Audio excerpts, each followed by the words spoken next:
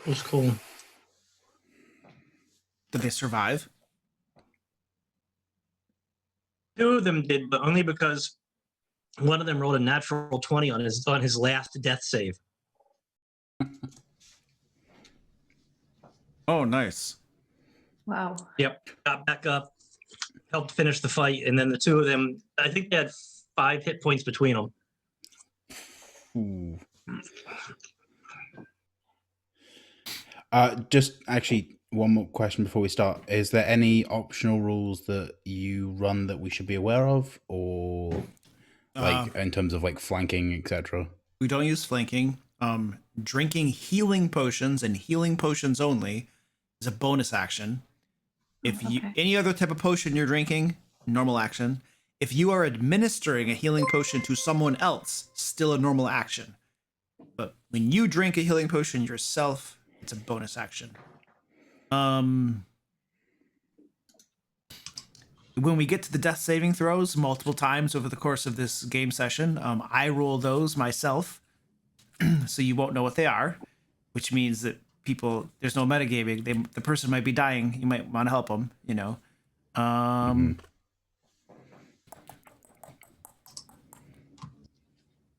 do have some lingering injuries. We might pull those out if it gets to it. Those are probably the big ones. I don't really have a whole lot of like homebrew house rule stuff. Some things I've watched the video today. I haven't had a chance yet. Oh. I was waiting to get the 100-page PDF in my inbox. No, it's 101 pages. Is like, yeah. No, I don't have a whole lot of house rule homebrew stuff. Too much. So yeah, not a whole lot. I don't, especially for a one shot. You know, I want the rule set to be pretty standardized. That way, everybody kind of knows what's going on. So, all right, let's start this.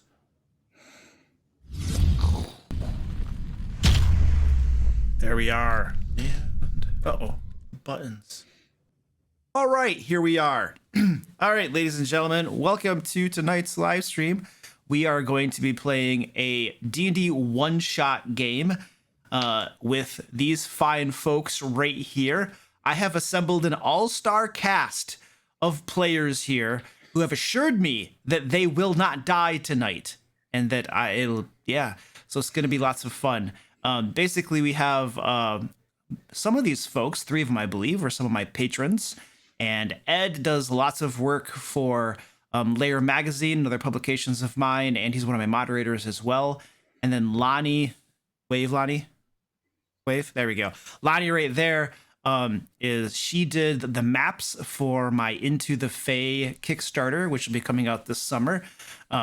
So now you can, as you're playing the game, and with all the beautiful maps, you now know who drew them all by hand. Painstaking labor. Yeah. So much appreciated. Other folks here are my patrons. So this is every so often I will run a one-shot group for my patrons as a way to thank them for their patronage. So they're here because they're awesome, and I'm very thankful. So, and now we're going to play a game where I do not kill them all, guaranteed. So, before we begin, let's just go around the table right here. Each person, please introduce your character as you see fit, so that everybody kind of knows who you are.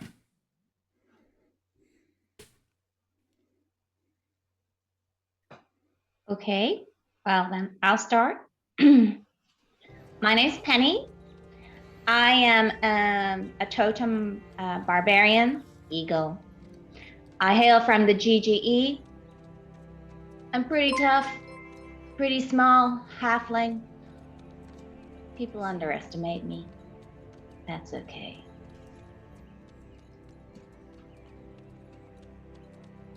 I am playing Benny tonight. He is an tiefling eldritch knight, usually found with his trusty whip, and is most at home in runes, dungeons, caverns, and other places where he can do state-sanctioned grave robbing. I am playing Jenny tonight. She is a tiefling valor bard. She's wearing fine clothing and carries a lyre on her back. A liar? Liar, yes. It's an instrument. Arr. Make a deception check. Clive. I am Clive. I am a Goliath Battlemaster Fighter Life Cleric. I was formerly just a fighter, but I picked up a bit of clerical magic on my occasional battles for my tribe. I'm very tall, and I'm not always the smartest, hence the naming convention being dropped on my behalf. Name's Rengrim. They call me Rennie. I'm from the southern side of the mountains. Turn into things and throw magic around sometimes, and yeah, that's about it. Beautiful. And the adventuring party. You guys have been adventuring for quite some time now. You're all level 8. You've had casualties over the years, but this is the current assortment of characters you have going together. Penny, Benny, Rennie, Jenny, and Clive, who somehow missed the memo. And you guys are currently responding to a cry for help or a request for aid from the Stranglebeard clan of gnomes.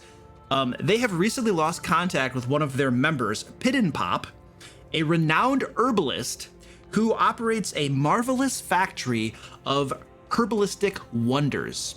And they don't know what has happened to him. They fear the worst. It's an experimental factory with herbs and plants and different sorts of things. And they would like you all to go there, find out what's going on. They want you to find Piddenpop, help him. If there's something going on, some problem happening there, help resolve that problem, take care of business with Piddenpop. If the worst should have occurred and Piddenpop is not to be found or has somehow perished, then they would like you to recover his journal, his personal journal, and bring it back to them. That is the task that you guys have all accepted, and you have trekked across the countryside toward the location of his marvelous factory of herbalistic wonders, and you find yourselves outside of the entrance. It's a small cave. Your understanding is that the factory is underground. So you're standing outside a small cave, and peering in, you can see what looks to be a small creature sitting next to a ladder that descends down into the ground. And he's not looking at you. His back is against one wall, and he just appears to be staring off into nothing. You think that's Piddenpop? Well, before we just say hello to the first random person we come across, how far down is that pit?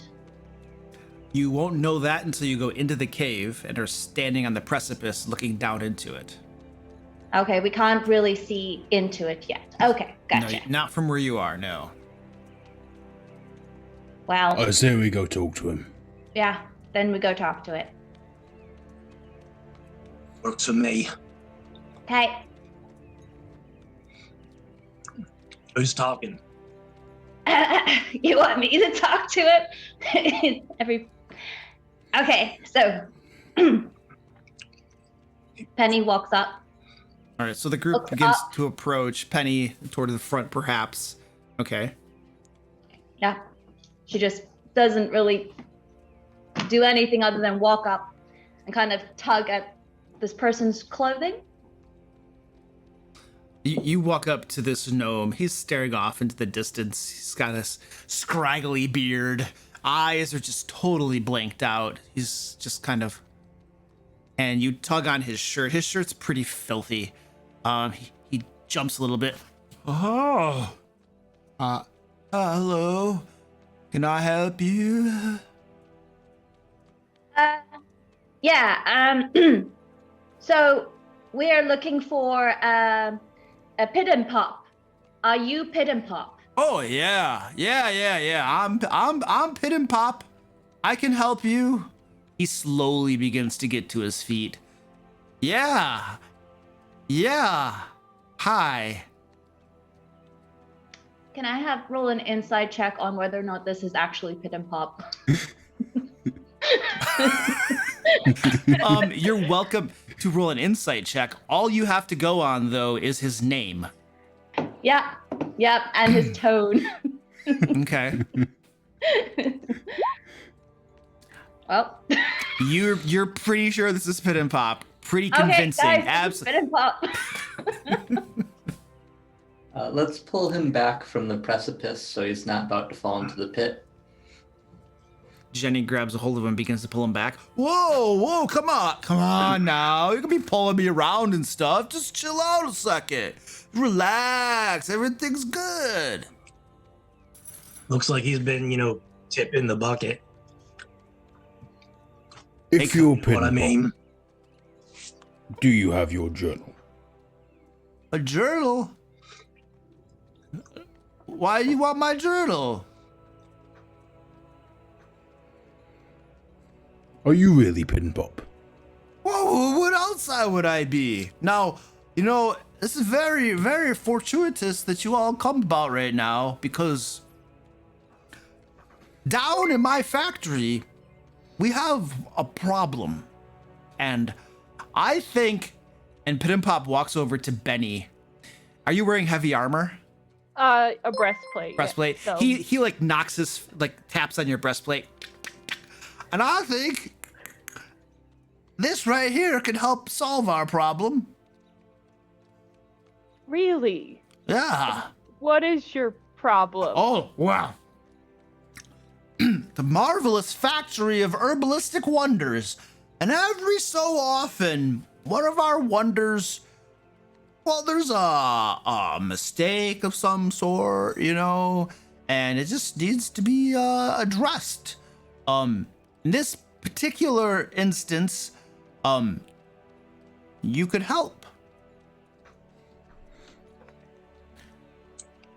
I know a thing or two about herbs, so I'm pretty sure he's been smoking some. That's what I was thinking. No, that's a personal choice that everybody has to make, and judging is not cool. I'm not judging, but have you ingested some maybe mushrooms recently? It's funny you should say about mushrooms. Mushrooms are one of the primary herbs that we experiment with down in the factory. Did you eat a mushroom? We don't eat them. Then what do you do with them? We experiment with them.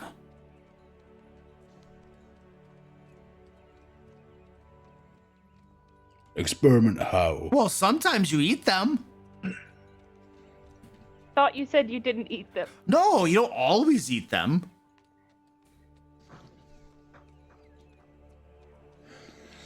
Is it a mushroom causing the problem now? His eyes go blank, roll back into his head for a moment or two. Yes, so come with me and I'll show you. Can I do an insight check on that whole roll back in the head thing? What are you trying to ascertain? Just if there's any kind of thing that's not beyond the obviously tonal difference of him being somewhat intoxicated, it seems. Just if he's there's something more going on behind that, or whether he's just out of it. Okay, insight check. Where is my insight? Yeah, something's not quite right with him. You can't put your finger on it, but the hairs in the back of your neck are raising up. What was that? What was what? Your eyes just did a thing. I can't say. I don't know what you're talking about. I want to slap him across the face, see if I could knock some sense into him. All right, you give him a claw across the face. What was that for? Why you just come in here and slap me around trying to sober you up. It usually works. Well, I'm sober. Now you gonna help or what? What exactly are we helping with? Well, I told you, we got experiments that gone wrong. That's a very general statement. Oh, holy crap. We got a plant that's out of control. We need someone to go in and just kind of sweet talk it. Give it a little lullaby. Now, who here has the best singing voice? I suppose that would be me. Yeah, I would go We for it, all Jen. just look at Jenny. Well, that's perfect. We could just have Jenny here. Come on down. We'll escort him in, and he'll just do a little singy to the vegetable thing, and it'll go to sleep. And then everything will be fine. And then what? If things go wrong, are we allowed to kill it? What would you want to kill it for? It's just a plant. It's not gonna hurt you. You say that. You're obviously wary of it. Are you sure it can't hurt us? Well, it's just Also, has no one noticed that his accent changed? She's saying just bluntly. what? None of us can sing. I can't sing. Do you hear me? I can't sing. Hello, sweet dear plant. I love you. Okay, See, stop. it doesn't work. It doesn't work. Now, I turned to Penny and kind of whisper, I don't trust this guy as far as I can throw him. And I could probably throw him very far. No, I trust him as far as I can throw him. And trust me, I probably would be able to throw him far. I trust him as far as you can throw him, yeah. I would like to This is like attempt to whispering, step right? up. You guys are both Uh-huh, whispering? yeah. Okay. Yeah. We're whispering. While he's doing this weird thing after what Penny's just said, I'd like to step forward and put a hand on him and try and cast Lesser Restoration to end see if there's like any charmed effect on him. I think Lesser Restoration can do charmed effect. No, it cannot. It's only conditions. Never mind. Okay. I would not like to do that because he does not seem to be blinded, deaf, and paralyzed or poisoned. Never mind. Okay. I forgot which restoration it was. Drunk is a kind of poisoned. What you guys talking about? Now, listen here. Would you like to help, please? I have connections, and I could see that you're properly rewarded. I just need somebody to go and do a little soothing lullaby to this plant, put him back to sleep, and everything should be fine. What sort of experiments were you doing on the plant? Oh, well, we're trying to, graft certain plants with each other and see if we can get, increased fertility, usages, and that sort of thing. If we can make them come alive, that sort of thing. That's all. Yeah, husbandry. That's what it's called. Husbandry. Yeah, that's right. I don't do it. Yeah. Work with animals. Yep, that's right. Husbandry. We just need a wife. Ugh. If we help you, will you come with us? Well, of course I will. I got other gnomes too down there. We're all gonna accompany you. We want to make sure it's done right, Well, because... Go ahead. You'll lead the way, right? Well, of course. Why wouldn't I? I don't trust you all just blundering through my factory. All right. I don't I'm want blunder. A trump. It's the same thing. Just don't step on the mushrooms, please. How tall is your factory? Well, it's tall enough. It's probably about yay tall. It's He doesn't reach up to an 8-foot height, does he? No, but he's trying to jump as high as he can. Is it tall enough for him? And I point to Clive. Oh yeah, he should be fine. Not a problem at all. Okay. All right, spectacular. Well, head on down. I'll just wait here for you. You said you were leading In us. the way. Yeah. Oh, that's right. I forgot. All right, I'll go down, and then you all just follow me. And then he begins going down the ladder. I definitely have my whip, ready to use if this guy pulls anything as I follow down the ladder. Okay. Penny, before she goes down, kind of looks. Can you explain how far down it goes? It looks like it goes down at the darkness about 40 feet or so. Okay. And where does the dimness kind of end? Probably after. But you can see light down there. Like there's a little bit of daylight trickling in, and then down below you can also see there's some source of light down below as well. Because my character is able to see up to 1 mile, basically almost perfectly. So that's why I'm asking, can I see something? You can see the bottom of the ladder, and down at the bottom of the ladder you can see just a floor covered with vegetation. It looks like mostly crawling vines, winding back and forth, grasping at different things, and you can see lots of black mushrooms growing from everywhere. Some small, some rather big. You would have to be quite careful walking about not to step on the mushrooms. It's gonna be almost impossible not to step on anything. The floor is covered with this growth. Okay. I pass this information on to Rennie specifically, hoping that he might know anything about any of this these mushrooms, whether or not there are spores, they release certain spores, or whether or not the vines might be dangerous. Know stuff about herbs. I don't know much about, just general plant stuff, but I know enough about herbs to get in trouble. I can take a look. Okay. Did you? How are you taking a look? I have herbalism kit proficiency. Are you climbing down the ladder to get a better look at it? Yeah. Okay. I want to get up close so I can use the kit on it. All right. So Rennie is going down the ladder. Is everybody else staying up top? I followed down the ladder. I get to go into a cavern. I'm in my element. Okay. Is anybody staying behind? Penny's waiting until everyone's down because she's the shortest, so she needs to have a better vantage point being higher. Okay, so Penny goes down last. Yes. Okay. All right, I have moved you to a new map.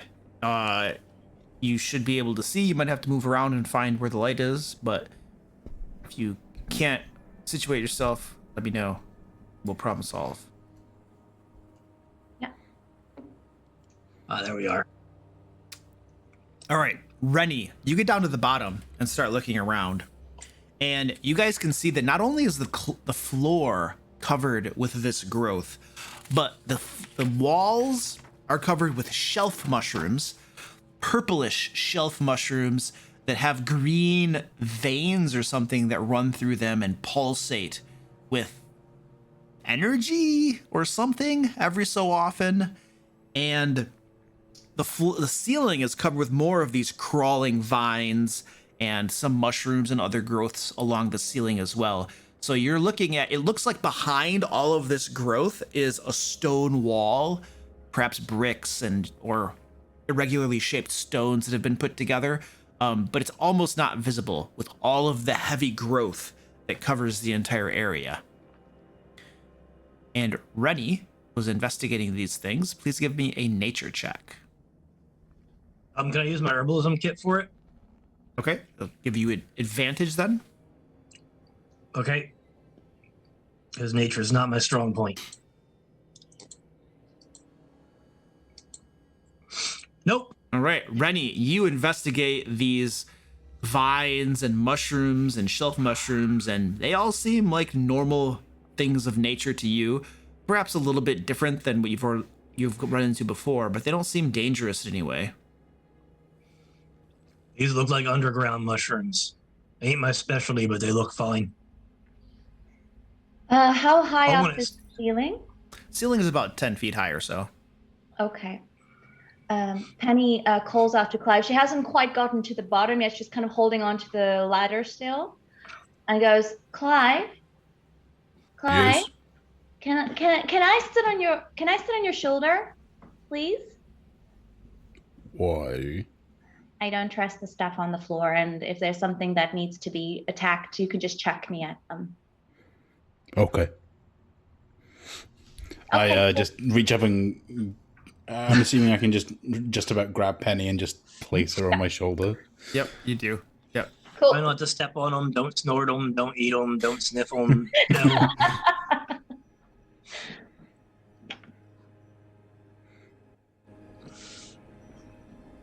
Okay. And So- Piddenpop is here in the front. Well, come on now. Are we going or what? Okay. And you guys notice that there are lamps attached to the walls at about, well, it's probably about chest height for you, more about head or above height for a gnome. And these lamps all appear to have bugs inside them, bugs whose rear ends light up. And every so often, there's several of these bugs inside these lamps, and every so often they light up their rear ends, shedding very dim light around. And you notice that there's many dead bugs in these lamps as well. Far more dead ones than living ones. Hey, can I have one of these dead bugs? What's that? Can I have one of these dead bugs? Why would you want a dead bug? To study it. Well, I don't care. I'm gonna take a dead bug. All right, you open up it and try to keep the other ones from leaving, and then scoop some dead bugs. Okay. I'm gonna start studying them so I can figure out their biology in case I ever want to be one. Okay. In nature check.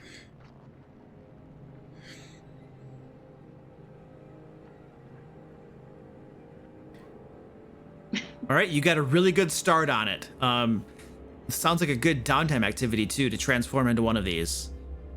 Wait, shove them in a pouch. All right. I'd like to cast Detect Magic. Okay. Using a spell slot or ritually? Spell slot. Okay. You have cast detect magic. I believe that lasts for 10 minutes. Yep. And you are concentrating. Please put a red little indicator on your token to show that you are concentrating.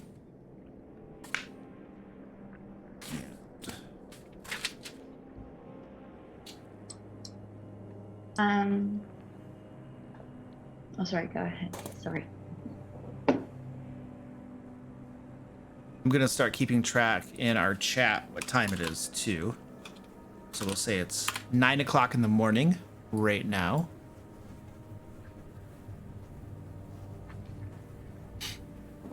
And after you cast Detect Magic, Benny,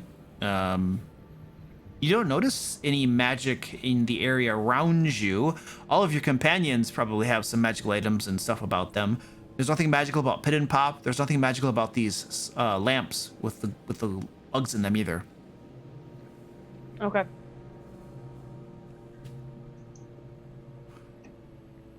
All right, right this way. Piddenpop walks forward. Penny, were you gonna say something? I was going to suggest doing speak with animals, but so that I can speak to the bugs. But I just realized it's a ritual. It would take 10 minutes. So unless anyone has the patience to wait for her to talk to bugs after 10 minutes. Would you guys like to wait? See what the bugs know? I don't care. I could do it too, but I'm not feeling it. Bugs. I think we should go deeper and see what's wrong. Well, if there are more bugs later on, I can ask them too, I guess. I don't know how much fun they are talking to anyway. Sounds right. Okay. Rennie, Should we peek around corners or just step around them? I can try to peek. I am quite adept at dungeon delving. Cool. So you're going first? I'm fine going first. Sounds good to me. Piddenpop this whole time has been waiting here, looking at you, arms crossed, tapping a foot. What, gonna do this today or what? Hold your horses, reckon. Piddenpop. I will, as I cautiously approach him, I want to kind of see if, like, perception or investigate if there's anything that seems odd or out of place. Give me a perception check, Benny.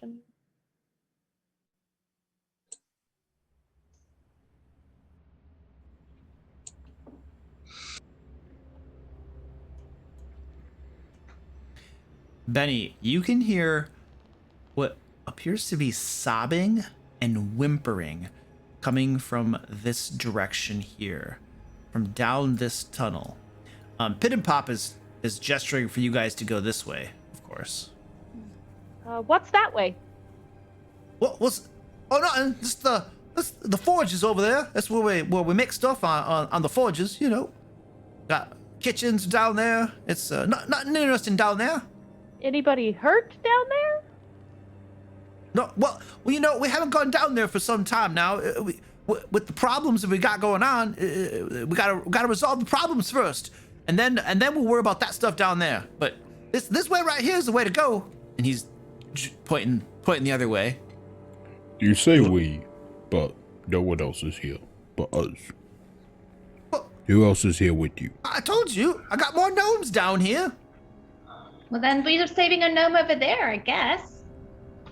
You want I should thump this guy and we can just go wherever we want? But we got thought before. Benny No. just takes one look at Mr. Pop and just starts walking towards the noise. I'm following Benny.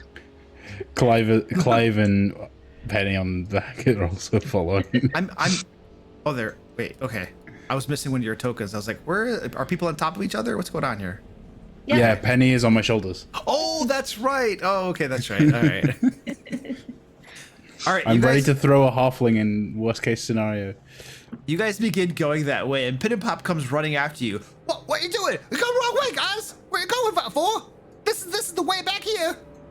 You want me to try to sneak up and poke my head around the corner? I can be quiet sometimes. Probably a good show. Be my guest. Piddenpop is exasperated that you're now all ignoring him. I'm going to try to sneak up and poke my head around the corner. As Okay. quietly as I can. Give me a stealth check, Rennie.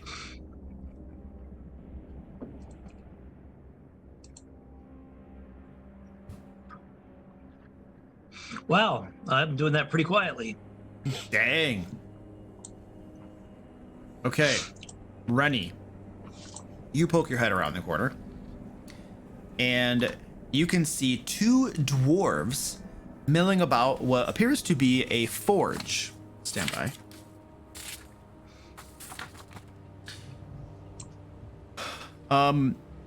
Well, there's a glow of light coming from around the corner this way, and you can feel waves of heat as well.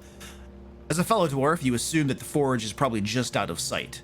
There is a large table right here with some weapons and other implements lying upon it. And you have two dwarves here.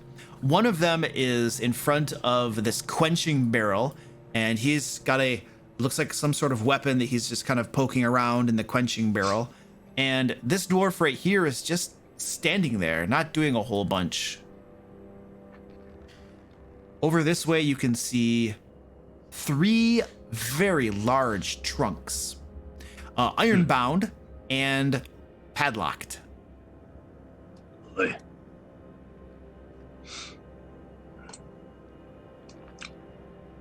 I'm going to come back and very quietly tell them what I saw. All right, give me another stealth check as you move back. All right, you move back, and Piddenpop has gone silent now, and he's just kind of standing there, swaying a little bit. The eyes are on the back of his head. You can see the white of his eyes. He didn't close his eyes; they're just rolled back into his head. He's swaying there, basically, and he's not doing anything else. I'd like to turn around to him and just kind of like push his forehead and like push him back, and just see if he just bounces back or if he just straight falls over. All right, you're just kind of slowly pushing him. Yeah. All right, you slowly push him, and he just teeters and teeters and teeters, falls down. And as he falls down, some of the vines wriggle and move, lift up off the ground to sort of catch him and guide him down to the ground. And then Clive, you feel a vine begin to encircle your ankle very gently, entwining itself around your leg. Oh, guys, Well, that's unsettling. I feel a thing. It's up to your knee now. Maybe you should pick Mr. Pop up again. I grab out my longsword and I'd like to set it alight and just cut the vine. All right, you light your longsword up, and as you swing, the vine unwraps and recedes from your leg. Are you proceeding to cut? I wait a second and just put the fire closer to it. You put the fire closer to it, and all of you hear a throughout the entire compound. Ain't that unsettling or anything? I just pull it back. Okay. This whole plant might be the failed experiment. That sounds right. Those dwarves weren't by any chance gray-skinned and white-haired, right? Nope, they were normal dwarves, Okay. surface dwarves. Good. I mean, I I usually think- find the most interesting things are in the direction you were told not to go. I think we found the wonder. Well, since you're sobbing down here, I didn't see any, which means that there's something I couldn't see. So I'd say that's the way to go. If we just act like we belong here, it should be okay, right? It's hard to act like you belong somewhere when you're smacking things with a club. So Just saying. don't smack anything with a club yet. No. All right. At the mention of not hitting things, Clive just kind of puts his longsword back in his belt, slowly. We'll hit something eventually, Clive. I You know. lead the way then. Okay. I'm not I an will- I'm not an underdark dwarf.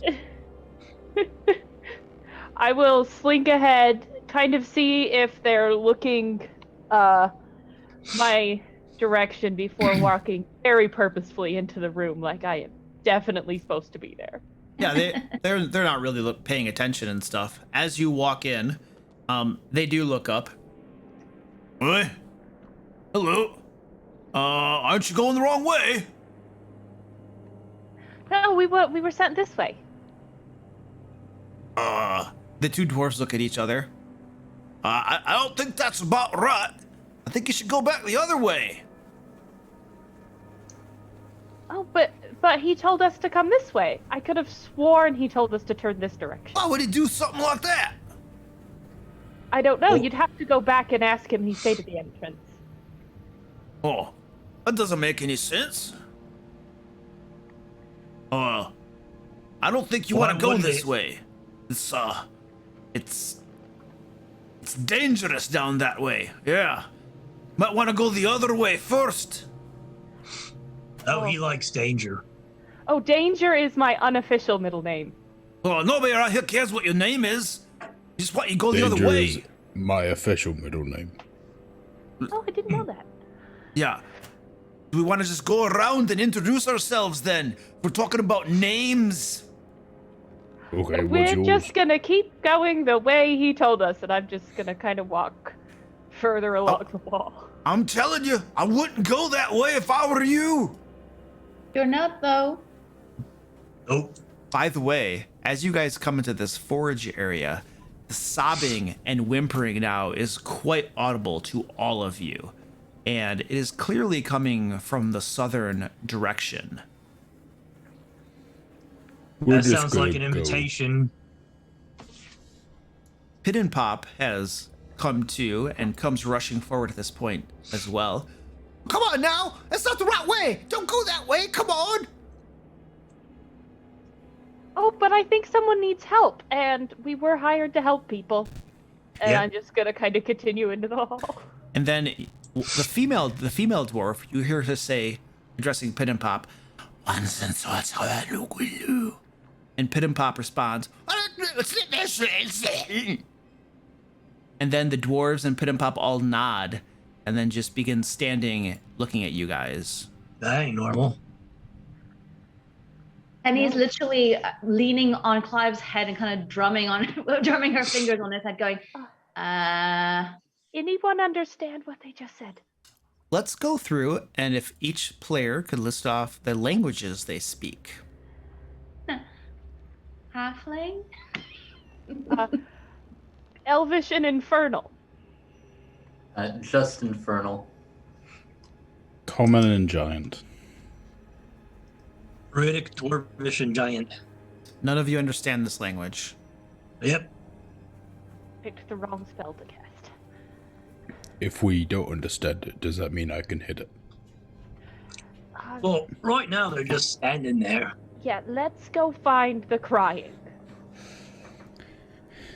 If you all want to wait maybe 10 minutes, I could learn how to understand what they speak. But we won't know what they just said. No, we won't.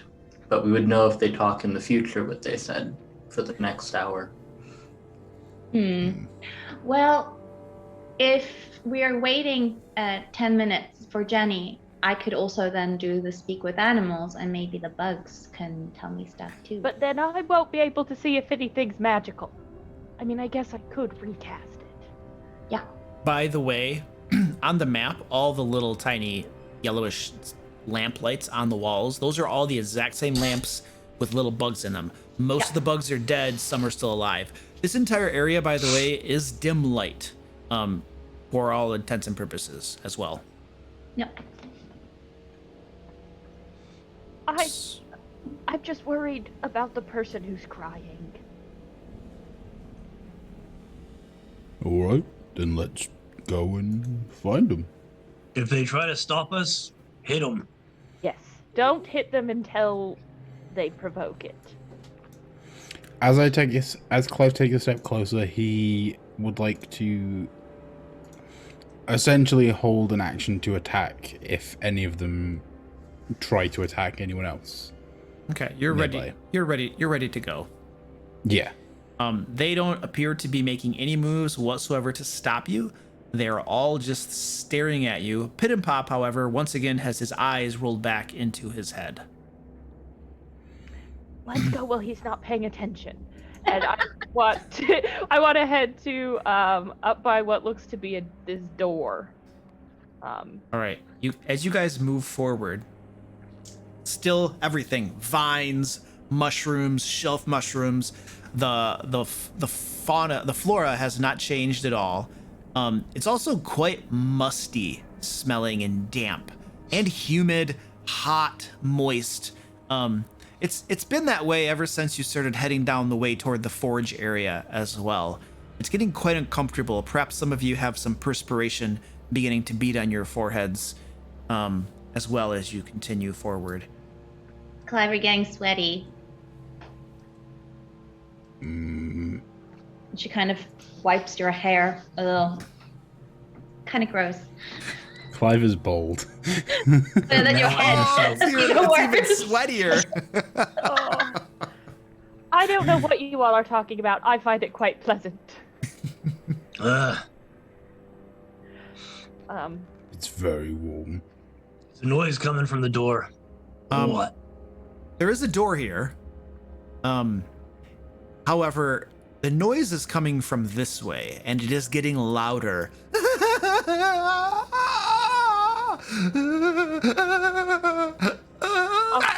I'll kind of make a shushing to everybody as I approach the corner. It sounds like children sobbing and whimpering.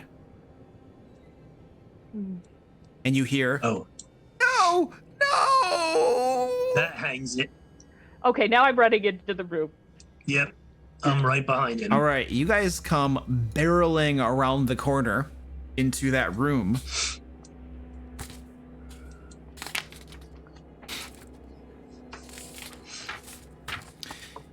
In that room, you can see what clearly was a kitchen before it became overgrown with all this vegetation. There is an oven standing along one part of the wall.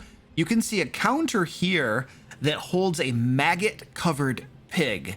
These maggots are thick, some of them almost as big as your pinky finger, especially if you're like a halfling, swarming all over this pig. just having a wonderful meal of it. And you can see a few open barrels. I'm sorry. There's a barrel over here, an open barrel here, a couple closed barrels, and then there are some open barrels down here and some crates that are full of rotting fruits and vegetables. Over here, there are some sacks labeled flour. The sobbing and whimpering is coming from the crates of rotting vegetables down this way. Benny will creep away from the pig. I don't do creepy crawlies. Does someone else want to look through the vegetables? Or are the vegetables crying? I'll do it. Go for it. Penny asks Clive to kind of put her down so that she can look with him. Just lift off and just, as you would with a toddler, just place. She kind of Penny. tries to dry herself off a little bit from sitting on her neck. Okay. So, do you want to be the one looking and I help? Or... Sure. Okay. So who's looking in the rotting vegetables? I will look in the rotting vegetables. Just reaching for it with your hands, rooting through them with your bare hands? How are we doing this? Yeah, bare hands. All right, as you bend over, Clive, from your massive height to this gnome-sized crate near the floor, bending over, then you reach out and you can see a small creature scurry out from underneath this pile of vegetables, and another small creature, and another. The next thing you know, you're looking at a handful of these little buggers. This is what they look like. I just posted it over in Roll20. There are easily a dozen or 2 dozen of these that begin swarming out. And you hear this sobbing and crying as of children's, and this like smile with teeth. And then, whose token is this? Sorry, Jenny. From behind you, you hear, everybody was focusing on these crates. From behind you, Jenny, you hear,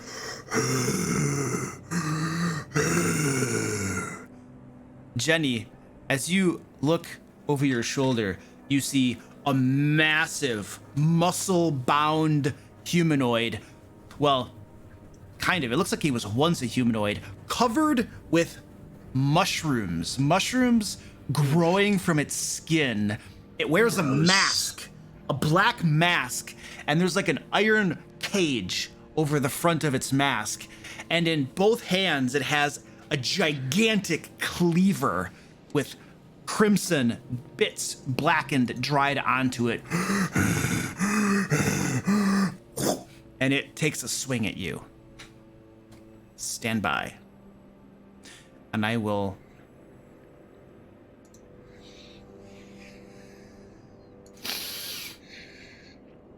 Oh boy. Oh, yeah. Goes over your head somehow. And he brings it back around and brings it down diagonally. Oh, wait. I should have had advantage on that. Let me re-roll that. That'll hit then. The first one does hit. I'm sorry. My mistake. For 8 slashing damage and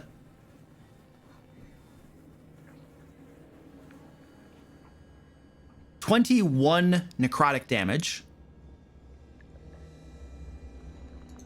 and the wound that got opened up across your shoulder is weeping and oozing, and you can see little black mushrooms beginning to sprout from within the wound itself. And it brings this cleaver back around, Jenny, and takes another swing at you. Again a hit, Jenny, for 7 slashing damage and 17 necrotic damage. And as this opens up across your abdomen, again, the wound is oozing and weeping, and you can see more little tiny mushrooms beginning to bud and grow from within the wound. And this thing's breathing through the iron mask.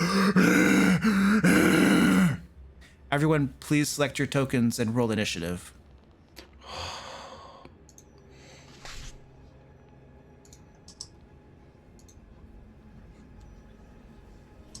I think I get to roll again because I have advantage. Oh, well, I had 19 the first time, so.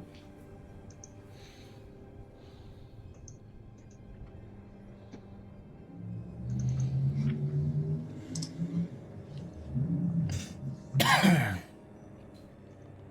gonna get over to here.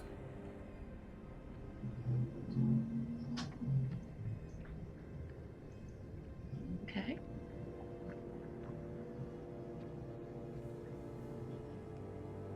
Oh. So those little tiny creatures, that swarm of little creatures is right there. I don't know how easy it is to see them. And then that creature behind Jenny is right there. And I'm gonna roll their initiative.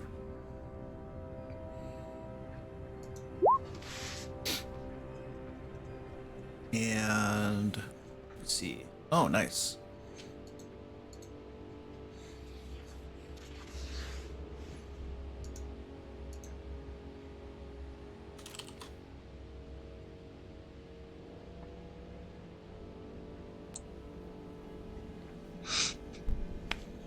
Then these guys.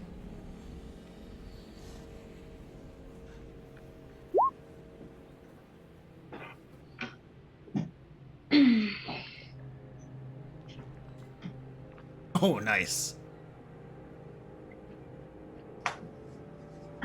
Luke? Yes. I rolled with advantage, so I rolled twice. The first roll was a 19 and the second one was a 15, but I can't seem to change it to the 19 anymore. I don't know. Okay, I gotcha. Thanks. Yep. When you roll initiative and roll 20, if you hold down the shift key, it's the shift or control key, before you click, that will switch between advantage and disadvantage usually in D&D Beyond. Okay, I'll try that for the next one then. Okay, Penny. You're up. I'm sweaty. This is uncomfortable. Those things were... I don't even know what those things are, and that guy is oozing mushrooms. I am pissed. I want to rage. And I want to attack recklessly. And Penny takes out her rapier, gets her shield ready, and she starts, let's see. She goes for the big guy. She is angry. So she runs towards whatever the hell this is. And then she pierces with her rapier. Okay. You go to pierce and your rapier hits it square in the chest. The rapier bends a little bit, does not pierce its hide. It looks down at you. You can feel its hot breath rolling over you. So the rapier does not hit him, go through. Let's try it again. But is that also including the +2 on damage? Am I actually looking at this right? If you rolled it from D&D Beyond with the rapier of wounding, it should have factored in everything. Okay, then that's fine. Well then, still very, very, very pissed off. She moves behind it and goes for it again. You're gonna have to leap over that counter with the maggot-covered pig to position yourself there. Can't I go underneath it? Yeah, you could roll underneath that counter. Give me an acrobatics check as you roll between the legs. There's a bunch of undergrowth down there. Sure. You manage to make your way through, but you hit one of the legs of the counter with your shoulder, and as you roll out the other side, several maggots rain down upon you and get stuck in your hair and begin swarming around. Okay, great. So I assume, well, because I was already attacking that's my action would then be to attack it again. Okay. So let's go for it. You hit it in the back. Your arm stops for a brief minute as the rapier bends again, and then finally the rapier punctures it. Okay. That also means, if I just quickly double check, that it also gets 1d4 necrotic damage from me. Let's see, once per turn when you hit a creature with an attack using a magic weapon. Yeah, so I've wounded it. So that means that every turn, on its turn, it gets 1d4 necrotic damage as well. So that's an additional 4. Okay, can you roll the original damage too? That was, oh, of course, never actually did that. And that is 9. 9. Okay. And then Oh, sorry, 8 plus 1 necrotic damage. I did it automatically together, so Okay. it's total 9. 8 is piercing, 1 necrotic. got it. Yeah. And then on my turn, I have to make a Constitution saving throw to end the effect of the wound. Let's see. Yes, it needs to make a Constitution saving throw indeed. Okay, so when it's my turn again, remind me to do all that stuff, if you would. Cool.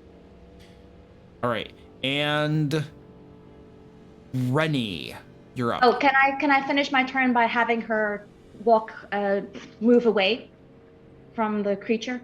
You could. You would be provoking an attack. Oh yeah. No, wait. I still have a bonus action. Let me see, because I can. No, I don't have a bonus action. Never mind. Let's go. You're staying right there. Yeah, that's fine. Okay, Rennie, you're up. All right, I'm starting off by casting Shillelagh on my cudgel. That's a bonus action. Okay. And then I'm going to drop a moonbeam on these little critters down here. Okay. Moonbeam is when you cast a bonus action spell, your main spell can't be a leveled spell. It has to be another cantrip. No, Shillelagh is a bonus action. Correct. It's a cantrip. Correct. So I'm casting a cantrip on my bonus action and a leveled spell as my regular action. I'm pretty sure you can't do that. Yeah, as long as one of them's a cantrip, I should be able to. I don't think so. Let me check this. Okay.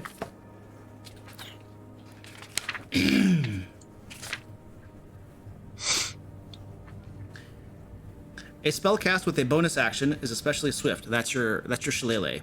Yep. You must use a bonus action on your turn to cast the spell, provided that you haven't already taken a bonus action this turn. You can't cast another spell during the same turn, except for a cantrip with a casting time of 1 action.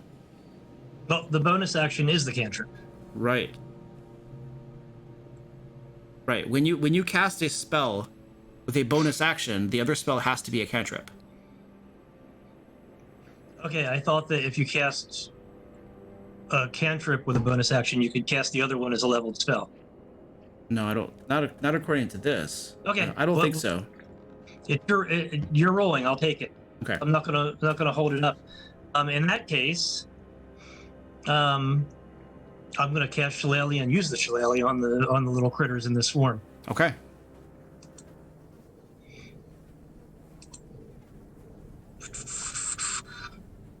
Which is not good. It's only a 10. They skitter to the side, crying and sobbing like little children as they smile at you with your sharp teeth. Yeah, you ain't seen teeth. That's the one attack. And then for the regular action, I am going to disengage and move over here, where I have a little more space, and see whether or not they follow me. I'm pulling back a little bit. So as part of casting the shillelagh, it also allows you to do an attack with it. Oh, that's right. That is my regular action. Sorry about that. Okay. Brain. It says Shillelagh is a bonus action on the D&D Beyond sheet, and I know the attack isn't, but that's what it says in the attack section. So it confused me. Gotcha. Okay. Yep. You're good. We're good. I'm done. So staying there? Yep. Okay, excellent. You're welcome to look to see if there's an official ruling on your scenario too. Okay. If there's anything that's been on, like, you know, those places where they post crap. Yeah, sage advice and stuff. Yeah, exactly. And that was Penny. All right. This guy... Wait, how did that all get down there? Ooh, nice. All right. The big guy with mushrooms growing all over him. He looks back at Penny, who stabbed him a little bit. And then looks back at Jenny. Heavy breathing, lifts the cleaver up and brings it back down at Jenny again. Just want to point out at the beginning of its turn, it takes 1d4 necrotic damage. So I'm already rolling that as well. Is that okay? Yep, go for it. Yeah. So that's 3 necrotic damage added And then I make a Constitution saving throw to end that effect. at the end of your turn. Yes. All right. Well, I rolled a 23. Okay. Yeah, it's cleared. And the cleaver comes down at Jenny's head. Ooh, misses you, hits the floor, severs lots of these vines going across the floor. And then it brings it across at your leg, Jenny. You manage to hop over it as it goes under. It is growling with fury, hot breath coming out of its mask as it breathes in rage. And these little tiny creatures, these swarmy creatures, they look like a cross between cats of some sort. But Rennie, as you're close to them, you can see little tiny mushrooms growing all over these cat-like creatures. And they begin to move over you, Rennie, up and down your legs, over your chest, getting in your beard. I'm assuming you have a beard. And they begin nipping at you. They don't manage to penetrate your thick skin or your armor or your beard. You manage to hold them at bay, but they're trying to get through, and you have a dozen of them probably clinging to you at this point, Rennie. Benny, you're up. Okay, this thing in the middle of the room, is that a column or like a table? It's like a low table. Low table. Can I whip over it? Yeah, yep. Okay. So I will take a step forward, and I'm going to whip twice at this guy. Not wanting to risk hitting my friend. Oh yeah, your whip hits it across the shoulder. It tears away a couple mushrooms or something, otherwise doesn't seem to faze it. And you give it another whipping to similar effect.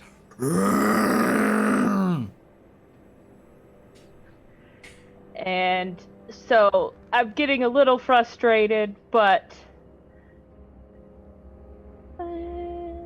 no, I'll end my turn with that. And in response to your whipping, it reaches out, grabs Jenny with one hand, brings the cleaver back with the other. It comes across at Jenny's neck level.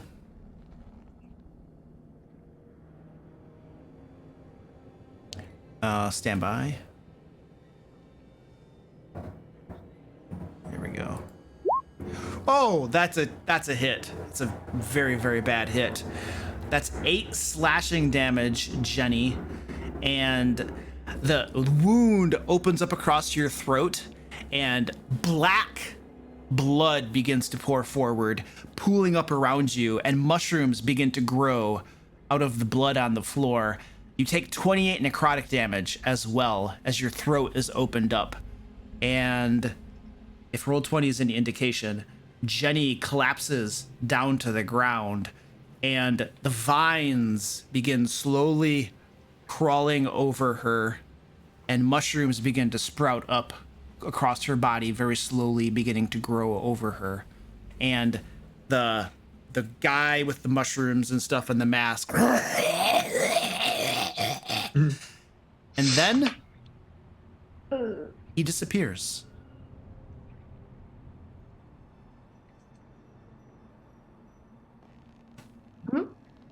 Jenny, you're up. Okay, I guess I'm going to make a death save. Death saving throw. I got that for you. Okay, yep. And that'll be my turn. Unless you roll the 20. Right. Jenny is not moving on the ground. Clive, you're up. So I just see that the figure is gone, not the cat things. That's correct. Yes. The cat things are swarming over Runny at the moment. They're still sobbing like little children as they attack him. Yeah, Luke, can you drop that damage again? I was on the Sage Advice site. I heard it, but I didn't get the number. The damage for Runny. Yeah. They missed you. They weren't able to hit you. Oh, okay. It's like you said a number. Gotcha. I'm gonna use my action to cast a second level Cure Wounds on Jenny. To make sure she doesn't die. All right, roll that healing damage. All right, Jenny, you now have 14 hit points and your eyes flutter open, and then you're like racked with coughing and choking, and you vomit up several mushrooms that had begun growing in your throat, it looks like. You are prone, but otherwise alive. And then I'm just gonna be ready. And end my turn. All right, we are at the top of the order. We need discussion. And also, Rennie, did you happen to find anything on that? Yeah. Official ruling is 1 leveled spell, 1 cantrip. Doesn't matter which one is the bonus action. Oh, is it? Okay. Yep. Okay, excellent. I'm killing some cats. Yeah, Penny will move in her turn right now. She's far away from everything right now. She's also got maggots in her hair, which she probably needs to deal with in a moment. So, If you'd like, Rennie, we can say that your moonbeam is in effect. No, that's fine. I swung with my shillelagh. I took the action. Okay. I'm fine with it. Okay, fair. Yeah, no need to backpedal. Alrighty. No, it's all right. Anything else? All right. Penny, you're up. okay, so first thing Penny will do after the initial shock of the thing just disappearing. Can I just first ask how it disappeared? Did it fall into the ground? Did Gone. it Just gone. Okay, Just absolutely just gone. cool. So Penny is trying to get the maggots out of her hair. Okay, as a free action, you can scrape some of them out of your hair. Okay, so that's a free action. Okay, cool. And then she will rush to the side of her comrades and kill some cats. So she'll kind of go through everyone's legs. She's not very decadent when it comes to those things, and she attacks. You're gonna kill some cat. You realize whose stream you're on, and you're gonna kill some cats. Like cats to me. Yep. All right, Lonnie, you brought this upon yourself. All right, make those attack rolls. This is with a rapier. it. You tried to skewer them. I'll try to skewer them all. Okay. So let's see. Mushroom cat kebab. Mushroom cat kebab coming right up. Does that hit? Yes, it does. Okay, here we go. So whichever cat I'm attacking right now takes 11 piercing damage and 4 necrotic.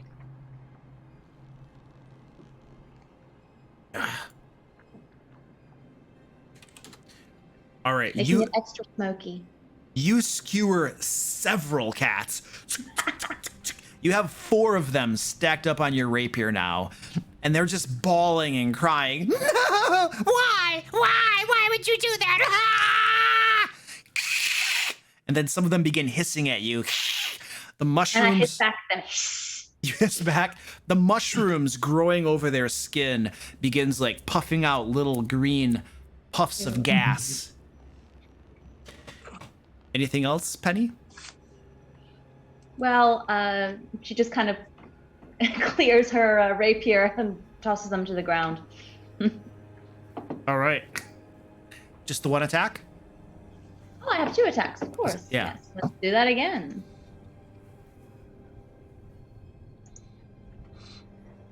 It's 14 hits. 14 hits. Okay. The necrotic damage doesn't count for this round, so Okay. it's 7 piercing. All right, you skewer a couple more of them. They're hissing and snarling and sobbing and crying. She's just happy. She's just happy for a moment. Okay, you're very happy as you're killing these mushroom cats. Yeah. And Rennie. I'm just sweeping them off with the shillelagh. All right, clubbing them. They don't seem as scary as I first thought. That's a 15 That hits. for 8. All right, you club a couple off. They fall to the ground, twitching. Stupid things. I don't know what you are, but I don't like you. Does anyone have fire? She's kind of holding up the. Do you have just the one attack, Rennie? Oh yeah. Okay. One attack per turn. Okay, cool. I got fire, but I don't want to use it just yet. It's pretty big. Okay. And stand by.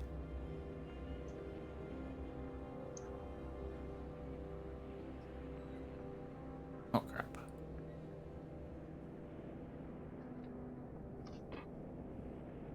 That humanoid covered with mushrooms wearing the mask with the iron grill over it drops out of the ceiling from within the vines covering the ceiling, drops out of it to stand right there, crushing some of those crates full of rotting vegetables as it lands.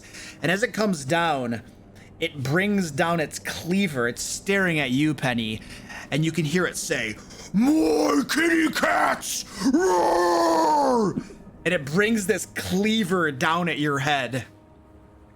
Okay. Cool. Oh, oops, like the. Oh! Yep, 20 will hit. Yes, it will. I believe you have resistance to some damage right now. Yep. What is it? What kind of damage is it? Resistance to? Well, I'll tell you, and you can have what's necessary. Yeah.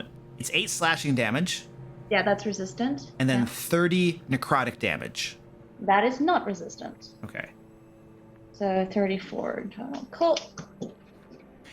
And you also, this wound opens up across your side. Little mushrooms begin to grow in it. And could you put a little, let's find an indicator for you. There we go. Is that a poison? Because I It's- also have resistance to that. It is, it's not a poison. Okay. It's not considered a poison. And Jenny, you also have something going on with you. Something that happens at the beginning of each of your turns. Oh dear. Oh, whoops, sorry. Thank you. And then as it lands and opens up a wound, it brings the cleaver across again. Oh, misses you horribly. You duck underneath it. And as it opens up one move and misses the second time, it's standing over you, towering over you, Jenny. Its hot breath coming down, and you hear it whisper, "Don't touch the kitty cats." Oh And- no, what have we done? That's what The- I get for killing cats. The kitty cats swarming over you Rennie continue to sob and cry as they Good. bite as they bite at you. Off. Again, they do not manage to penetrate your armor or clothing or beard. Off. And at least half of them are dead too from the clubbing and the stabbing of the two of you. Benny, you're up. Okay. I'm gonna go step over here, meat shield Jenny just a bit, but also to get a bead on creepy mushroom dude. I'm going to cast Scorching Ray at big mushroom dude. That's my only, second level, because that's all I can cast at.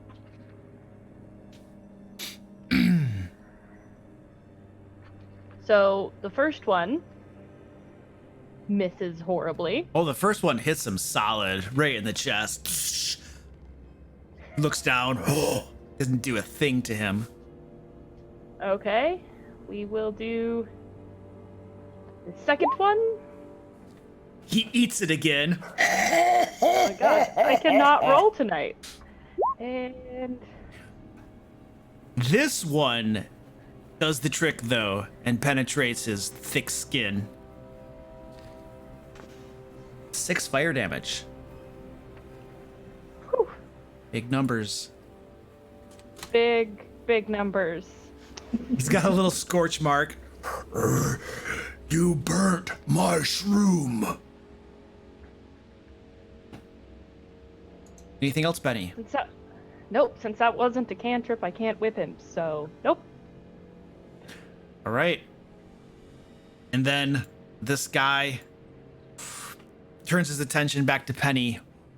Remember, don't touch the kitty cats. And he takes a hack at you again with his cleaver.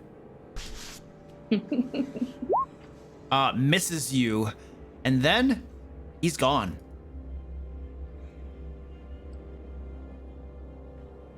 Ooh, he talks big. Jenny, you're up. Okay, you said there was something happening at the start of my turns? Oh, yes.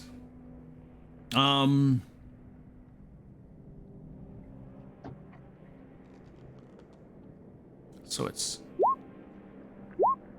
You take 8 necrotic damage as these 2 wounds that were opened up by the guy begin to fester.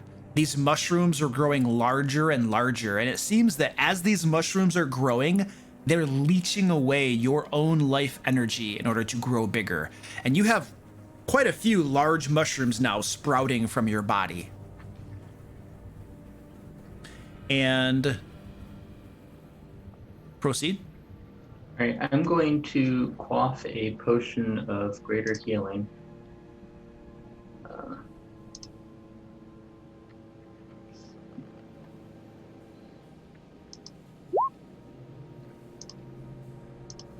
As my bonus action, and then as my action, I am going to As you drink that healing down, Jenny, not only does it make you feel better, but you can see these mushrooms that were growing from you begin to wither and wilt away. They crumble up and then fall off in patches. You believe you are no longer affected by that condition. Okay. I'm going to swing around Benny here, and I'm going to take aim at the cats and fire off. Can I see them from here, or are they actually on? You could target them from there. Yes, Okay. They are on Rennie, but you can target them. Okay, I'm going to fire off a ray of frost at them and try to nail 1 or 2 of them.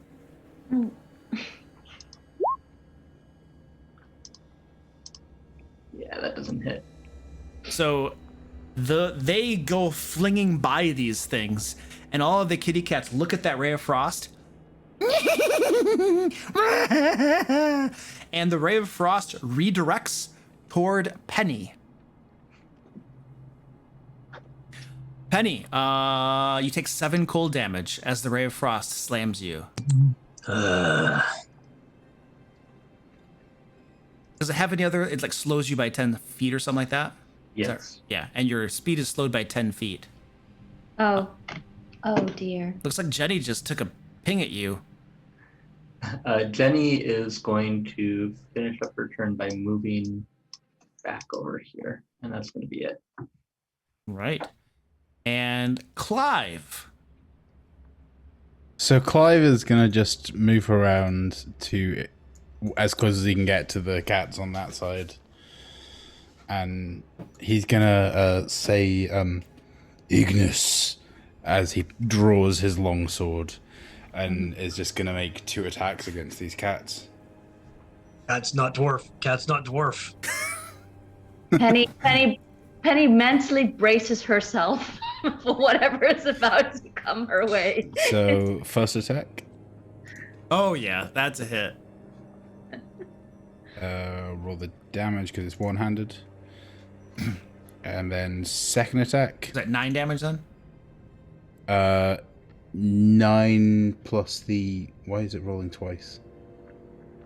Oh, ignore the first one. It's the second one for the fire. So it's... How much total damage did it do? 17? 17. Yeah. 17. Okay, thank you. And then a 10, which I'm assuming doesn't hit the cats. 10 does not. It does cut off a large chunk of Rennie's beard, though. Yikes.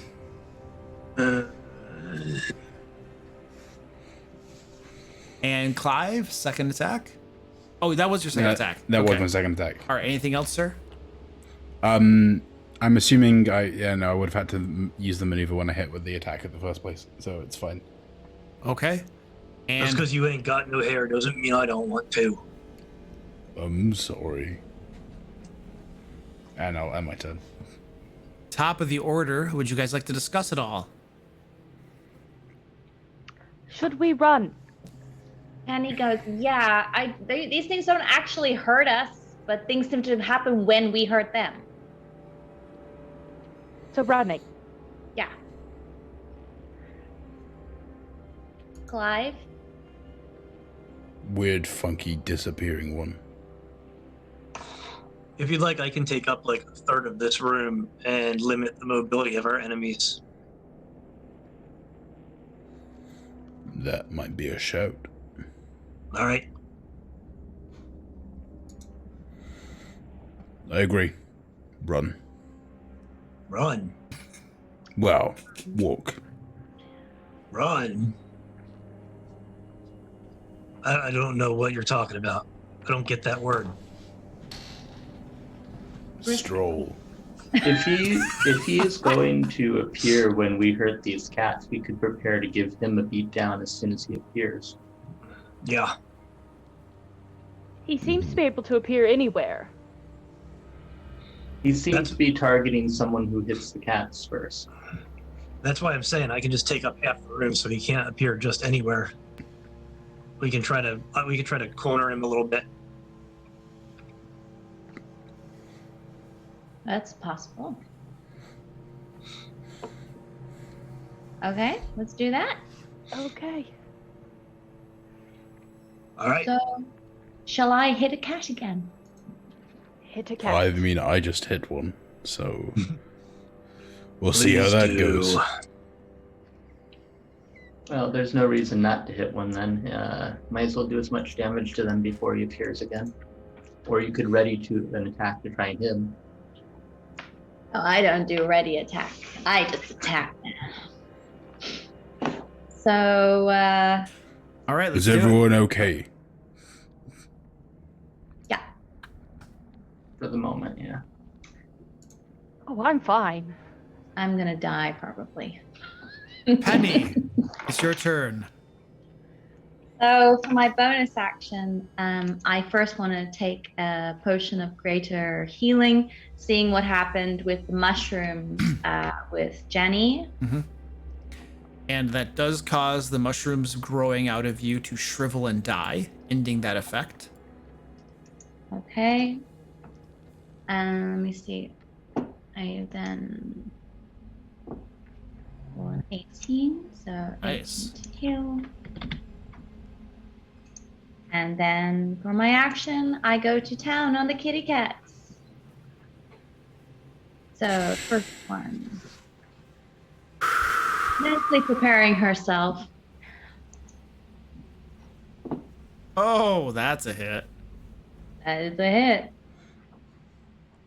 And, yeah, 8 piercing, 3 necrotic. And you begin stabbing away at those, making other shish kebab out of them. And with every stab, each one sobbing and crying, no, no, no, ow, ow, ah! Yeah, you cry. Ugh. And you stab up all of them, and you now have the rest of them on your rapier. I'm gonna ask again. You guys are using fire, but whenever I ask for fire, no one gives it. I just used fire. We could have I am roasted the literally holding a flaming sword.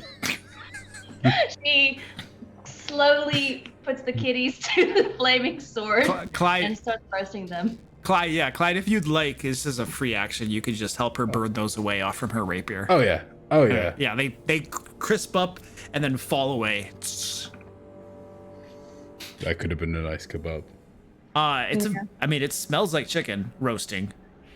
Oh god. There are some vegetables down there. They're kind of rotten though. Yeah.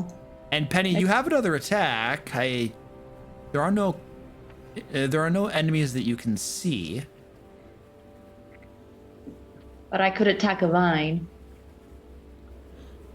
You could attack a vine.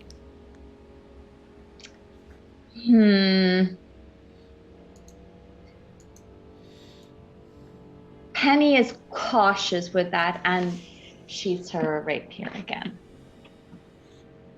Okay, so do not attack. Does not attack second time. Rennie, you're up. I am going to step over here.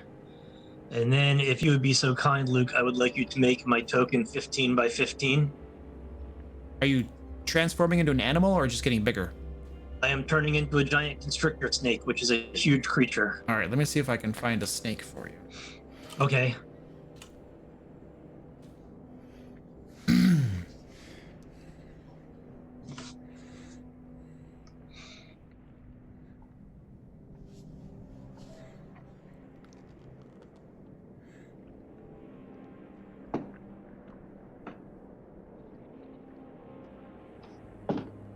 Oh, cool. We have a giant snake for a druid. Secretly glad that guy's on our side.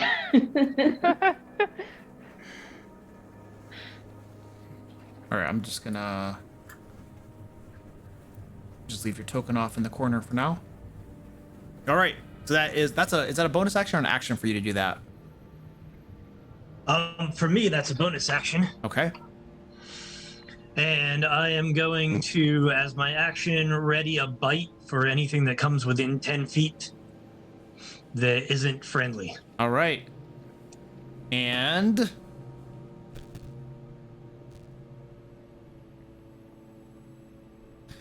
who was the last one to? Oh yeah, skewer all the kitty cats. Okay. It's either gonna be me or you. I It's- burnt them, you skewered them. I was the last thing they saw. And this shroom-covered guy with the big mask drops right there out of the vines above, cleaver coming down. My kitty cat! And he's gonna cleave you, but that does trigger the giant constrictor.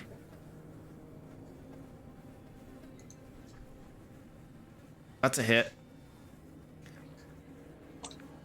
That is 8 points of piercing damage.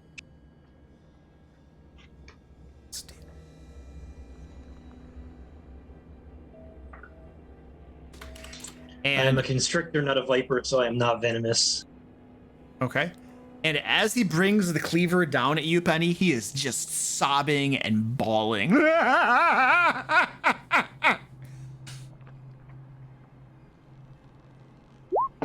And I get. Check the crit. It is a solid hit on you. for 6 slashing So And- pop that. Yeah. and 26 necrotic. Okay. As you get a big wound and mushrooms begin growing from you again. Would you please put a indicator on your token as time before? I didn't actually do it last time. Oh. I did this time. How do I do that actually? If you Sorry. click the token, and then there's a right below it. There, pick the. I'll do it. Yeah. I'm looking for that guy right there, little poisoned type thingy. This one? Yep. Now you're doubly done. Take one of them off there, and take that red one off, if you would please. There we go. There. Beautiful. Thank you. And Cool. he is sobbing and crying. Why, my kitty cats? Why? Why? As he whacks at you again with that massive cleaver. Misses you horribly. Apparently, the distress and the sorrow and anguish is causing him to miss a little bit. And as he slumps over a little bit, standing there, sobbing, his massive shoulders going up and down. You can see that it looks like, even though they're like little tiny eye holes, it looks like he's looking at like the little ashes of the kitties that you guys roasted and burned and dropped off. And Benny, you're up.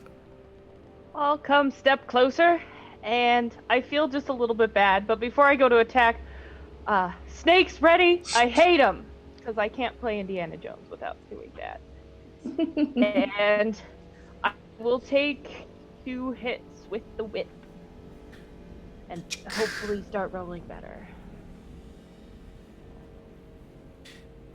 That hits him, penetrates his hide. Yeah. It rips off several large mushrooms on him. then And that hits as well, ripping off more rush mushrooms and opening up a long, thin red line. He doesn't seem to notice a whole lot. He's just sobbing.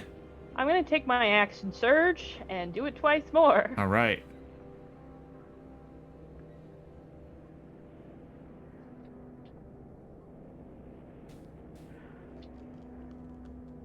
Oh, jeez. So 27 to 21? Yeah, that'll do it. Finally. You start ripping into this guy. He is starting to look moderately wounded. Lots of the mushrooms have been scraped off. Vicious red lines running down his skin have opened it up, and you can see more little mushrooms beginning to sprout from within the wounds that you open up. And he is sobbing and weeping. Brings up the cleaver half-heartedly. Looks at you, Penny. Just tell me why. Just tell me why before I kill you. Why? You say. Because they were pretending to cry. They were mocking us. I don't like to be mocked. I don't care. And he slices your head off. Tries to slice your head off. Tries to slash my head off. Oh, that's a critical hit. Nice. That is a critical hit.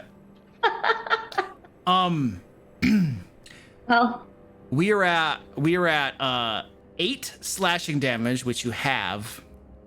mm, And then the necrotic damage is a total of 51 necrotic What? damage. okay. So, I'm definitely down. How many total hit points do you have? 77. So I don't think that outright kills you then. No, it doesn't outright kill me, Okay. but it does down me. So Definitely. he brings that cleaver across right at the neckline again. Your head, half of your head is detached, almost totally decapitates you. Opens up, blood, mushrooms are growing. You know, as your body drops to the ground, vines slowly and gently begin to overlap your body as mushrooms grow up around you. And this, I don't care what your reason is. You're a bad person. And then it disappears.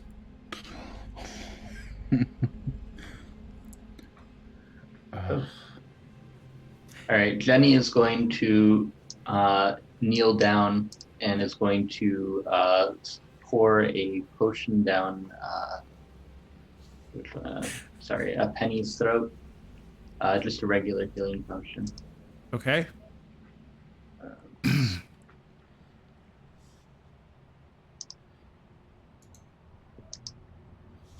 Ooh. 5 hit points back, Penny. As your throat stitches itself together, the mushrooms crumble and fall off, and your eyes flutter open. Not dead yet. Not dead yet. And that condition has been removed from you. All right, and then Jenny's going to back up just a little bit. That'll be my turn. Actually, as a bonus action, I'm going to give Penny inspiration. Penny, you can use that for armor class or damage in addition to the normal attacks, ability scores, and saving throws. Nice.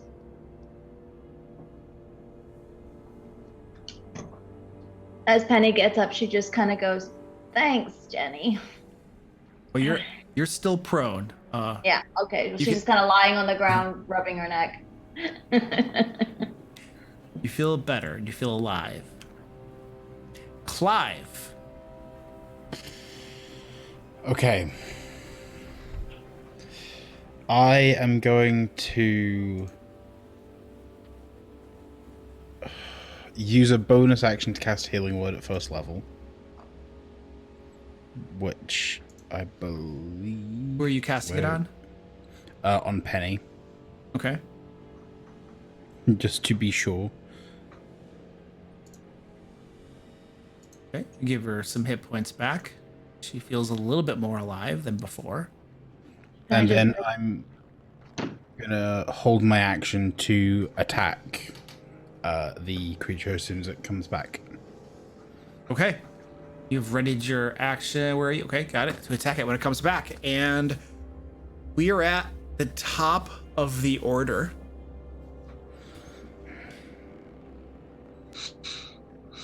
When you last saw this thing, it was looking pretty heavily wounded. It was distraught with anguish of having lost its little kitty cats. I am going to slide forward a little bit to get as many of you as I can within 5 feet, because I can squeeze if I have to. Because I want to be as close as possible to this thing when it pops back in. Mm-hmm. So I plan to move like there. Yeah. The big thing we have is either they're going to try and knock out either Jenny or Penny, who are low, or they're going to try and get us down, Yeah, who I are think left. Benny will stay where he is because he does have reach, and then it doesn't matter which side Yeah. he comes back on. I've got lunging attack as a maneuver, so I can use that if I'm 5 feet further back than I would like to be. So... Penny's just lying on her back, crossed arms. "No, it's just personal." I think it was personal when we attacked cats. All right, Penny, you're up. You can use half your movement to stand. Yeah. Penny kind of looks around. "There are no cats! There's nothing for me to..." And she rages. Raging again. Okay. Now, if you don't attack something or take damage by the end of your turn, you'll lose your rage, right? He is attacking the vines. She's like, "Ah!" and Okay. just attacks, Okay, attacks all right. one of the vines on the... Give me a couple attack rolls with damage. Yes. So first one's 18. Damage is 11 and 4. The second one is 21 with 9 and 4. All right, you hack away at these vines. They try to get out of the way, it looks like, as you're hacking, but you hack off tons and pieces of vines, and the entire chamber seems to shake. Okay. And you maybe hear don't do that again. you hear a gasp throughout the entire area. She is also screaming at the vines as she's doing this, so she does not care. Okay, that's fair. And Rennie. I'm going to move up there and ready for if something comes within my reach. Okay. You will be considered squeezed while you're sharing a space with your comrade. Yep. And you are ready to strike. I'm ready to. Do I need to pick an attack or just say attack? If you have multiple forms of attack, then it's probably best for you to specify which one you're readying. Okay. If he comes within if he appears within 5 feet of me, I'm going to try to constrict. Okay. All right. And if 10 feet away, just strike at him? Yeah. Okay. That's good. And let's see. Clive. Yeah. Clive, you hit some of those cats, didn't you? Yeah. Clive, you can hear sobbing and weeping over your shoulder above you, up in the vines in the ceiling. And glancing up, you can see this thing up there. And then it drops down with the cleaver. It's you can see the front of its mask is just saturated, presumably with tears, as it's bringing its cleaver down. It does land within 5 feet of you, Rennie, for your constrict attack. All right. It'll be at disadvantage because you're squeezed. Okay. And then I would also get my attack from ready there as well. Yep. That is a 17. That hits. So that is 15 points of bludgeoning damage, and he is grappled, and while he is grappled, he is also restrained. All right, you wrap your coils around him, pull him tight. He's sobbing and weeping. And before he begins hacking, Clive, you had a rated action too, right? Because he's now restrained, would I get advantage? Yes, but they cancel, so it'll be a straight attack. Straight roll. Okay. That's fine. It's a hit.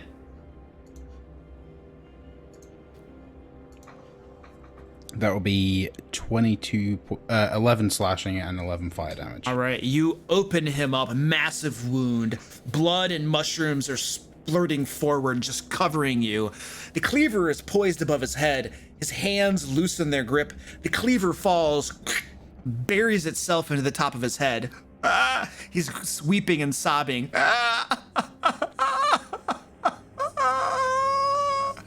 Clive, how would you like to finish him?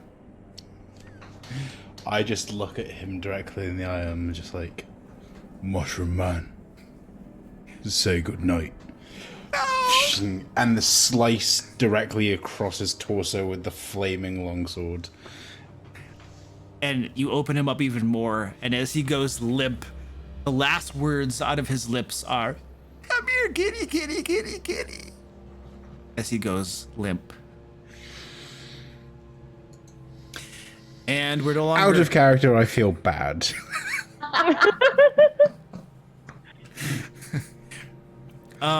We're no longer in combat. Oh. And let's take a quick 5-minute break, and we'll be back. Okay, I'm staying this way. I can stay this way for like a couple hours, so I'm staying this way until I decide to change back. All right, I'll be right back, guys. Whoa. Maybe.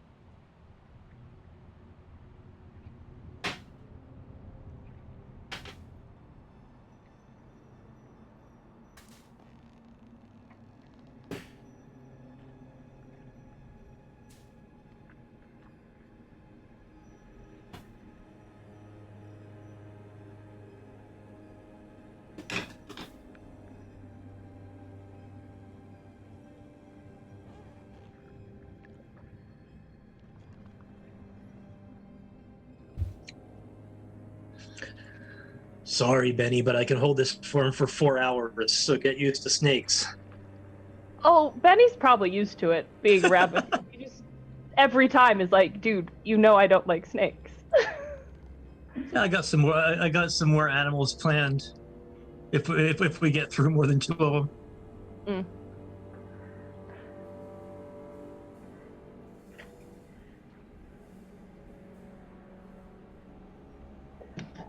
I was torn, but with the guy popping in and out, I felt like constriction and restraint was probably the best choice if we could hold him still. Yeah, it was a good idea. My character does not have any of those options. She's maybe just a little bit too small for that. She could try to hold him, I guess.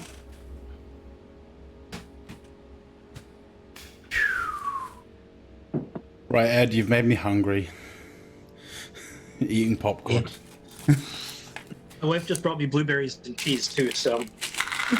I'm having leftover homemade made-up ramen with additional extras to make it taste nicer than the instant stuff it actually is. That was how I lived through college. I'm eating peanuts, and my cat's thinking snack time.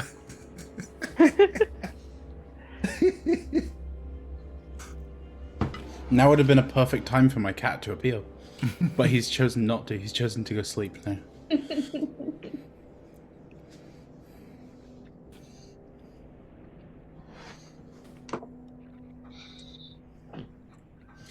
Luke, we said we'd find a stand-in for you. We did. A The man stand-in? who loves his cats. Oh, yes.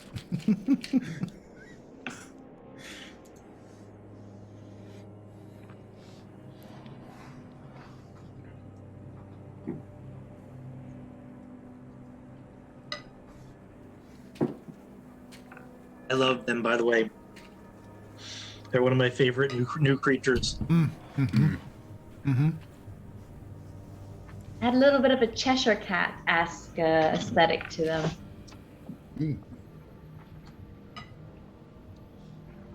Squeaky just bit me.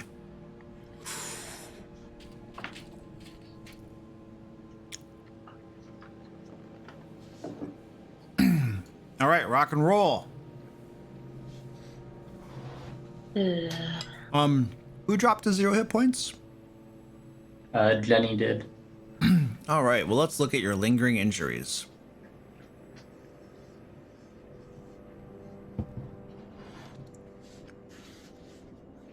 Jenny and Penny both dropped to 0, didn't you guys? Mm-hmm. All right, let's see.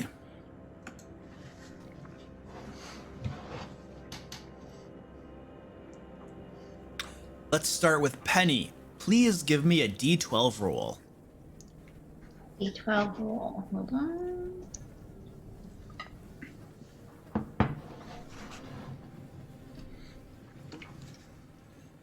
That show or not? No. What? I can't seem to roll it from here. Just roll it somewhere and tell me what you got. Otherwise, maybe I should just quickly grab a dice for this. Shoot. You can type /roll space 1d12 in the roll 20 chat. It'll roll a d12 for you.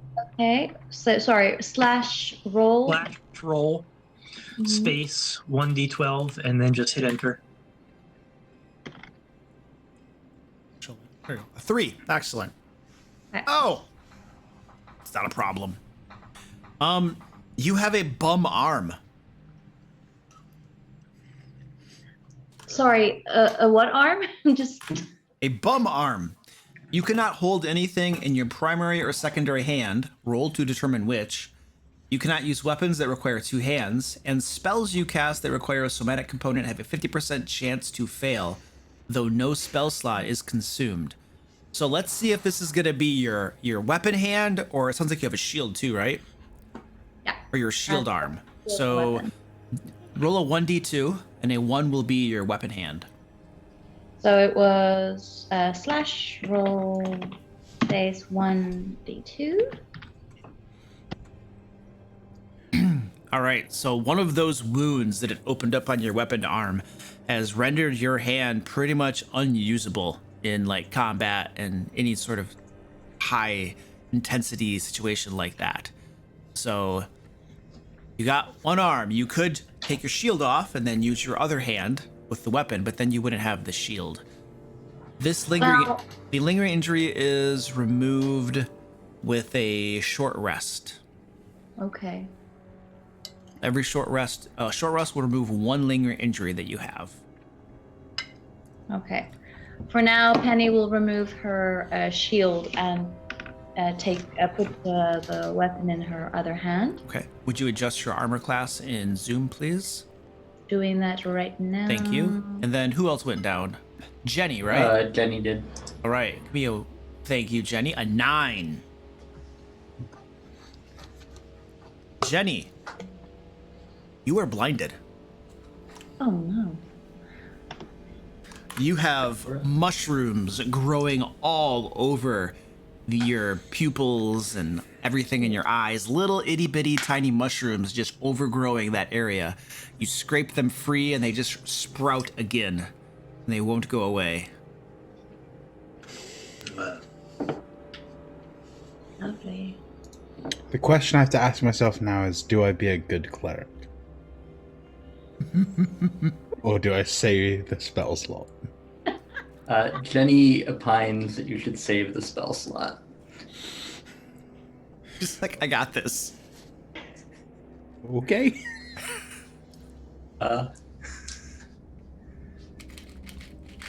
Being Guys, blinded- do you want to check out that door that we passed? Or there's this hallway. I'm kind of thinking we just find the journal, we torch the place, and say that everyone was already dead when we got here. I agree. Yeah. I'm thinking possession by mushroom. Hey, Luke, can you set 10 feet of vision on me? Because right now there's no vision on the snake, and it has 10 feet of blind sight. That's all it has is blind sight? Yeah, it doesn't have dark vision. It just has blind sight. Interesting.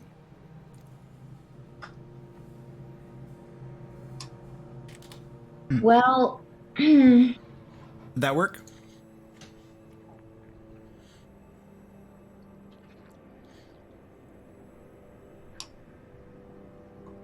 I reckon the deeper we go, the more likely we find the journal. Is that working for you, Rennie? No, I've got like a 10-degree line of vision, like 60 feet long. I should have 10 feet around me. Hmm. I mean, most of the useful stuff's usually at the end. Oh, of wait, the I think I'm- ribbons.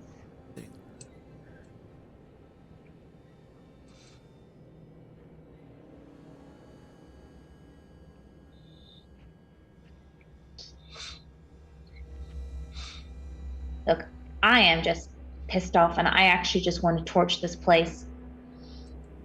But it's also personal. I want to first find whatever's here, and No, at but least come out with knowledge. We something. can't torch the knowledge. Now that's why I'm saying we need to come out with something. I don't want to have gone through all that and this and shows her arm and come up with nothing. Now I can see a lot. Yeah, More than I probably mean- should. You're just gonna have to role play it. I don't know how to do it Okay. offhand. I mean, No problem. I've got by without knowledge. Clive, can you pick me up again? I'm not quite okay yet. Clive just reaches down one hand, just picks up Penny and puts her on his shoulders. She kind of wipes off the blood that probably has splattered all over him. Oh, hello down there. Is everything okay? I heard something. Don't answer. Heard something horrifying. Everything all right? Don't answer. Hello. Is Jenny obviously blind? Yes, quite obviously. Okay, then I'm going to come up behind her and take the back of her shirt in my mouth and pick her up so that she can be carried around with us. I have a 19 strength in this form, so... Okay, well, what race are you, Jenny? Jenny is a tiefling. Tiefling, so you're not too heavy, probably 150 or something. Yeah. Rennie, you go ahead and pick her up. Do we respond to the person? Does it sound like he's walking closer or just calling down the hall? You don't hear anybody walking closer. It really just sounds like he's calling down the hallway. Okay. Rennie, how long does your wild shape last? 4 hours. All right, so we're calling it 9:30. So Okay. that'll be what's that? 1:30. Yeah, 1:30. All right. And the magic is gone. The detect magic.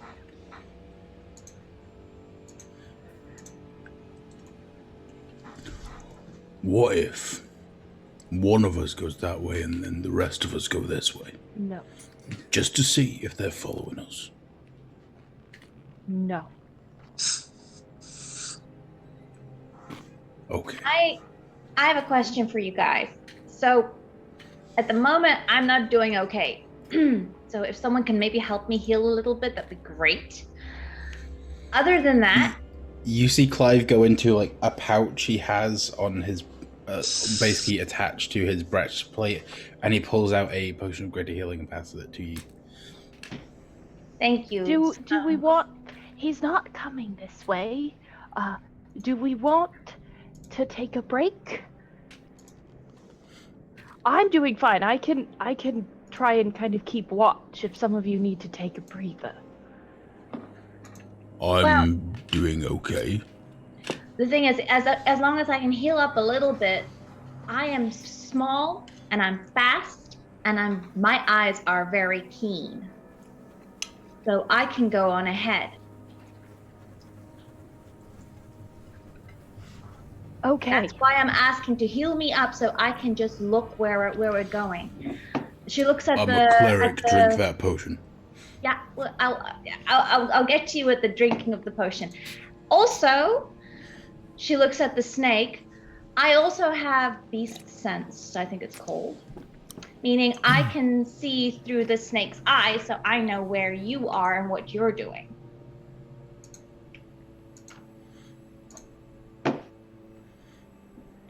So, I'm very good at finding secret doors. That is like the most convincing argument to split the party I have ever heard. But you would not, I would go with you. I don't think we should be splitting up. I think We're splitting totally is a splitting up the brilliant idea. No, we're not. I don't think we should be splitting up. I have an intelligence of 8. I know what I'm doing. That's like the average human intelligence. Like most people you talk to in the world are about that. It's not that bad, dude. okay. I mean, most people go 50-50. I mean, don't we remember the last time someone went off ahead? That's why there's only 5 of us. Oh, that's what happened to Lenny. Oh, that was what, and Kenny. That's what happened to Kenny too. Yeah. So Yeah. let's not make the same mistake. Okay.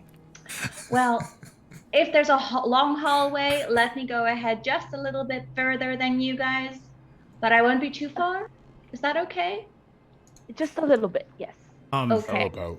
Clive and Benny, please take inspiration for the whole "that's what happened to our other 2 comrades before" bit.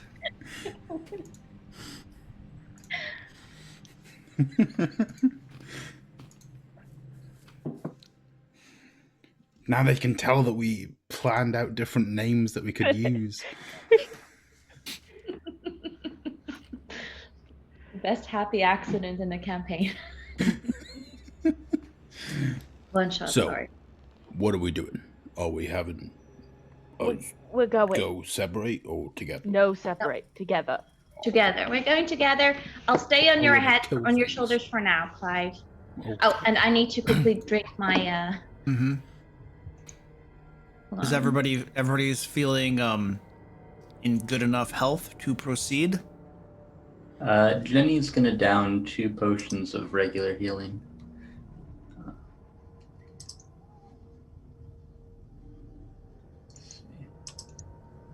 Okay.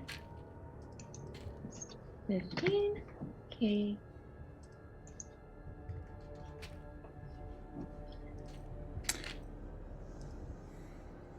Okay, well then the question is which way? I think we go further in. We don't But pass I think those Rennie routes. is pointing further in. Let's go. I'm okay with wherever we're going. We just go. Let's move. Just kind of moving Clive's head as if that's supposed to steer him forward. Are you If you riding don't me like a mind, horse? I can continue in front. I'll go in front, because if worst comes to worst, I have a barbarian on my back. Also, Clive, I have an idea. So if we go to get to a corners, just kind of lurch a little forward so that I can look around instead of you. So we have a higher vantage point. Okay. No one would ever notice a tiny head poking from above. I As like I- your uh, thinking. As I am super flexible, I am going to try to put Jenny on my back, so if I have to bite something, she's not in the way. Okay. Jenny, so Right now. you're riding the snake's back, if you're okay with that. All right. You have a free ride. About half the party is being used as mounts right now. Yep. Don't make carry anyone. I have no strength. Right. Onward. And Clive is going to come up to just before the corner, and then, as Penny said, just lean forward so Penny can see through, but Clive cannot. Okay, so Penny's kind of leaning forward, Head poking through. head poking through.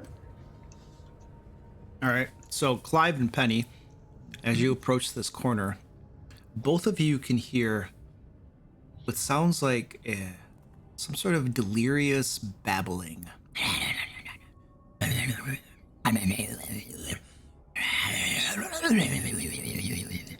Every so Does often, this- every so often, mixed among this incoherent babbling is a proclamation such as take my flesh, the glory, or something like yes, more, the pain, more, yes. That don't sound good.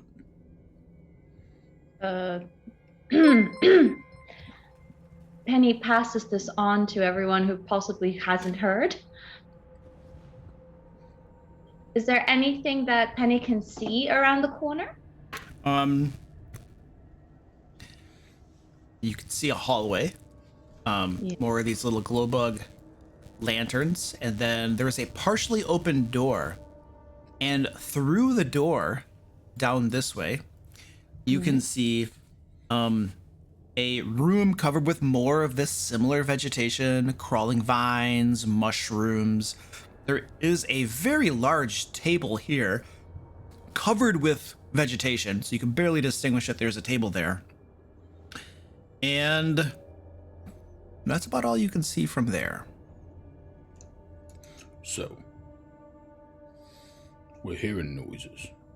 So What do we should do? be quiet, getting to the door. Then I am not going first. I'm usually pretty quiet. I mean, I can try, but my armor kind of doesn't help. Let Penny go. Let Penny go first. They seem to know what they're doing. Okay. Go. Benny is going to sneak down the hall to the door. Give me a stealth check, please.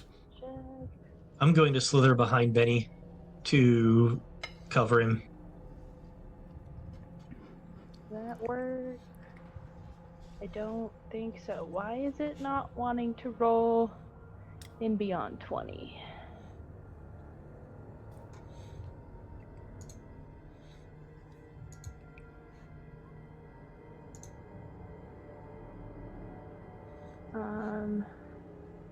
My crossbow hit has the same plus, so I'll just roll that. And I rolled it wrong. My beyond 20 has stopped working. Okay. Just tell. You might have to re-roll the roll 20, but just what did you get? The actual stealth check that I rolled was a 22. Okay. So you are very quiet as you move forward. And the constrictor snake is also being fairly stealthy as it moves along. Clive is not moving. He knows if he steps, this is all gonna go downhill. All right. Clive is holding position. Yeah, and Penny's readying herself just in case he needs to toss her. Yes, yes. Take it off. Take it off. Remove it. Remove it.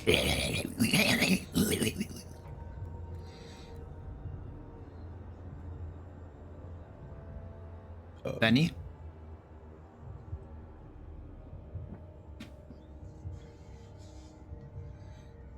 Penny or Benny? Sorry. Benny. She was in the lead. Yeah. Yeah. Okay, I cannot get the beyond 20 working again. Okay, you can just roll it wherever and just read off your results. What am I rolling? Because I got a 22 for the stealth. You don't need to roll anything. I was just prompting you for what you'd like to do. Oh. You're in the lead, and you just heard some more voices from in there. Peek around the door. See if I can see what's in the room better. Are you moving forward at all? To be able to see? Yeah, I'll be right there. Okay. As you get to about right there, you can see more of this room. It's a rather large room. There is a column here that goes up to the ceiling, and you can see a very large fireplace across the way here. It is mostly stuffed with vegetation. However, you can also see inside the fireplace what appears to be a large, pulsating mass of fleshy substance, pinkish in hue.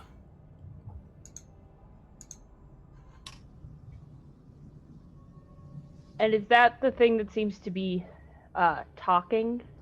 This incoherent, delirious babbling is filling the entire room. Give me a perception check.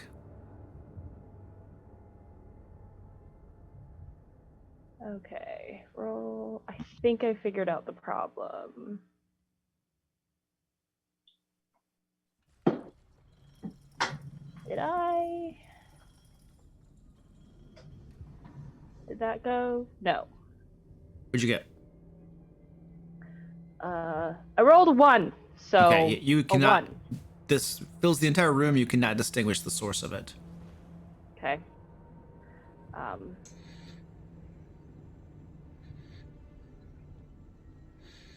I'm gonna slink back here to relay that I saw something creepy in the room, but I don't know what's speaking.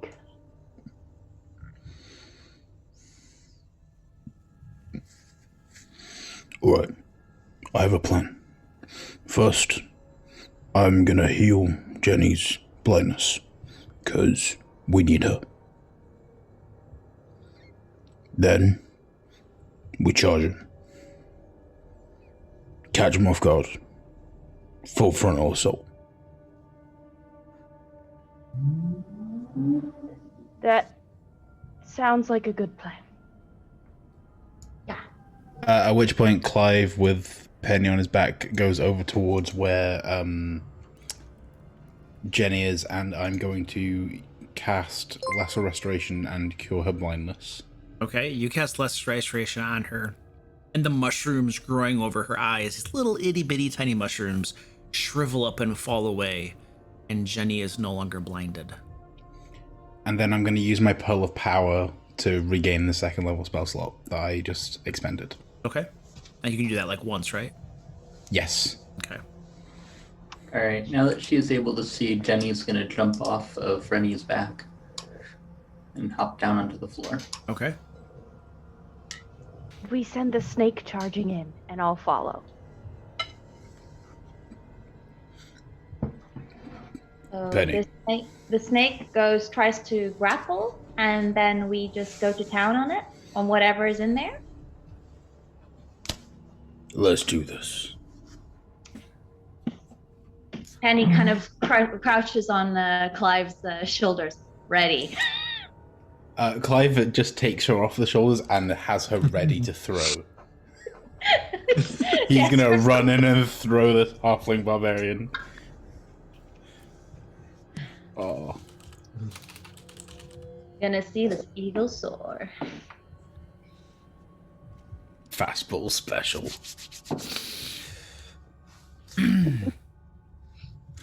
All right, who's doing what? I'm going in. I'm leading the way in. Uh, And All we're right. all running in behind. As And if the I see anything that looks hostile, I'm going to try to constrict it.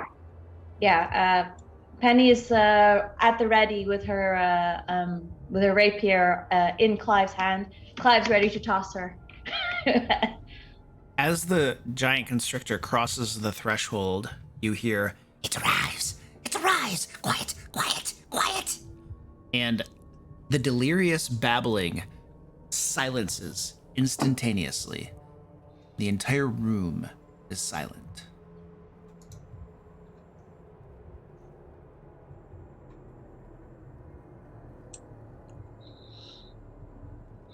Well, I don't see anything, so I am going to continue slithering around the room until I see something or sense some. There's light in the room, so I can see. But is there anything? Is there anything that I see that looks like a creature? Creature. Well, in the fireplace, there's a big mass of pinkish flesh, perhaps, mixed with vines and mushrooms growing all over it. Doesn't look like a creature you've ever met before, but it's different than other things you've been seeing throughout this complex. I'm just going to turn around, look at them, and just sort of go. Penny is looking around the room as this is all happening, unless Clive is already going to toss her. Just first No. one to give Clive the initiative to. Clive is also going to be looking around the room, seeing if there's Okay. anything else, because he doesn't trust this. I think with my eyes of the eagle, I have advantage on a perception check. Yeah. She's looking around the room right now Okay. because this is all very, very suspicious. Okay. First roll was did it roll twice? Yeah. Yeah, I did. You look So- at 20. You look around the room, Penny, and you're pretty sure that right here, Mhm. and underneath the snake right there, you can see masses of flesh covered with mushrooms and little vegetation growths. It looks like you see eyes and mouths as well mixed in. It looks like somebody put together about 7 bodies, melted them together, and you just have this mass of flesh and eyes and mouths left over. And as you look around, you lock eyes. One of these eyes, it's like they're like underneath all this vegetation, concealed. And you lock with one of these eyes, and you can see the mouth open up.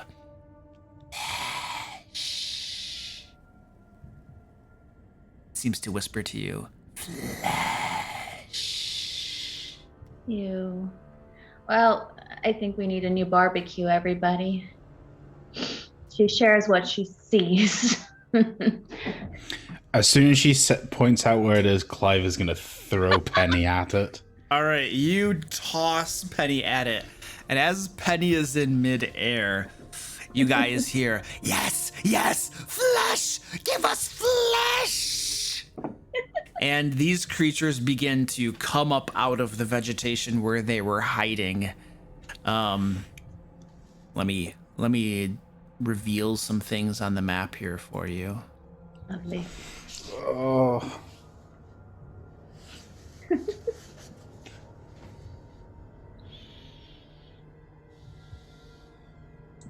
Nice. I love those tokens.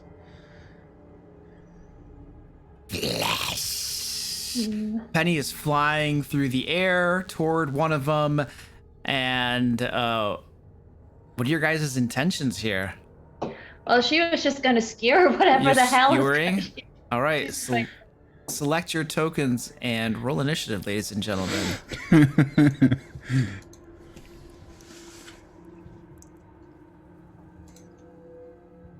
Oh, I haven't. I need to do it again. Yeah.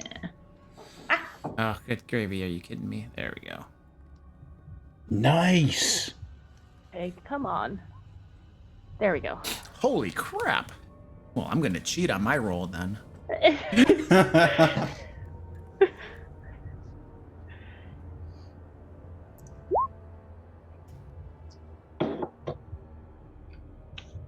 The lowest we got being a 30. Thank heavens I have advantage on initiative. Otherwise, mine would have been a 6.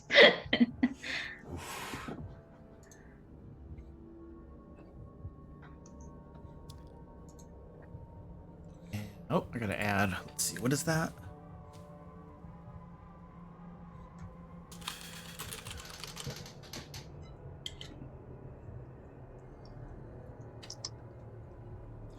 I almost thought I was standing on one for a second with my background on my token.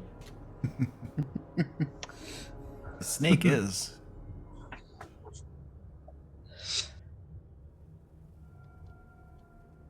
It's pretty close.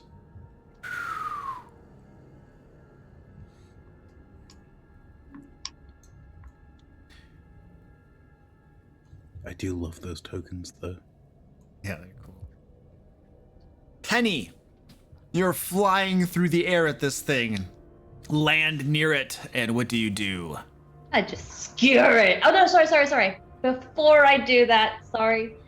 I am raging Raging. All right. and attacking I'm attacking recklessly. Okay. And that's I start raging and I attack with my rapier. Does an 11 hit? 11. Yes. Oh, nice. Okay. So 8 piercing, 3 necrotic.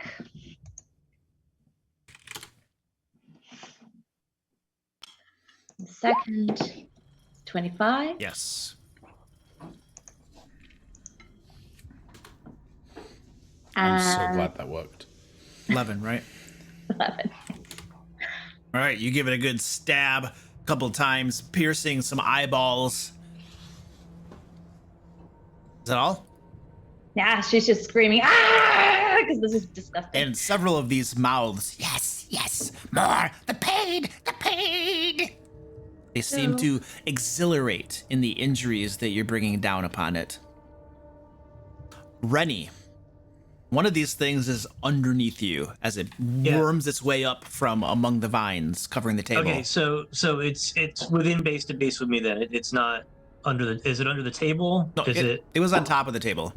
Okay. Which- So It's sharing the space with you currently. since it's nice enough to be in my space, would I be at disadvantage to constrict here since it came into my space, or? You're both squeezing, so you both have the same problematic conditions, so it's a straight roll. Okay, then I'll just take a step back, so that I can attack normally. Okay.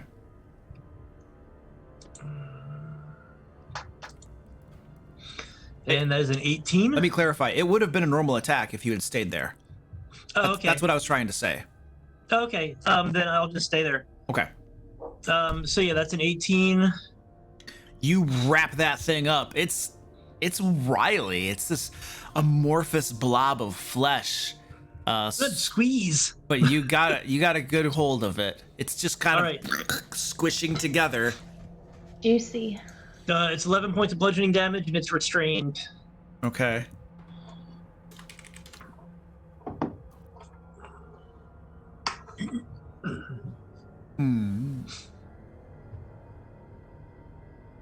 Oh, nice.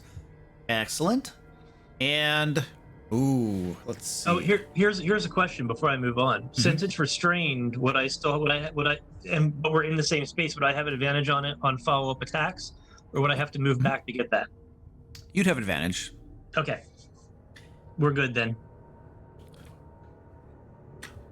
All of the vines in this room, covering the floor, the walls, and the ceiling, begin to writhe about, rise up or drop down, and start wrapping around you guys, trying to grasp you and hold you still. Could I get everyone to make a strength saving throw? Penny, you have advantage because of your rage.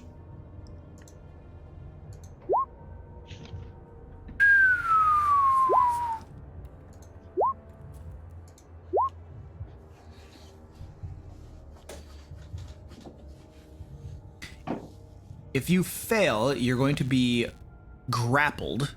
Just reduces your movement to 0. And if that happens, put some sort of indicator on your token to indicate that you're grappled.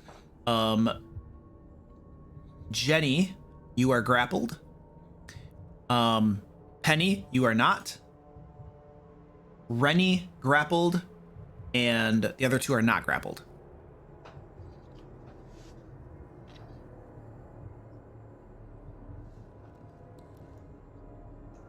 That was weird. No. Benny, you're up. Okay. Benny's gonna come step kind of behind where the door was open, looking at this guy close to him, and go for him twice. Wait, which guy? That guy right there? That one. Okay. Which square are you in? The one with the door. Oh. Yeah. It's not letting me stand fully in the square Oh, okay, yeah. because of the door, but he's understood. kind of pressed up back against the door, but maintaining his distance. So once and then. So an 18 and a 13 to hit. Both hit? 11 and 10. 21 Flashing. points. All right, your whip rips red, angry lines across the flesh, and it howls out, Yes! Yes! More! And he's thoroughly creeped out, but that'll be his turn.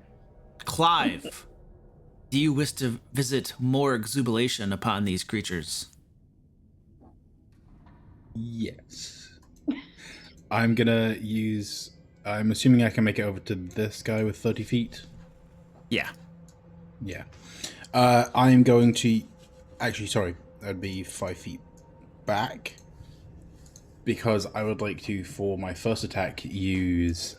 No, sorry. I would be in. Sorry. Forgetting I can only use 1 maneuver per attack. I would like to attack him with my. Well, use my bonus action, say Ignis, and the longsword just flames on. Okay. And then attack him with my longsword.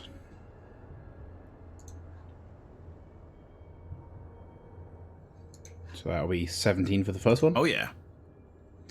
And for this one, I would like to use Disarming Strike. Okay.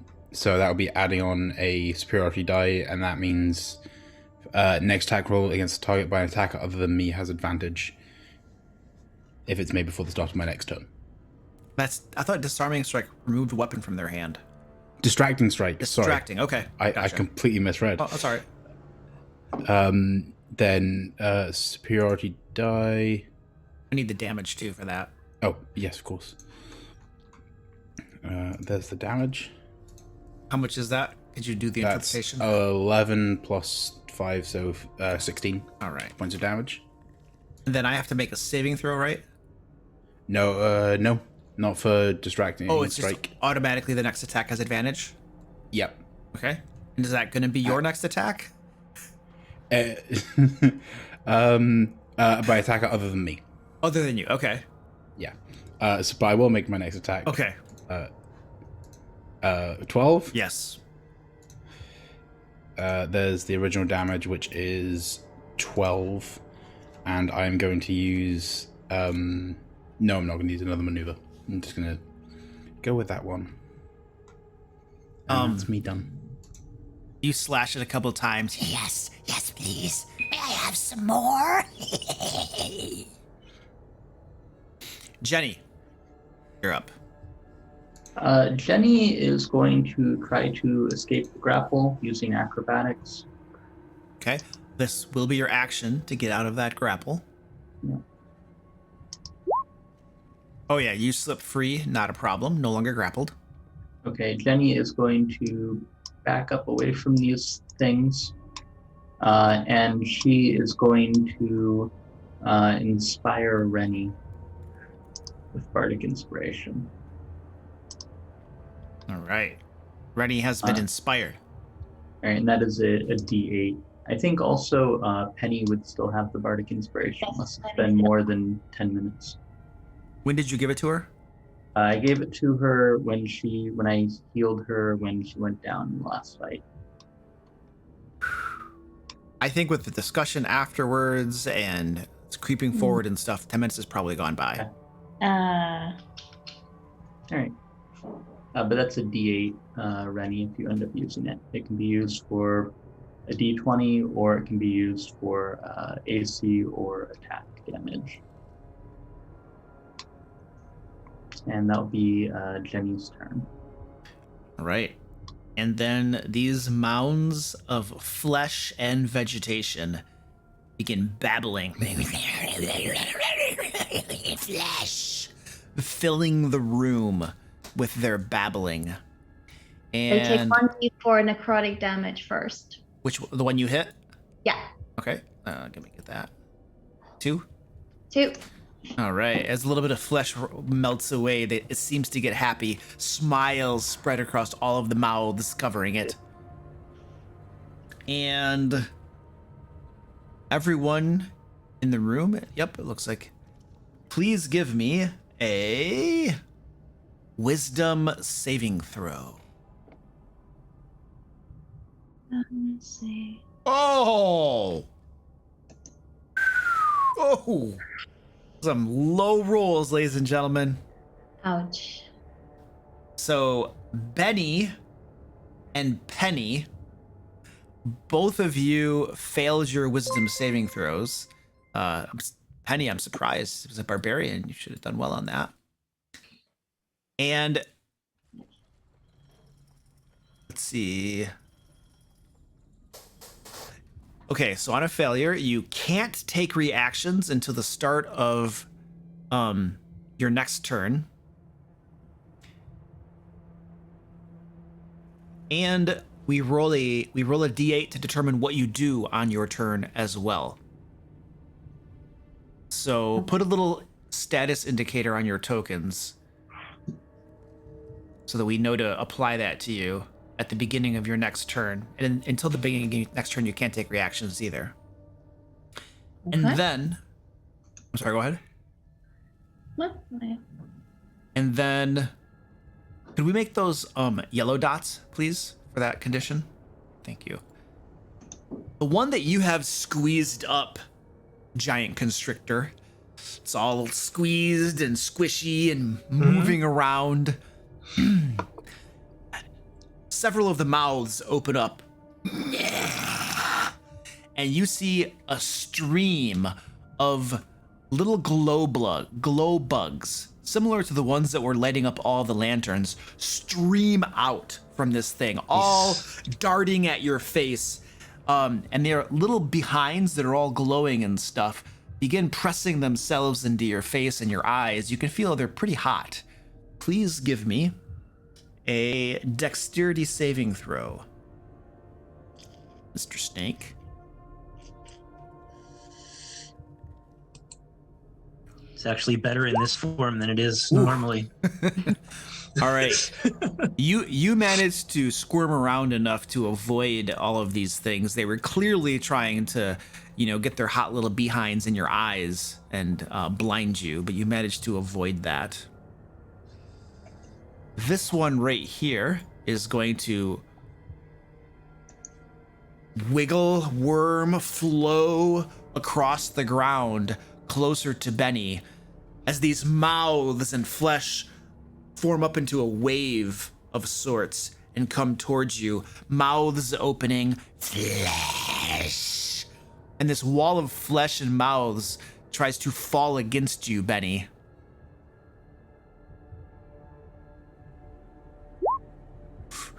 That's a hit. Oh. For 17 piercing damage as a multitude of teeth attach themselves to you. And please give me a strength saving throw. You'd think I'd be good at these as a fighter, but I'm not. You are knocked prone by this wall of flesh. So put a little prone icon on your token if you would, please. And then, as you're lying there on your back, this wall of flesh, the mouths open again. It has little bits of your own flesh in the teeth. And a stream of lightning bugs flies out at your face. Please give me a dexterity saving throw, and you're prone, so disadvantage. Let's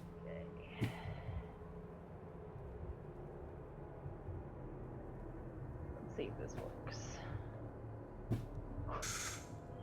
And these things get in your eyes, burn your eyes up, and you are blinded until the end of this creature's next turn. So put a little blinded indicator on your token, if you would. And then Giant Constrictor, I forgot to bite against you.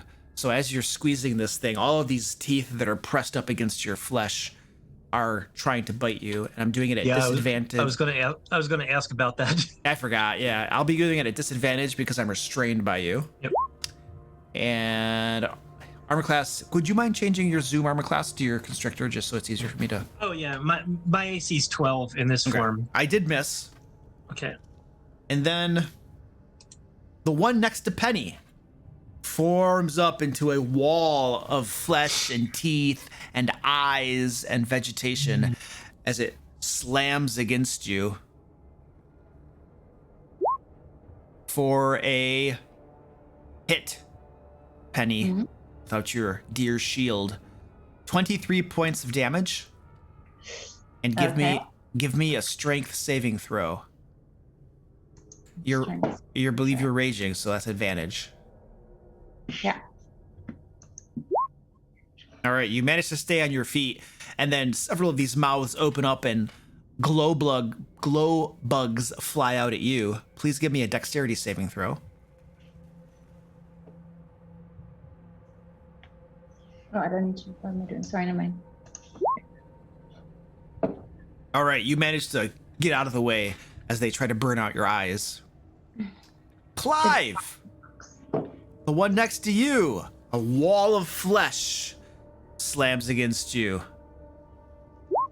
And you manage to hold it at bay with your flaming sword. In response, the mouths open and glow bugs fly out at you. Please give me a dexterity saving throw. And the glow bugs do not burn your eyes out as you're burning them up with your sword, waving it back and forth of you like a barrier. And you guys see this massive figure of flesh in the fireplace begin to move and writhe and slowly beginning to extract itself from the fireplace. Top of the order. What would you guys like to do? Or discuss, I guess.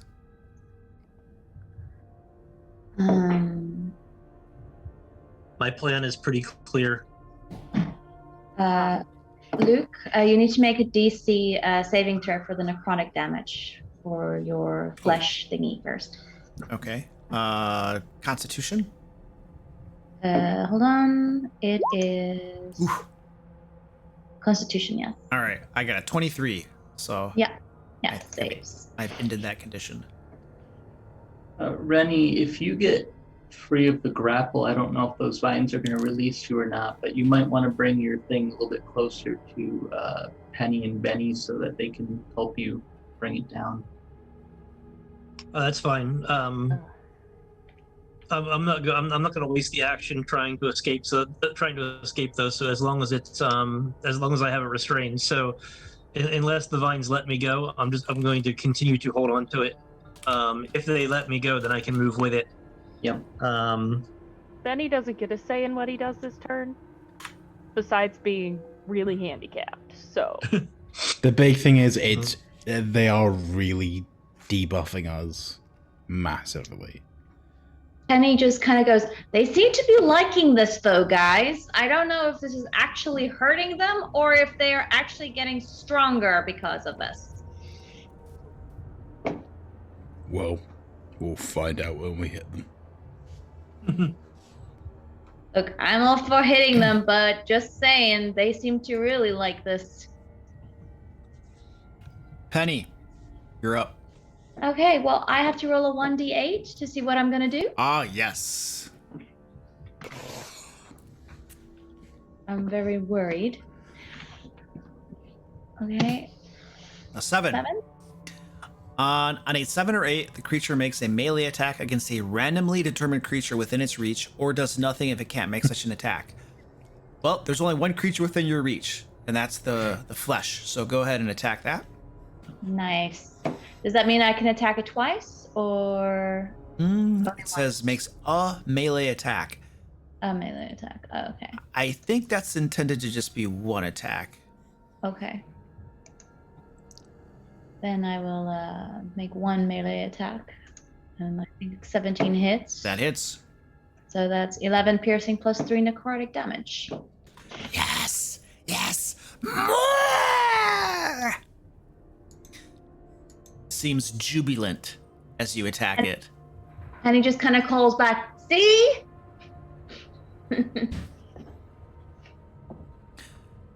And I think that ends her turn. Yep, and remove the yellow dot. That condition no longer applies to you. Okay. Rennie. Squeeze. Squeezing. You have advantage on that squeeze. Yep. Oh, yes. It's a 15 for 15. All right, it squishes and squirms. Some of its eyeballs pop out, go flying across the room. And I don't. The snake has no bonus actions. Okay, just the one squeeze? Yep. All right. Gonna use the bonus action to hiss. To Actually, hiss. I'm going. Can I add my bardic inspiration to that damage? You can. Yeah, go ahead. So that's 8 more. Nice. I love our bards. All right. And the chamber trembles. The vines in the chamber are wriggling about, and they attempt to grasp everyone again. Everyone, please give me strength saving throws. The inspiration I got, does that make it so I can roll something with advantage? That's correct. Okay, I'm gonna use that now. Oh.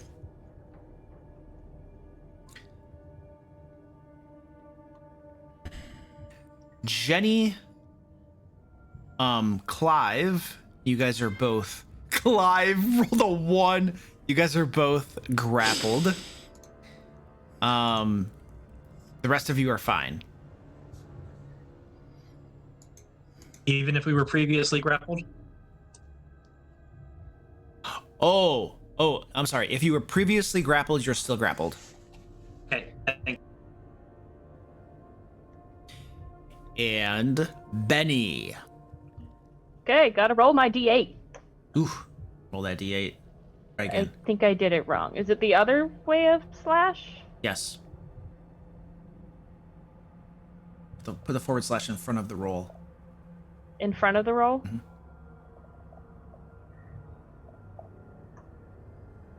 An 8. All right, you get to make one melee attack against a randomly. Hey, that's the wall of flesh. I'm assuming I'm at disadvantage being prone and blinded. Extreme disadvantage, yes.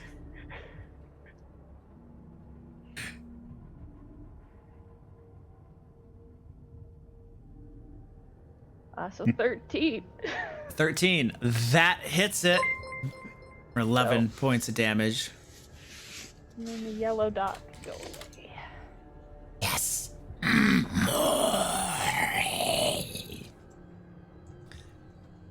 Clive, you're up. Clive is not feeling so good. He's not feeling so strong right now after being grappled. But he's gonna still make those attacks against this wall of flesh. It's a very thin vine that has you grappled too, Clive, I want to point out. Tiniest vine in the world. No. He's gonna make attacks against this flesh. Okay. First attack. Oh. You do not hit Two the in a flesh. row. Do not hit the flesh. No, please give it to me. I kind of don't want to do the second attack because it's asking for it. But I'm still gonna hit it. Oh yeah, that hits. Yes. Just because they're masochists doesn't mean we don't want to kill them. And then this is the damage is gonna be at 17, and I am gonna use my maneuver again for distracting strike, meaning I will also deal an additional 48. No, 1d8, sorry. And that's okay with me. So that's an additional 12 damage for a total of What maneuver was that? distracting strike. That shouldn't be 48, that should just be the one. Yeah. Why is that rolling 4? That's why I was gonna ask what was that? So I'll take the 2, which was the first roll of Okay. the bunch. Alright, got it. So an additional 2 damage. Plus 2 damage. Alright. I was like, that's the world's most powerful battle maneuver. Why didn't I know about that one? It's like And is that all, Clive? That's all. Jenny, you are up. Looks like Okay, you're grappled. you said that there was something moving in the fireplace? Yes, this big old massive flesh, this pink oozing flesh. And you're pretty close to it. It looks like you can see some organs, some intestines. And you know what? It looks like a big creature turned inside out or something in the fireplace is kind of what it looks like. But it's got a whole bunch of vegetation mixed in with it as well.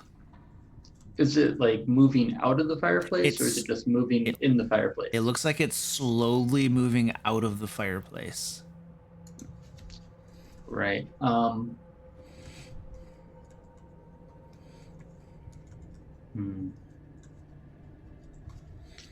I'm going to use dissonant whispers against the thing in the fireplace. Okay. What am I doing? You're going to be making a wisdom save Wisdom against the DC 15. I made my save. Okay, it's going to take, I believe that's, hold on. It is going to take,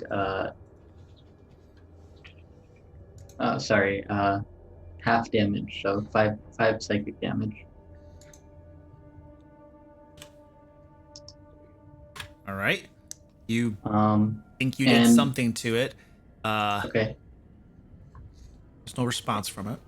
all right, and I'm going to give Bardic Inspiration to Clive. Thank you. Now my turn. All right. And then these piles of melted flesh.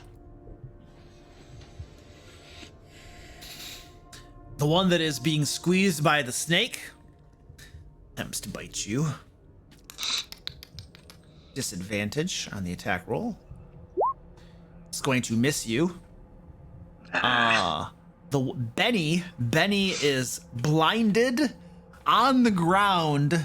This wall of flesh rises above her, just falls completely on top of her, enveloping her within itself.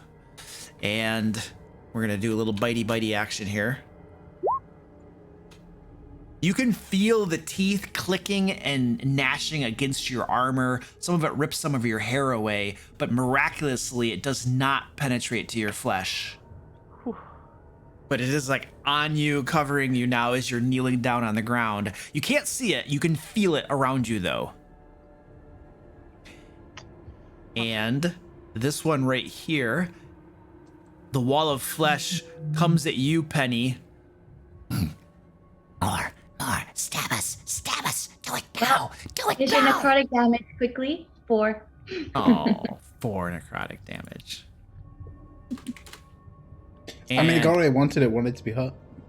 I just gave. Ooh. Several teeth latch into you and begin rending your flesh, Penny, for a total of 20 piercing damage, which I believe gets halved because you're raging, correct? Mm-hmm. And please make a strength saving throw with advantage because of your rage. Strength saving throw.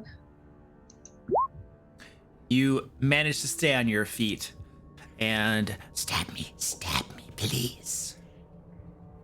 the one on Clive, Powerful warrior. Hack and slash. Burn me. Burn my eyes out. Burn them out. and it will attack you, Clive. Ooh, misses you horribly.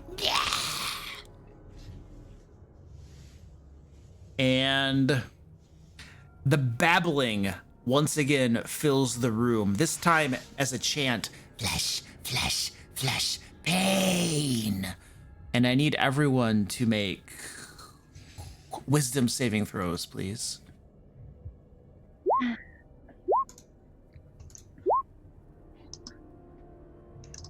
All right, looks like all of you have passed. You are getting accustomed to this delirious babbling. Perhaps it is beginning to sound appealing to you. My blinded condition is gone now, right? Yes, it is. Yes. And this mass of flesh in the fireplace pulls itself the rest of the way out, slopping around, bile seeming to flow from some of the exposed organs. And stand by. Oh boy. It is like I said, it looks like a massive creature was literally turned inside out. You can see organs, bones, and stuff just flowing around. There's vegetation mixed in with it as well. Several long tentacles stretch out from it, covering, the area around it and stuff. It almost seems to be part of the vegetation growing about. And All right, guys, it's been nice knowing you. And top of the order, feel free to discuss. I take it there is no fire in the fireplace? No, there is no fire. It's totally snuffed out. Do we target just the big boy? I'm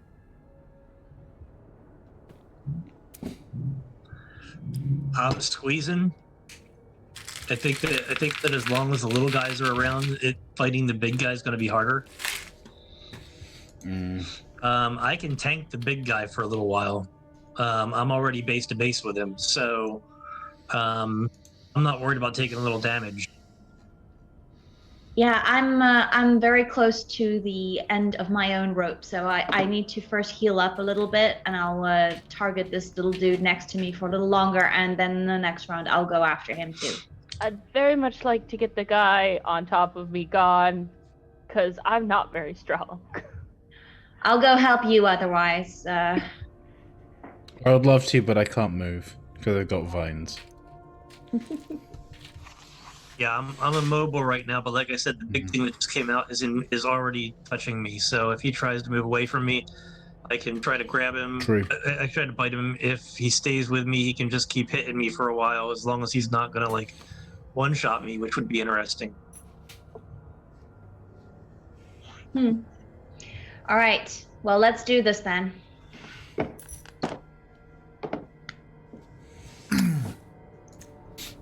Penny, you're up. Looks like you're grappled, right? Penny's not. Penny No? doesn't have anything right now. Oh, that's right. That's your arm indicator. Okay. Yeah, it's my arm. Penny is currently in this scenario still doing okay, except her HP is really low. So she's going to take a bonus action to first ingest some healing potion, a greater healing potion.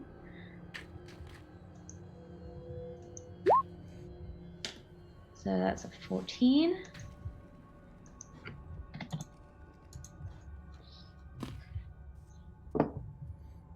And then what she will do is she will leave to go help Benny. So if the fleshy creature is going to attack her, that would probably be the time. Otherwise, she is going to try to use her strength to push the mound of flesh off of Benny. Okay, trying to push it off. With athletics, I take it? Yeah, give me an athletics check. Okay. Is that also with advantage, or is that just... Advantage. Okay. Okay, that's 19. Yeah, you managed to push it off, and that was mostly like a flavor description as it covered her, so I won't like charge you an action to push it off. So if you'd like to, you can also stab it as you're pushing it off. I really would like to stab it as I push it off, yes. That's a hit. Yeah. So 6 plus 4. Oh, yes. That's better. That's more like it. And you get a second one? Oh, I get to do it again? Cool. That also hits, I think. Yes. 11. Just 11, yes. You stab it a couple times. Ah! It's just joy radiates from the thing as it gets stabbed. Lovely. And Rennie, you're up. I'm going to keep hugging mine. We've become kind of friends. We're close to each other, yes. Yeah. Physically That's a and spiritually. 14 for 16 more bludgeoning. Oh, come on. I can't. Sorry, I gotta move you a second. I can't get my guy. No problem. All right, you begin squeezing it. Yes! The eyes are popping and zipping and pinging off from the ceilings and stuff as he gets squeezed. All of the mouths are big, euphoric smiles stretched across them. I'm going to say something pithy in snake. What does it sound like? It's very impressive. Yeah. Lovely. And is that all, sir? Yeah, that's me. All right. The vines all about the room are writhing about, grasping at you guys again. Could I get everybody to make strength saving throws? Do the ones who are already grappled need to make a save? No, it's not. No sense in it. Okay. Clive, this little itty bitty vine continues wrapping up your legs, up your torso, pulling you tight, really, really making a fool out of this big, huge hunk of a Goliath here. Benny, you also get wrapped up by a vine. And looks like the rest of you are fine, unless you are already previously restrained, or grappled, I should say. Benny, you are prone and grappled, which means that your speed is 0, which means you can't stand up. I'd like to take my action to use some acrobatics to try and no longer be grappled. Acrobatics? Okay, go ahead and give me a acrobatics check.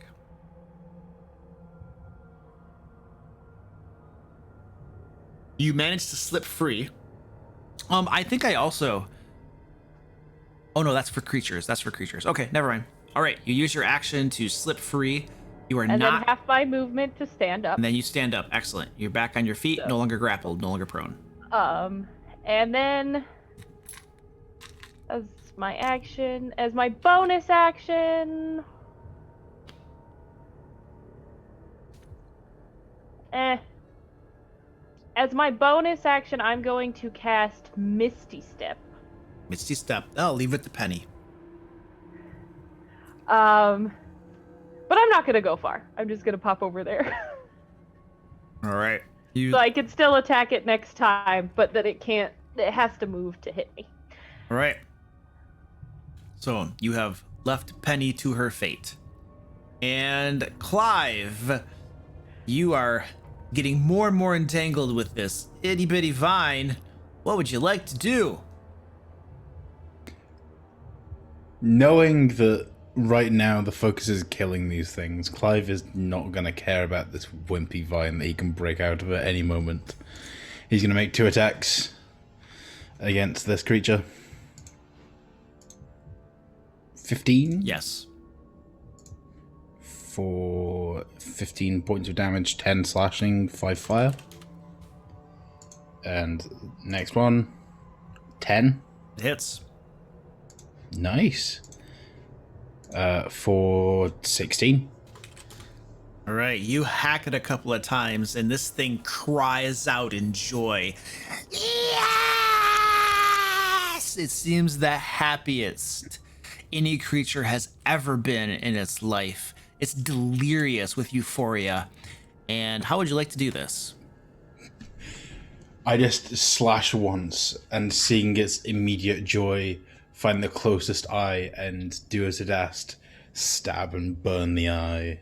All right, you do so, and it melts down into a puddle of flesh. All of the mouths have big smiles smeared across them as it ceases to move. And at this point, Clive, just kind of in the best way he can with this vine grappling him, turns towards the bigger creature. And I'm going to cast Spiritual Weapon. Okay, what does the spiritual weapon look like? It is it is basically a replica of his sword. He prefers a battle-based weapon. And it's going to appear just right there. All right, stand by. Next to the big I am creature. giving you control over this spiritual weapon. And your name is Go. Okay, you should have control over it. Feel free to move it. Thank you. That's great. All right. So it will go there, and I'll make the attack. And as you're casting this spell, you notice this thing is pulsating, and it grows a little bit. And that attack. 10. 10 does not penetrate this thick flesh. Well, Clive is going to end his turn, All right. grinning slightly. Okay, you end your turn, Clive. And Jenny, you're Right. up. Jenny is going to use Ray of Frost against the one that's being grappled by the giant snake. Okay, you have advantage on your attack. Right. So that's a 12 to hit. Yep.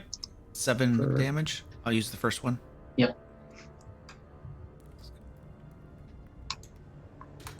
And my speed is reduced by 10.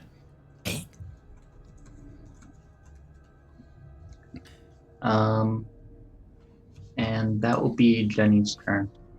All right, so you hit it with that ray of frost, and as it freezes over a little bit, Oh, it's so smooth and refreshing. Yes. and this puddle of flesh that Clive destroyed begins moving across the floor quickly.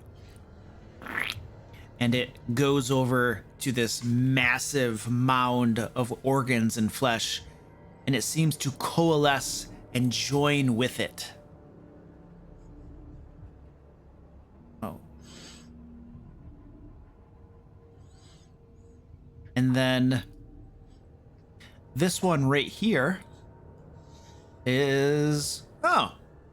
Yeah. It moves over to Clive.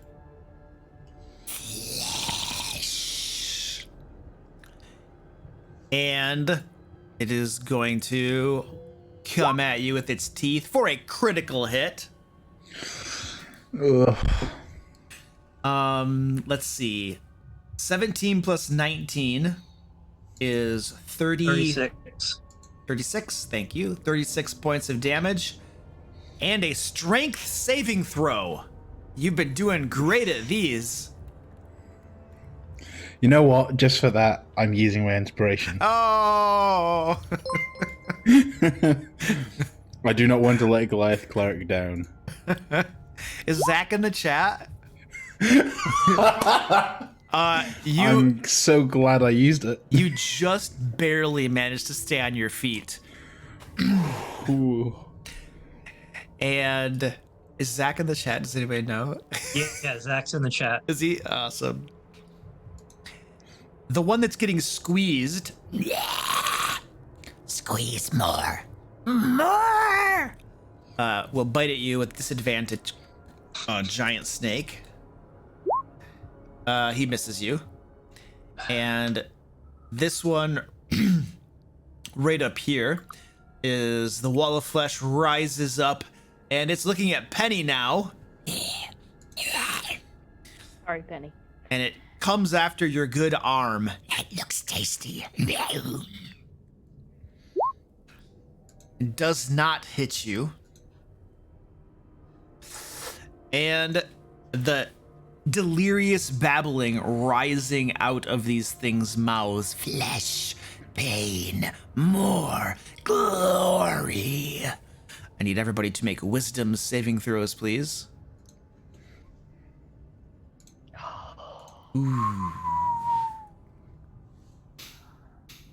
Why do I keep wasting my natural 20s on initiatives and saves? Hey, it's fine. I'm counteracting it with the nat ones. Oh, wow. So it looks like Benny, you failed with a 1. If you'd be so kind to put a yellow marker on your token. And it looks like Penny also failed. Please put a yellow indicator on your token. At the beginning of your turn, something horrendous happens. Lovely. And then... and your fleshy, fun people also get the necrotic damage. the one guy you hit before? How much? Yeah. 4. I get to make a constitution save to end that, don't I? Now you get to make a constitution save, yes. Okay. I got an 18, so I think I ended it, right? Yeah. All right.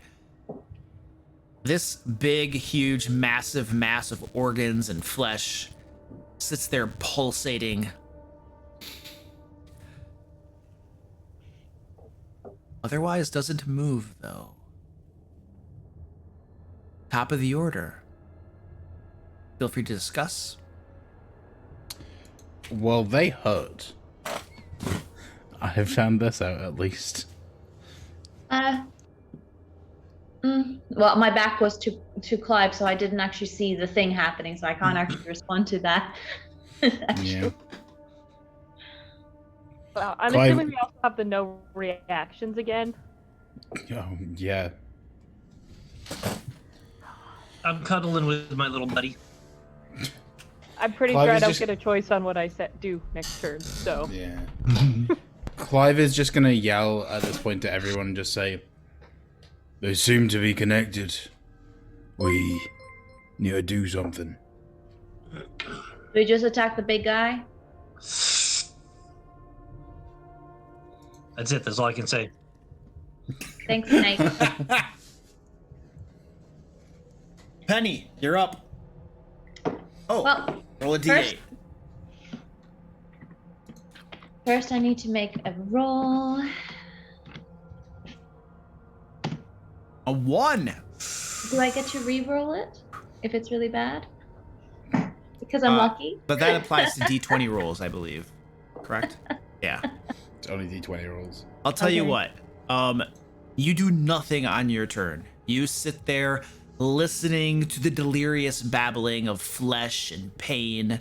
And is it beginning to sound appeasing or appealing to you at all? No, it's frustrating because my rage can go if it doesn't attack me. Ugh. And Rennie, you're up. You could remove the yellow dot too. Okay. Hugging. Continues to hug. Yep. I love hugs. Warm hugs. That's an 18 for 11. Eyes go popping and flying across the floor. Rennie, would you like to describe this? I just, because it's so squishy, I just want to squeeze it until it just sort of, I kind of like if you're squeezing Jello in your hands and it's wringing out through your fingers. Yes. Yeah. Make it as messy as possible. It's absolutely messy. Teeth and eyes oozing out all over your coils. It's quite satisfying. Yeah. And you have destroyed that one. It is squealing with joy as it perishes. I am going. Can I continue to restrain it? The fleshy Even remains though of it. the corpse, yeah. Sure. Okay, I want to see it. I want to see if I can keep it from rejoining with this thing. Okay. All right. Fair. Is that your turn? Yeah. All right. The flesh is trying to move out of your coils, but you manage to keep a hold of it. And the big, huge mound of organs and flesh here pulsates. Bigger and smaller, bigger and smaller. And then one of the organs on the side rotates up and a small sphincter opens, getting larger. That's not right. And a stream of bile squirts out straight at you, Rennie.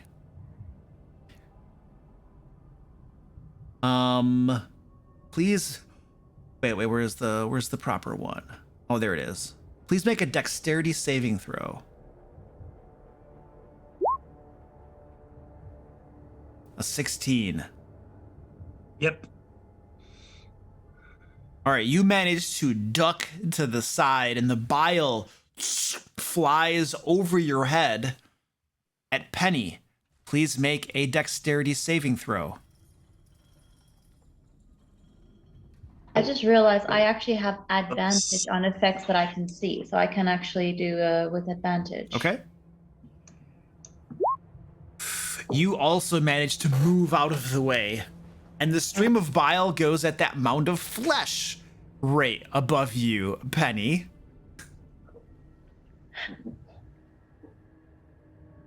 It was meant to be. And it also moves out of the way, and the bile strikes the wall, and where it hits the wall, the vegetation all instantly just sizzles and melts away, and there is a massive hole in the wall as what looks to be some sort of corrosive bile melts away a massive chunk of the wall. Ooh. And Benny, it's your turn. Hey, my D8. Ah, yes, your D8. An An 8. 8. That is, you attack a target randomly around you if there isn't a target next. Oh, you have a whip though. You have a whip. I have my whip. So it's either the wall of flesh or Penny. Please roll a d6, and low numbers are Penny. All right, Sorry, your Penny. whip attack against Penny. Oh, a 20 for 10 slashing damage. But you're still angry. Ah, you're still angry. There's always that. Silver lining. In a taft, so it's fine. It's fine. It's fine. Sorry. Clive, restrained by the world's skinniest vine, another wall of flesh has come over to you. Right, I'm starting this right. I'm gonna hit this one twice. That's probably not hit. That hits. Okay. Wait, was that the right thing? No, No, I you pressed rolled the a guiding wrong- bolt. I pressed the wrong thing. Oh. Whoops. 23 instead. Yeah, that'll do it. So that will be, what was that? 15 points of damage? You hack at it, Yes! More! and you definitely give give it it more. more. How do I roll crit damage on, Well, with, Beyond Flame? If you click on the pink flame tongue longsword, it should roll a crit automatically. you gotta Thank you. shift click or control click or something. There you go. There we go. I got you. So that's- I got you. If I can read this, that's 7 plus 5? No, plus 10. It's 5 7 plus plus 5. Yes. So, 17 points of damage. The wall of flesh cries out in ecstasy, pure joy and exhilaration as your sword comes down. Would you like to describe this, Clive? Clive is... He hasn't been hit once this entire time. Then this creature just decided to make its way over and hit him once. He was done. He just slashed twice, aiming to cut whatever heads there were that appeared on this creature off. It melts into a little pool on the ground and begins. I'm going to use my bonus action to spiritual weapon on the big thing. All right. So, please hit. 13? 13. Your sword bounces off from its thick hide. I tried. Jenny. Jenny is going to use Ray of Frost against the thing next to Penny. I'm just going to try and get that. That is a 15 to hit That hits. for 9 damage. 9 damage. Ice sickles cover it. The eyes regard you. It's refreshing, refreshing. More.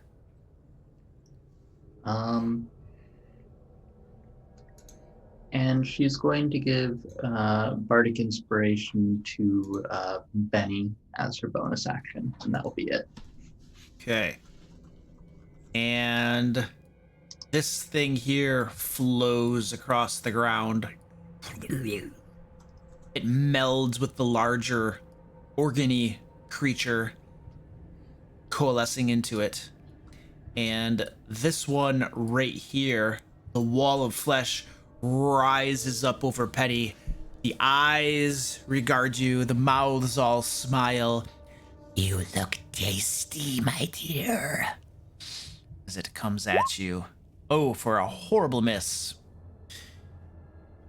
And this delirious babbling has died down quite a bit now. I just need Penny and Benny, who are next to the remaining wall of flesh, to give me wisdom saving throws, please.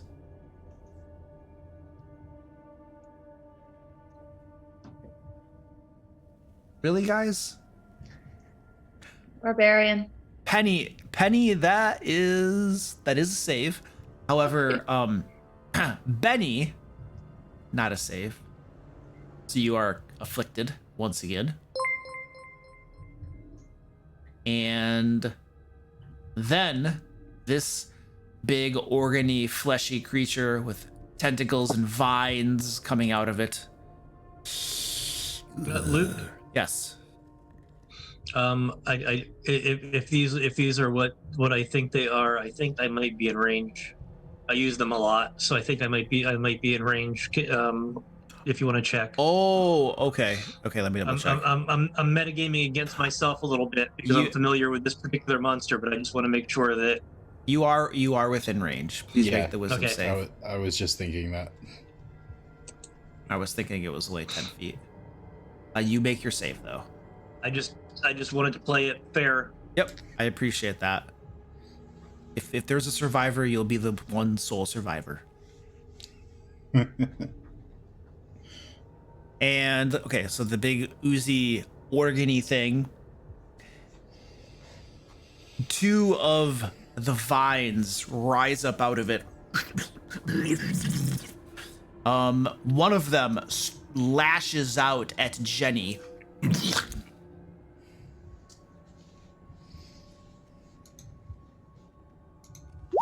For a solid hit, the vine wraps around you, Jenny, and begins to squeeze. You feel bones cracking, ribs bursting, bruises well up on your flesh. 21 points of bludgeoning damage, Jenny. And then it releases you, retracts back into the organy creature, and another vine lashes out. This one goes at the giant constrictor snake for a miss. Top of the order. Feel free to discuss. You think it's worth it for me to keep holding this thing? It means I can't constrict anything else, but I still have a bite attack. If you think that it's not worth it to keep holding it, I'll just let it go. Don't hold on to it. Okay. Because I can We've still not dealt- hit this guy with my bite.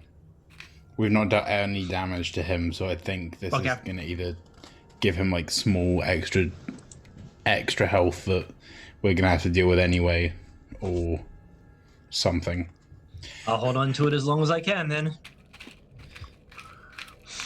Okay. Well then, I'm gonna kill this thing then, and the goop can go to the eyeball organ thing afterwards. What are we gonna do with that? Should I leave it alone and just go straight for the big guy? Yeah, I think that I mean we don't want to waste everybody holding things, and I can hold this guy and still attack. So my bite's not as good as my constricted attack, but it's still an attack. So Clive is definitely. If it looks really bad, if it looks like we need initiative to take, if it looks like we're going to need advantage to hit this guy, then I'll switch out and I'll try to constrict him. But otherwise, yeah. So I should just kill this thing in front of me first. I think it's not gonna. I think it right now it's imposing too many debuffs on you guys. So yes. Okay. But I know, for example, Clive is gonna go straight for this big creature. And then I'll do that. All right, Penny, you're up. Penny makes a slight sidestep, not out of range or anything, just because she's not sure what's going to happen with Benny. Benny has been very unpredictable next to her the last while. And then she is going to town on this. Sorry, was nearly going to use some colorful language there. This whole of. Yeah, I am just pressing buttons now. So 9 piercing, 1 necrotic. 4 piercing. Well, the first attack with your first attack, Penny, this thing, all of the eyes roll back in its head. It's overcome with just joy, euphoria, good vibes. And would you like to describe it? Well, I'm saying that she just pierced it, but it was more like taking her rapier and kind of like what she did with the cats before, just kind of find a way to get all the eyes in one go and kind of scoop them out. You've created a skewer of eyes. Damage makes a little poof. Shish guy Bob. You shish kebab a bunch of eyes, and then the necrotic damage they explode with the little piles of goop. And she is just so grossed out. So grossed out. And you can see the puddle of flesh beginning to flow toward the big mound of organs. You still have one attack left. Can that attack actually can I actually attack the mound? Or the moving goop? The moving, it looks like it's dead. Okay. It's now just flowing toward it. You could try to grapple it. You'd have to drop your rapier, but you could try to grapple it, stop it from rejoining with the host. No, you know what? I'm just gonna attack the freaking host. All right. She runs towards the thing here, and she takes another swipe. I had already rolled for this, but I don't think it counts, so I'll do it again. Right there. The space you went into is part of its space, so I'll put you back there. Okay, cool. The 11 misses. Okay. And this thing flows back into it. This one that you just destroyed flows up to it, melds into it, and you guys see a third tentacle pull itself free now. It has 3 tentacles waving around it. Penny is literally rolling her eyes as this is happening. And Rennie, do you have that condition again? Wait a second. I'm still grappled. Oh, I'm sorry. I'm getting your guys' names confused. All these Ennies. And this is why I'm Clive. I'm just gonna say you encouraged it. I thought it was funny. I'm just grappled. I'm still grappled by the vines. I'm going to try to bite the big mound of flesh. All right.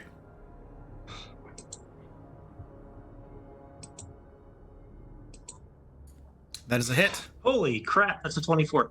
8 points of piercing damage. You nibble away at it a little bit. Doesn't seem to be too bothered by it. And in response, some of the organs shift and move around, and another one has a sphincter that opens up, and a stream of black bile shoots out at the constrictor.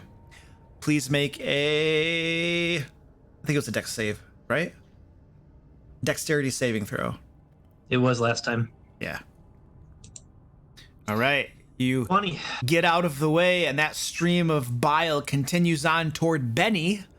Please make a dexterity saving throw. You also manage to get out of the way. It hits the wall again, burns away the vegetation, and leaves a massive gaping hole burned into the side of the wall once again, reinforcing the fact that you probably don't want to get hit by that. And Benny, you're up. You make one random attack against somebody within its reach, or you do nothing if you can't make that attack. And the snake is 15 feet away from you, so you can't reach the snake, right? With your whip? Benny, you're muted. If it has to be a weapon attack, because I do have firebolt. It just says makes a melee attack, so it has to be a melee attack. Is firebolt considered as... Oh, it's a melee spell attack, is it? Or no, it's a range. That's a ranged attack. Yeah, Ranged. gotta be melee. Okay, then nothing's in range. All right, so you just stand there and do nothing, lamenting your low wisdom save. I'm more intelligent than I am wise. And Clive. Right, I'm sick of this fight. I'm gonna use an athletics to get out of it. Please. Okay, make your athletics check. You flex your muscles and snap that itty bitty vine with ease. You are no longer grappled. That was your action. And then I'm gonna move closer, but not within it. I believe it's range, but That's I could correct. be wrong. You're 10 feet away now. Yeah. And then I'm gonna use my I do want to point out that these vines it has are quite long, so you think you're probably actually in its range, being that close to it. That's fine. I'll actually move up 5 feet. I'm gonna use my spiritual weapon first to get that part out of the way.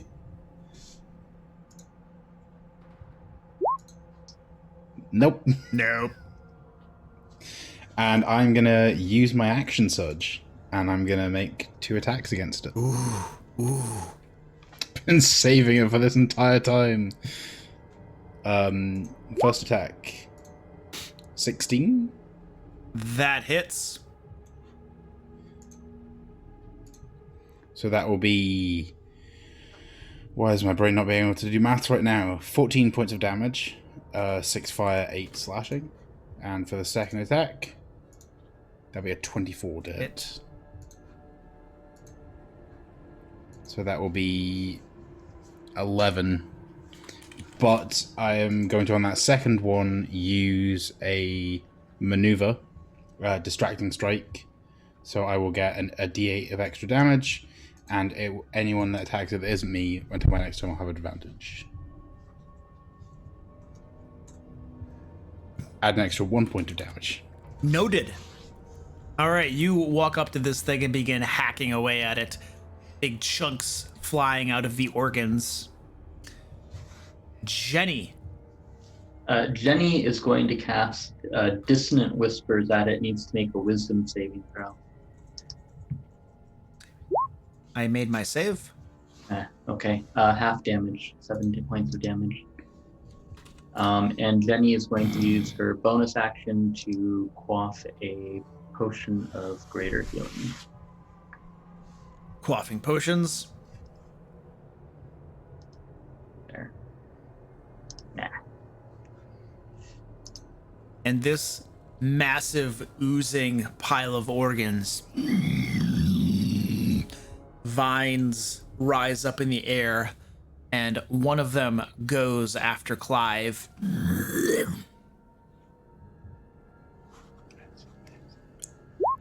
That's a hit. 17 bludgeoning damage as it squeezes you. And another vine comes after you, Clive. It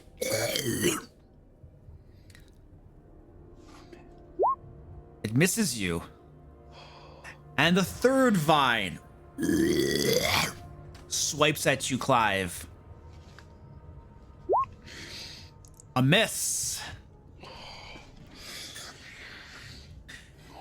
We are at the top of the order. Feel free to discuss. So I'm hurting quite bad. I can but finally do sort that. something. Guys, we can do things. We only have one opponent. I cannot heal in this form. I can drop the form if we need healing desperately enough. I have healing potions and technically healing spells if I'm really desperate, but I've got potions that I can take instead. Okay. Have you used your second wind yet? No, I haven't. That exists as well. I have all the forms of healing and I've used none of them. I play Yeah. a different type of fighter usually, so it's like I- second wind. I don't want to drop the extra 60 hit points unless I have to. No. Yeah, no. Yeah, no, I can heal myself between second wind And I should be or- able to get in range to start hitting things. But Hey, if I it do, gets desperate, let me know. Yeah, Penny is getting back to the point where she's going to definitely need healing at some point. I still have one healing potion left, but for the rest, she will probably need some help at some point. oh, I Roger forgot. I forgot how many healing potions I actually took. Yep. No, I'll be fine. Because I can't even access my healing potions to give them to you right now because they're part of my body. So Yeah. If I have anyone plenty goes down, comes to then it. drop. If anyone goes down, particularly me, then drop, because I could still spare dying or cast quick cure wounds / healing word if need be to get people back up. All right, I have plenty of potions if it comes to it as well. here we go. We are not gonna TPK. We're not gonna give Goliath Cleric the satisfaction. Penny, you are up. Yes, I am. And I am just going at this thing, not really caring what the heck is going to happen, because she has noticed that it slaps at you or at least it biles at you whenever you attack it. She's still going for it. She's not scared of it. So 9 piercing, 1 necrotic. Ooh, oh, owie. 10 damage? Hmm? Owie. Just little tiny pinprick in the side of it. And the second one, another time. Ooh. Wow. 5. Another little tiny poke at it. The organs are shifting around. The tentacles are waving, unaffected. Enough pokes will kill it. And Rennie. I'm still holding on to this other mouther just to try to keep a tentacle off of it. So I'm going to try to bite again. Oh, hold on a second. I've been overlooking something this thing can do. Penny, as you put 2 little pokes into it, little streams of bile shoot out at you from the little pinpricks. Stand by. Oh no. The first one hits you for 3 acid damage, and the second one hits you for 5 acid damage. Lovely. We should have seen that coming. And now back to Rennie, sorry. Yeah, I'm just going to try to take a bite out of it. Biting out of it. Oh yes, that's a hit. That is 20 points of piercing damage. All right, your teeth sink into it, and bile squirts out into your mouth as you pierce it. 2 points of acid damage. All right. Tastes citrusy. And as you retract your teeth, Rennie, another one of these organs moves about and a sphincter opens. And a stream of black bile shoots out towards you, Rennie. Dexterity save, please. You keep saying that word. Oh, only a 10 that time. Oh, that is a failed save. I've been curious what this does, so I'm really glad that I finally failed one. That's going to be 38 points of acid damage. Nice. And the stream continues toward Benny. Please make a dexterity save as well. It slams into you for 38 points of acid damage as well. Your armor melts away a little bit, and your flesh is seared. And then the sphincter closes back up again. Benny, you're up. Finally. Running here. Woo. Getting into the fray. And I'm going to hit it twice with my whip.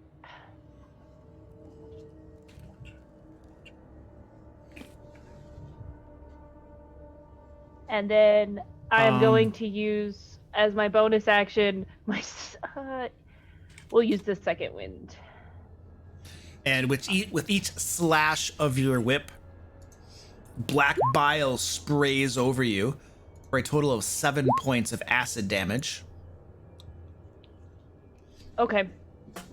And then that's 9 plus 8 healing, because it didn't add the 8. Is that your cat now? Yep. I said he'd come eventually. He's a big boy. Look at that. Oh, nice. Oh yeah, at least in context. Yes. There we go. That's awesome. Dang. I did warn Luke about this at the beginning. That's awesome. It's like as big as your torso. Yeah. And Benny, is that all? Yes. All right, healed up a tiny bit. Clive. I am first having a potion of greater healing. Oh, you don't want to hit it a couple times first? No! I like living. Hey, that's good health. So 16 points of healing, if my computer will work. And now I'm going to take 2 attacks at it. Attack number 1, 12. Number 2, even worse. Yep, I'm good. Clive, apparently afraid of getting squirted with a little bit of bile, misses on both attacks. Jenny, you're up. Jenny is going to try Dissonant Whispers one more time on this thing. That needs to make a wisdom save. I rolled it. I failed. Look at that. All right, you can take 8 psychic, and you have to run away from me.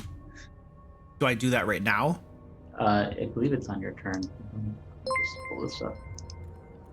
It is must Has to use its immediately use reaction. its reaction. So yes, Ooh. which would give some people opportunity attacks. Yes, it does. It doesn't provoke. You can only you only get opportunity attacks if something moves away from you willingly. According to the rules. My understanding was that if it's using its movement, it gets opportunity attacks. That's correct. That's how I rule it. If I'm using my movement, then it provokes. Now I can't actually go very far. I'm gonna go to right there because then I run into Benny. So that will provoke from Clive. Yes. And Clive swings 25. and hits it. Thank goodness. For 18 points of damage. You hack into it and big old line of bile squirts out at you. Nice. 8 damage, Clive.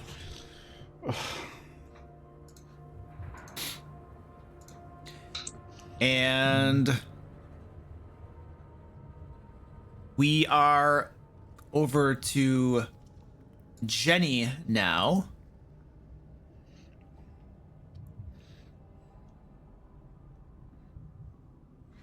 To Jenny? Jenny just Wait. used Dissonant Whispers. Oh, I was ago. thinking. I'm sorry. I was thinking Clive. Because I just gone because he got to use his reaction. So Jenny, are you all set, Jenny? Jenny is all set. Yes. Okay. Giant Constrictor, you've been trying to hold that bit of flesh in you. It is getting more and more insistent, and it's trying to wiggle its way out. Please make an athletics check to keep that restrained in your coils. Okay.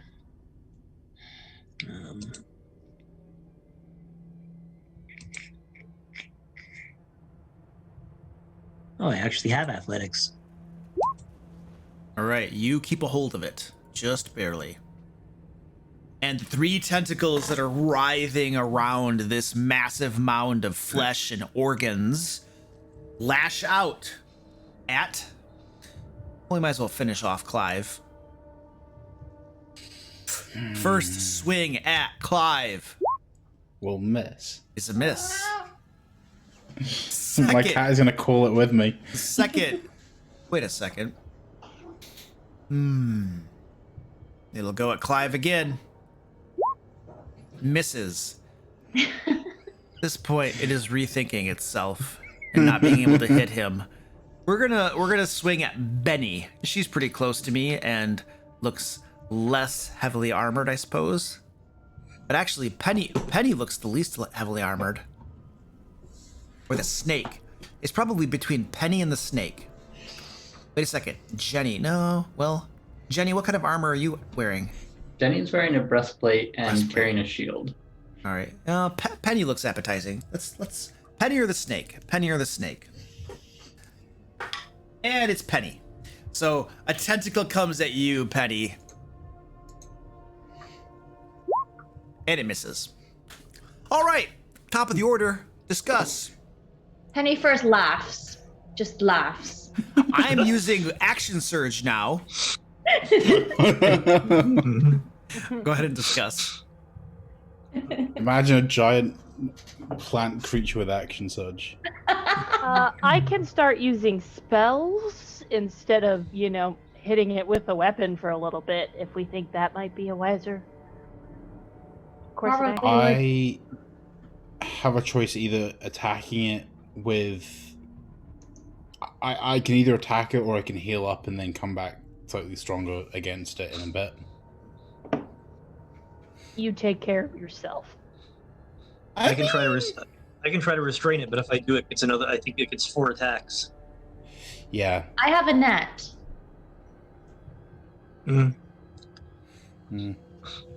That might work too. It has definitely seemed to be getting another tentacle with each attack, with each creature that we let get to it. So I don't think we. But the thing is, though, the advantage would help because at this point we need to do the damage to it. So I think maybe possibly letting it get the 4th one and restraining it would be the best play. Okay, I can do that. I can try. I can't guarantee I'll get it, but I can certainly try. That's all you can do. Penny, you're up. Okay. Knowing how hurt I am right now, I am first going to use a bonus action to heal myself up with my last healing potion. I will also loudly say, "This is my last healing potion, people."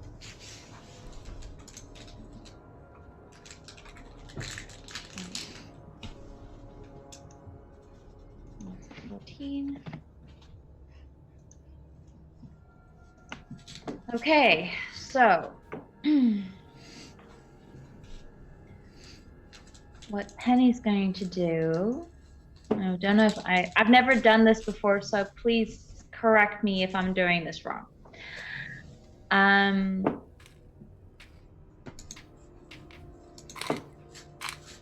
going to, Penny's going to move away, so I assume it's going to have an attack of, attack her for a moment. And she's going to move away a couple of feet, just enough so that she has 15 feet range. I think that's 15 feet. Okay. And then she's going to throw the net at the whatever the heck that is. At the huge creature. Yes, the creature. How big is your net? Okay, so let's go. Oh, cool. So it actually it hits. So that means that it now. Point of order. It only affects a large or smaller creature. This is a huge creature. It's huge. Okay, no, that's why I said maybe I'm doing this wrong. Just wanted to double check. Yep, it says that it has no effect on creatures that are formless or creatures that are huge or larger, and this one is huge. Okay. So Then- knowing that you would have known that your net doesn't work, would you still have moved back or would you have stayed where you were? No. I would still have moved back. Okay. And then I would have thrown a dagger. All right. You can throw a couple daggers if you want. Oh, cool. So the first dagger hits for 5 piercing, and the second dagger, is 17 hit? It does. Yes. For 6. All right. Each of your daggers strike the thing and punctured holes into a bile sprays out, spraying the area all about. But you are not hit, Penny. Rennie. Okay, the first thing I'm going to do is, as my bonus action, I'm going to burn a 4th level spell slot and recover 48 hit points.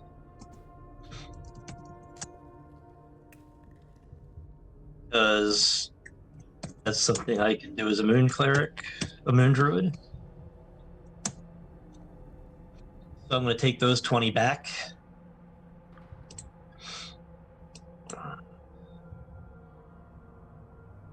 All right. You get And healthier. Then I am going to let go of the blob, and I am going to make a constrict attack against the big thing. As you let go, it immediately flows back over, joins it, and the thing has now a fourth tentacle.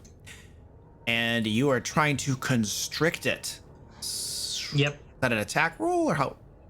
That's an attack roll. Okay. It's an attack. All right. That is an 18 That hits.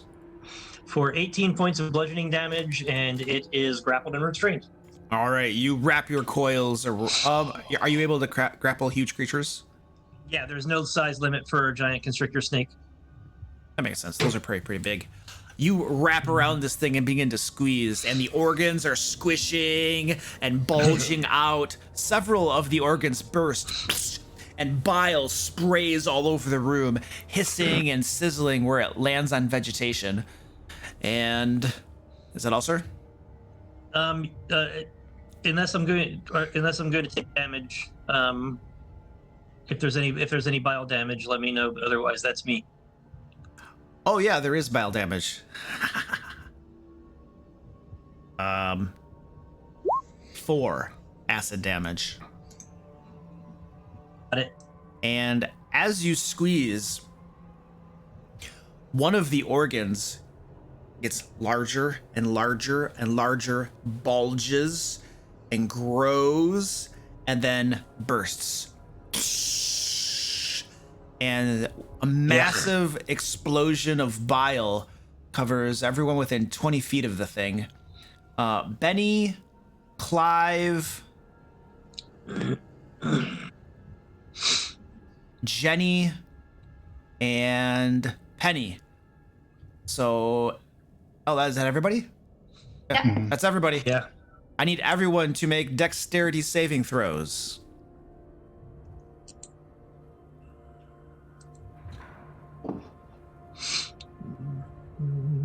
Nope.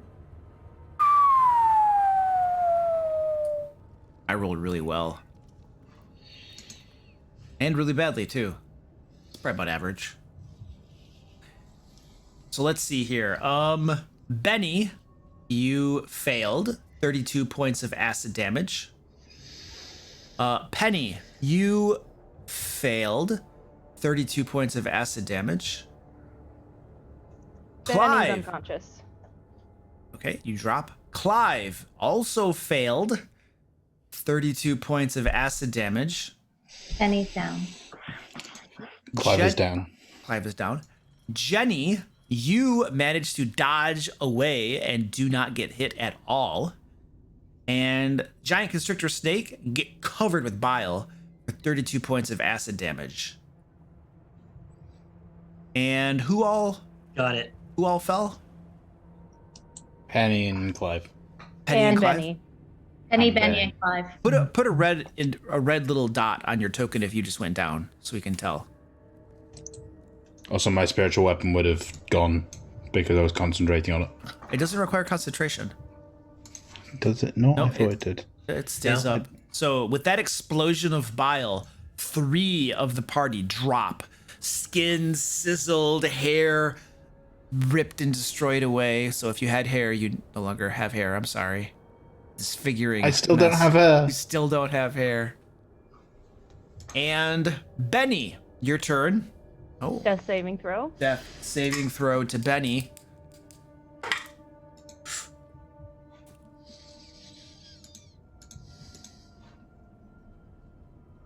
Clive's turn.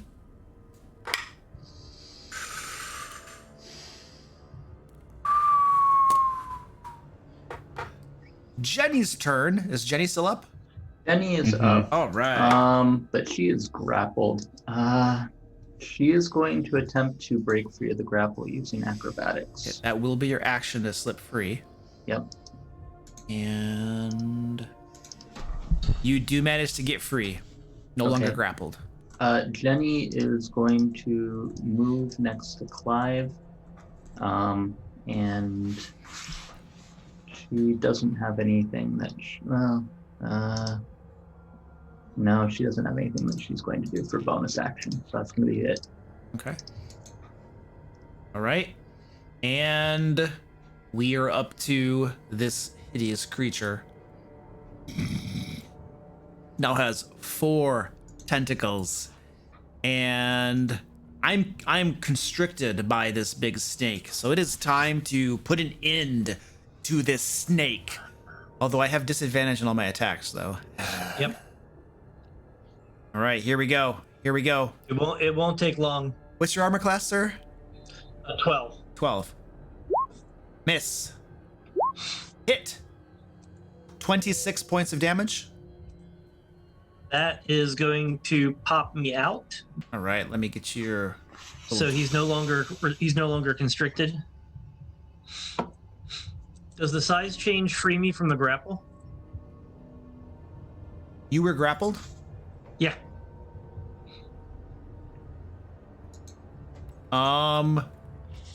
Let's let the dice determine that. Give me a D12 roll, 6 or above, and you're freed.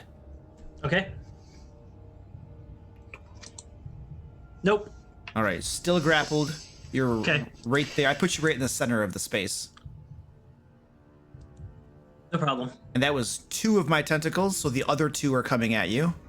No problem. 18 hits.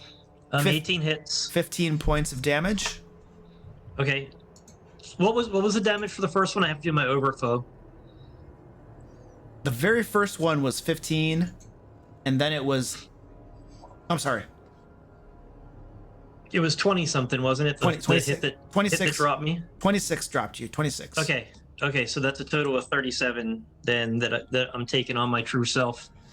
And then the next hit did 15 points. Yep. And then the final tentacle comes at you it's a hit for 25 points of damage. Okay. As he gets smoked about a little bit. And then this thing I'm back up to a 17 AC. Oh, you were. That last hit for 25 would not have hit you then. Okay. So put that back on. 25. Yep. And then this thing is going to, the big mound of organs slurps and the tentacles drag it along. And it's going to position itself right there. Top of the order. 3 are down, 2 are up. I will mention this big organ is looking very heavily wounded. For what Hey. it's worth. Hey, Jenny, can you? Well, you probably can't. He's huge. I was going to ask if you could drag Clive over to me, but I don't think so. So my options are to wild shape again, which means I won't be able to heal anybody because I don't have healing word, or try to break this grapple, in which case I won't be able to heal anybody anyway. So. Or just kill it. I Yeah, can try to kill it. I can feed a healing potion to, I think, Clive, since I'm next to him, but that's about it as far as healing options go for me. The thing is, if I go up, I can do healing Okay. because I have first level spells, and then but that's an action to administer a potion. So I should try to heal the thing. I think I should- you try and kill the thing. Okay. And then if Jenny can get some healing in me, I can get healing in other people. Okay. Because I saw Luke's face when he rolled my death save. And it worried me. I'm a very poor actor, so you should absolutely believe what you think you saw. All right. Penny. Penny's down. Death saving throw. Come on, natural 20.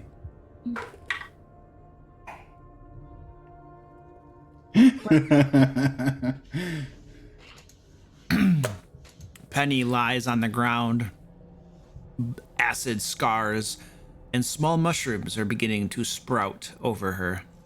Oh no. Rennie! I am a large creature again. I changed my AC to 12 because I am wild shaping into a cave bear.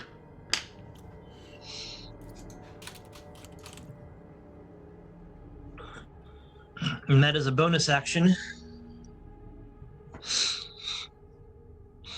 And then I'm going to claw and bite.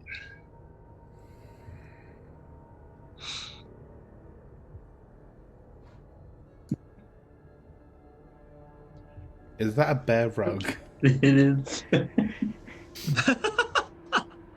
what I'm gonna turn That's him how into. Luke sees us. He's ready for the TPK. All right, here come the claws. That is a 19 for 15 slashing.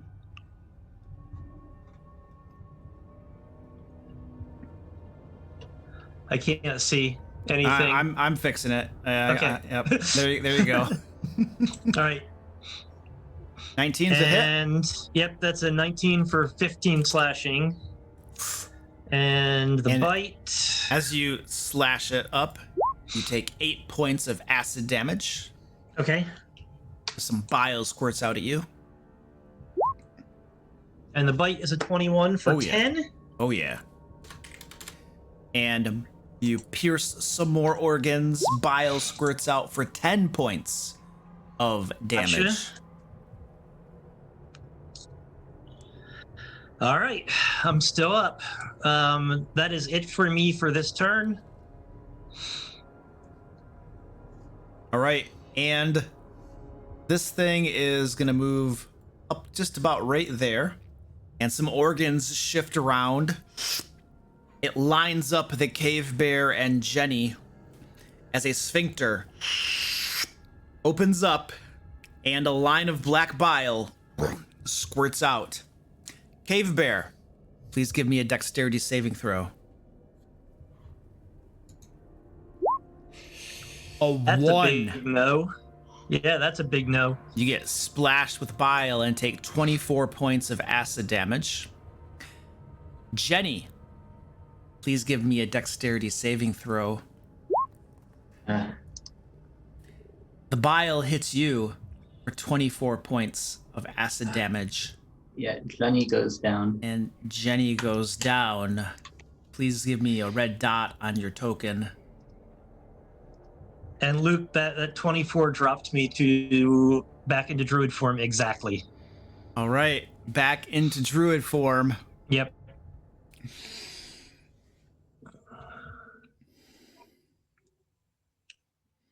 And let's roll to see if you're restrained still. Give me a d12 roll. 6 or higher, you are not restrained. You are no longer restrained, Yay. Rennie. Yet it doesn't help if I'm not standing at the end of the round. And Benny, Death saving throw. death saving throw.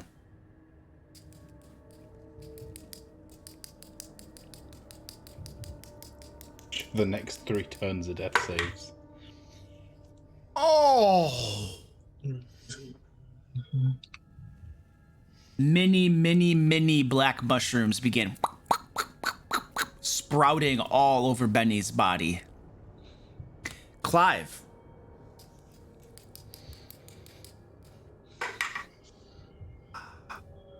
Many black mushrooms begin sprouting all over your body.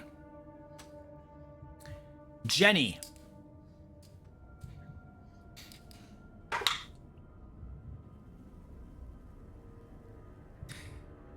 All of the black mushrooms that had begun sprouting over your body wither and die. You have 1 hit point and are conscious. You are prone. Nice. And that happens at the beginning of your turn, so you do have your turn. Okay. I am going to feed a A potion of greater healing to... Well, I'm going to stand up first. And I'm going to feed a potion of greater healing to Clive. All right. So, whoops. Oh, that just... Hold on. Alright, sorry. Wrong screen. Okay.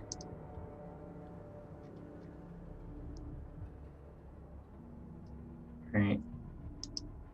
So, that's the healing for Clive. 14.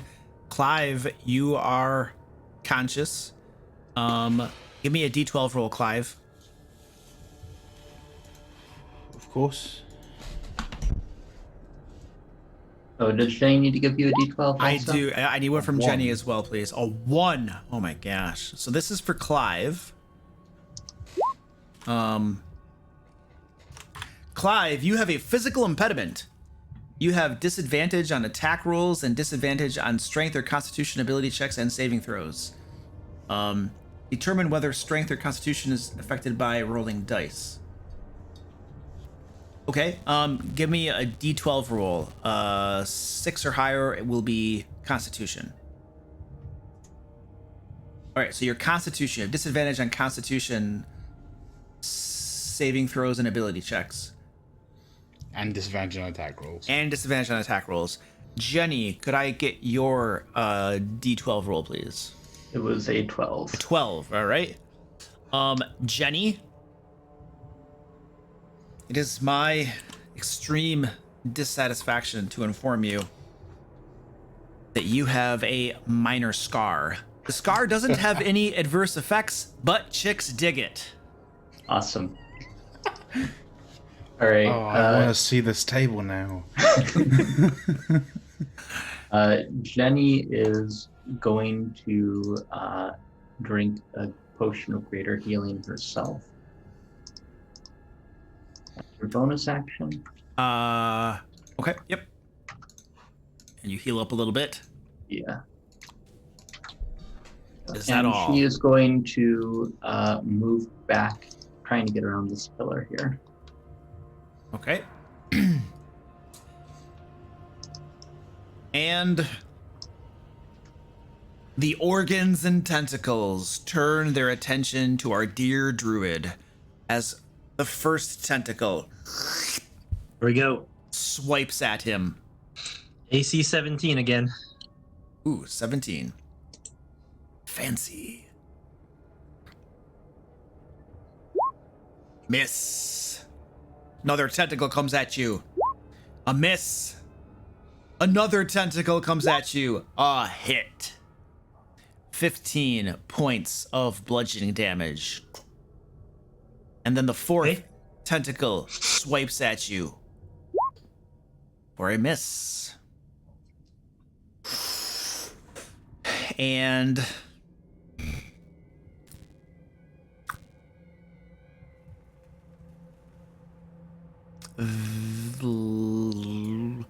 it is going to position around to right there. And top of the order, feel free to discuss. Right, I'm going to be using probably my action to heal one person. And then I will use my bonus action to move my spiritual weapon. Yeah, focus on healing this turn if you can. I have something that I'm going to do, and hopefully it's going to help a lot. But I'm not going to say what it is right away because I've been saving it. You've been saying it for this long. Yep.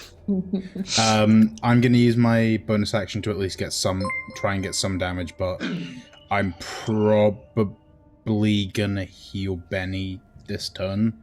Because Benny, like me, had the black mushrooms growing over, which I think is a sign of... Penny does as well. Yeah. Oh boy.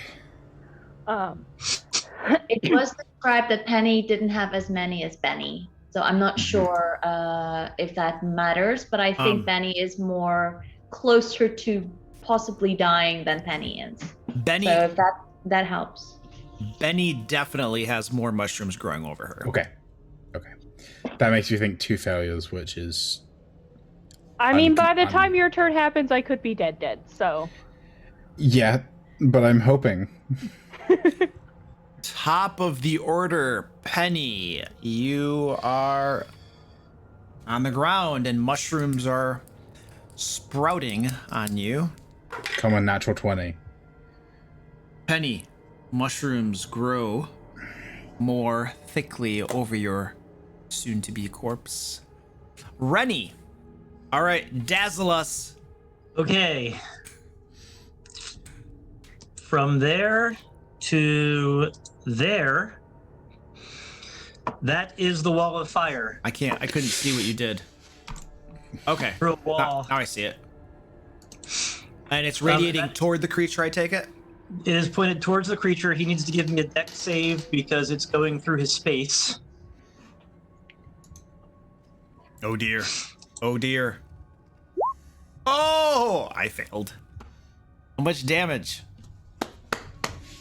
It is 21 points of fire damage. And since it can no longer see me, I am going to move away from it.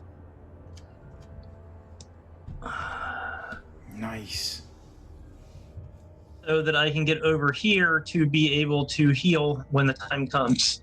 When my next turn comes around, because I can't heal as a bonus action. You're I'm concentrating. concentrating. So the flames spring up across the breadth of this corridor in the middle of this thing, and you see this organ catch on fire.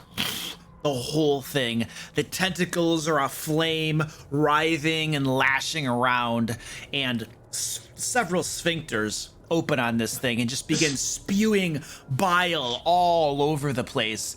And there's this terrifying, muffled scream. Rennie, would you like to describe this? Yeah, since it went right through him, we're just gonna. I just want to bisect him with the flame. Just bring the flame across the room, and just burn through the center with one half falling on one side and the other half falling on our side. Right. It slops into two big squishy masses. All of the bile sacs begin emptying, and the acid burns away vegetation and etches away at the floor below. Your flames continue burning away the vegetation on the floor and the ceiling and stuff in this room as well. I'm just gonna let it burn unless it looks like it's endangering any of my allies, and just let it keep killing this stuff while we do some healing as much as we can.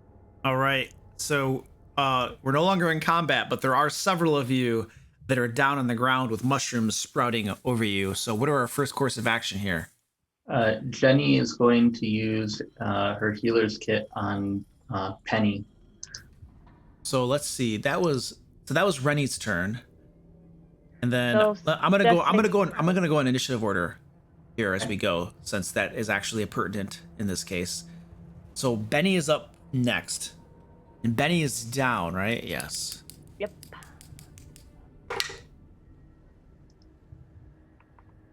Right. And Clive is up, correct? What do you do, sir?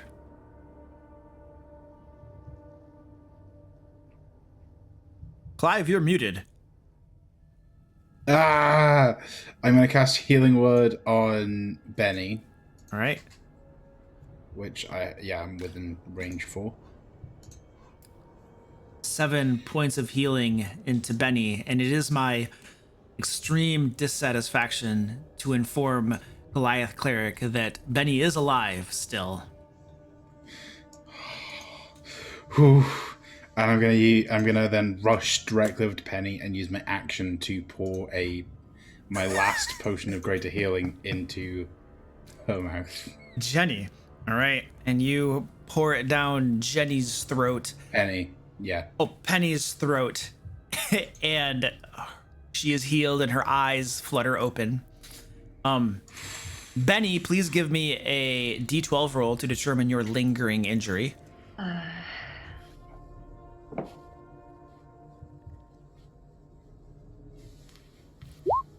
A 3. This is the bum arm. So one of your arms is no longer functioning. Please give me a Okay. D6 roll. A low roll is your primary arm. Okay. Do you use a shield in combat at all? Yes. Okay, so you would need to, if you want to keep attacking, take your shield off and Take the shield off. Okay. yep. So silly. Sorry. And then could I get a D12 from Penny to determine your lingering injury? Sorry, please ignore all the different times I healed myself. I only healed myself once, and I don't know why I kept pressing the button. So. And that's me just giving her 11 points of healing. Oh, Oh, wait. thanks. Oh, Cool. oh, sorry. I didn't even realize that you'd rolled it. Sorry, 1d8, right? Yes, 1d8. Okay. A D12. D12. 12, yes, D12. A 5. Ooh. Penny, a whole bunch of this bile got into your ears, and you are now deafened, Yay. unable to hear anything. What? And at this point, everybody's back on their feet, so we can drop out of the turn order and all that kind of stuff. And what'd you guys like to do? At this point, Clive drops his spiritual weapon, so it disappears. Okay. I would like to first take a potion of greater healing and then search the table. Is there actually stuff on the table, like on the map? The map and all that stuff is not on the table. This looks like it was a dining table, so you can see like silverware and plates laid out. At one point there was food on it, but it's all decayed and rotted away at this point. Okay, so it doesn't look like there's like a journal. It does not, no. That's Okay. unfortunately just the map. It was a misleading thing to get you all excited and then dash your hopes.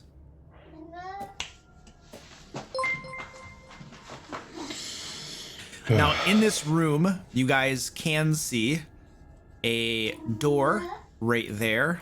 There's another door over here. And then there's a door over here. Right. Are we ready enough to go through one of these doors? What?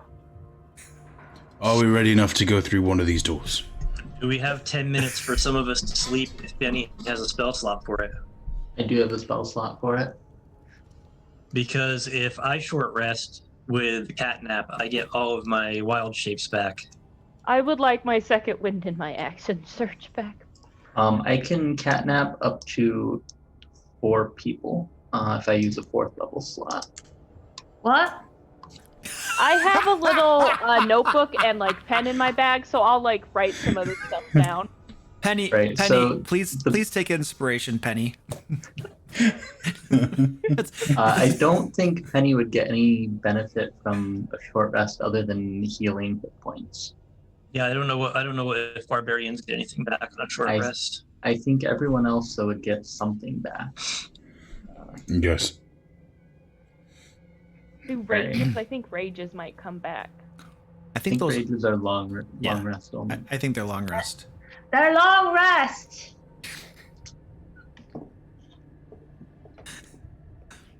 All right, so are we casting catnap?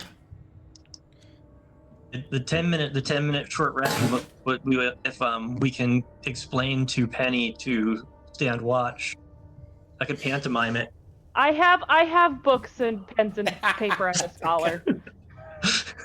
Before we short rest, I'm going to use my second wind and actually regain hit points because I never did that. Okay. So then I can boost up my hit points during the short rest. Okay, so during the short rest, you guys want Penny to have a look around, or at least just kind of keep a lookout. Keep a lookout here. Yeah, Don't keep a go lookout. wandering off. Okay. Is there anything that Penny sees in the time that everyone's just resting? So they take 10 minutes and rest. The only thing you notice, Penny, from that tunnel to the north is, hello? Hello? Penny does not hear that. Everything so- okay down there? Penny All doesn't hear right? that. That's right, you don't hear anything. I don't hear anything. Move. All right. Your short rest passes uneventfully. Everybody who is short resting can do the short rest stuff. I'm gonna go bio really quick and then I'll be right back. Yeah. Penny just yells, "Coast is clear!" Now to the game. Should take. You know what, I'm just.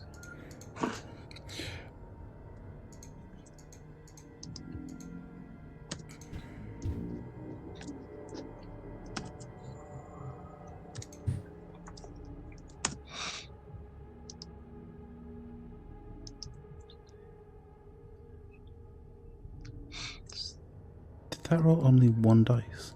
That did only roll one dice.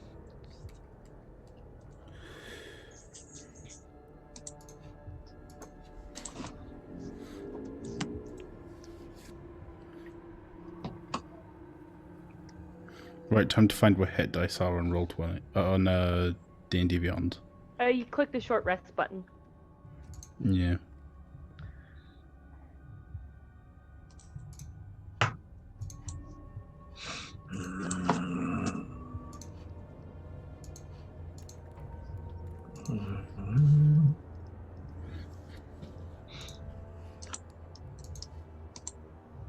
Okay.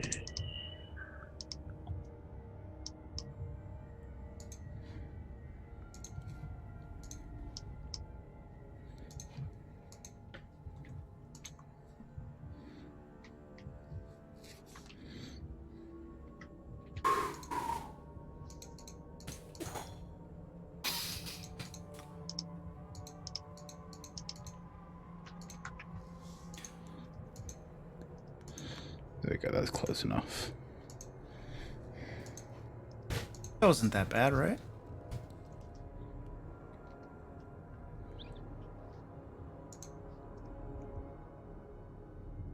I'm back up to full hit points. Oh, I'm good.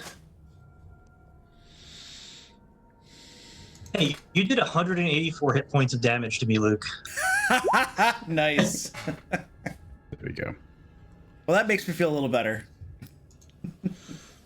I just have a lot of hit points. Ironically, I have the least.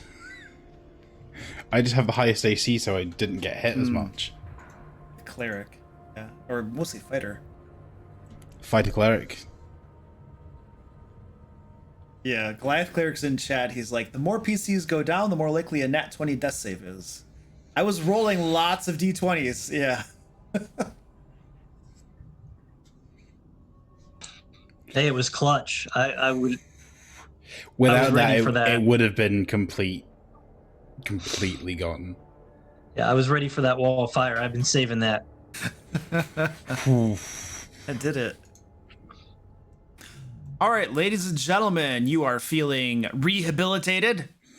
What'd you like to do? I have a Right. quick question, actually. Because you said that if we take a short rest, one of the status effects would be removed, right? Yes, Or is that... correct. A lingering injury is removed. So, did My anybody? bum arm too. Yeah, did anybody have more than one lingering injury? So, Only Penny. yeah, Penny, your first one is removed, which is the bum arm. So you're still deaf, but you have your arm back. And everybody else's lingering injury is gone as well. So you guys feel a whole lot better. Ooh, my shield is back. My shield is back. Just a sec. Let me see something. I will burn a second level spell slot, to cast Lesser Restoration on Penny and give her hearing back.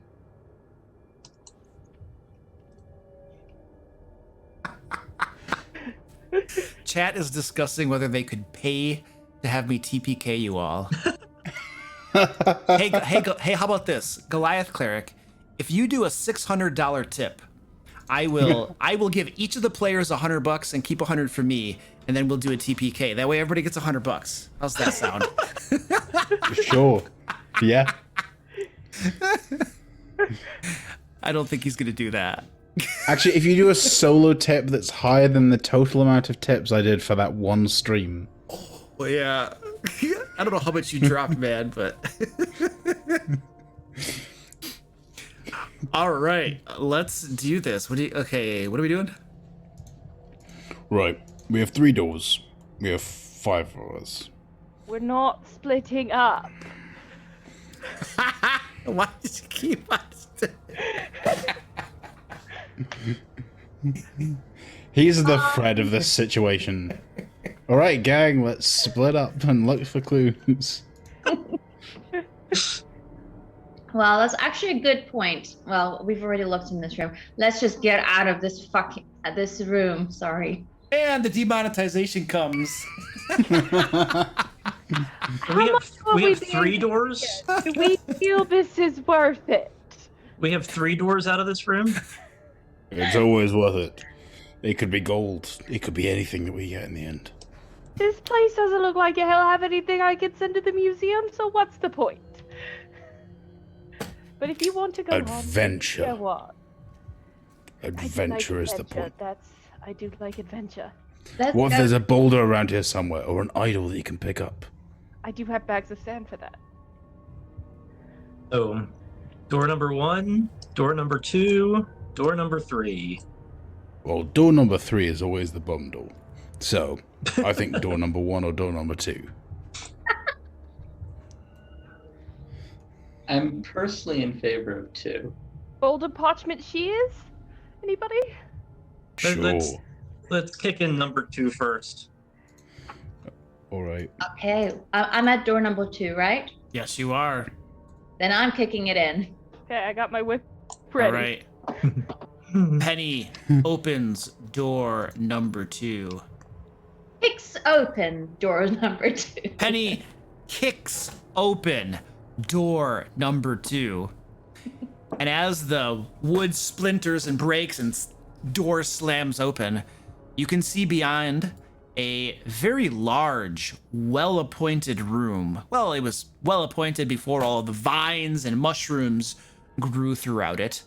You can see a large desk, a plush chair. Over here, there's a vanity. Those lanterns on the walls light up the room quite nicely.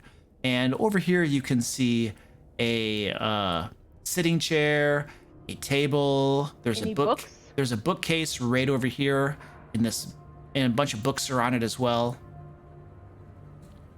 And See, that one journal on the map really frustrates me. I would like to investigate the room to see if I can find Mr. Piddenpop's journal. Yeah, and I'm going to search the desk. Somebody else looks at the bookshelves. I'll do I'm the going to bookshelf. specifically go through the entire Oh. bookshelf, pulling every single book Oh. off there. Well, I'll be there, attempting to shoulder you away as I look through the bookcase. Penny's not investigating anything, but she is kind of just looking around the room as if just to see, just look at her surroundings. So more of a perception, just seeing if there's anything special about the room. okay. Jenny is going to aid Rennie searching the desk. Okay. So hold on a second. Rennie and Jenny are searching the desk. I heard. Is that Yep. the first thing? Everybody was like, "Wah!" All right.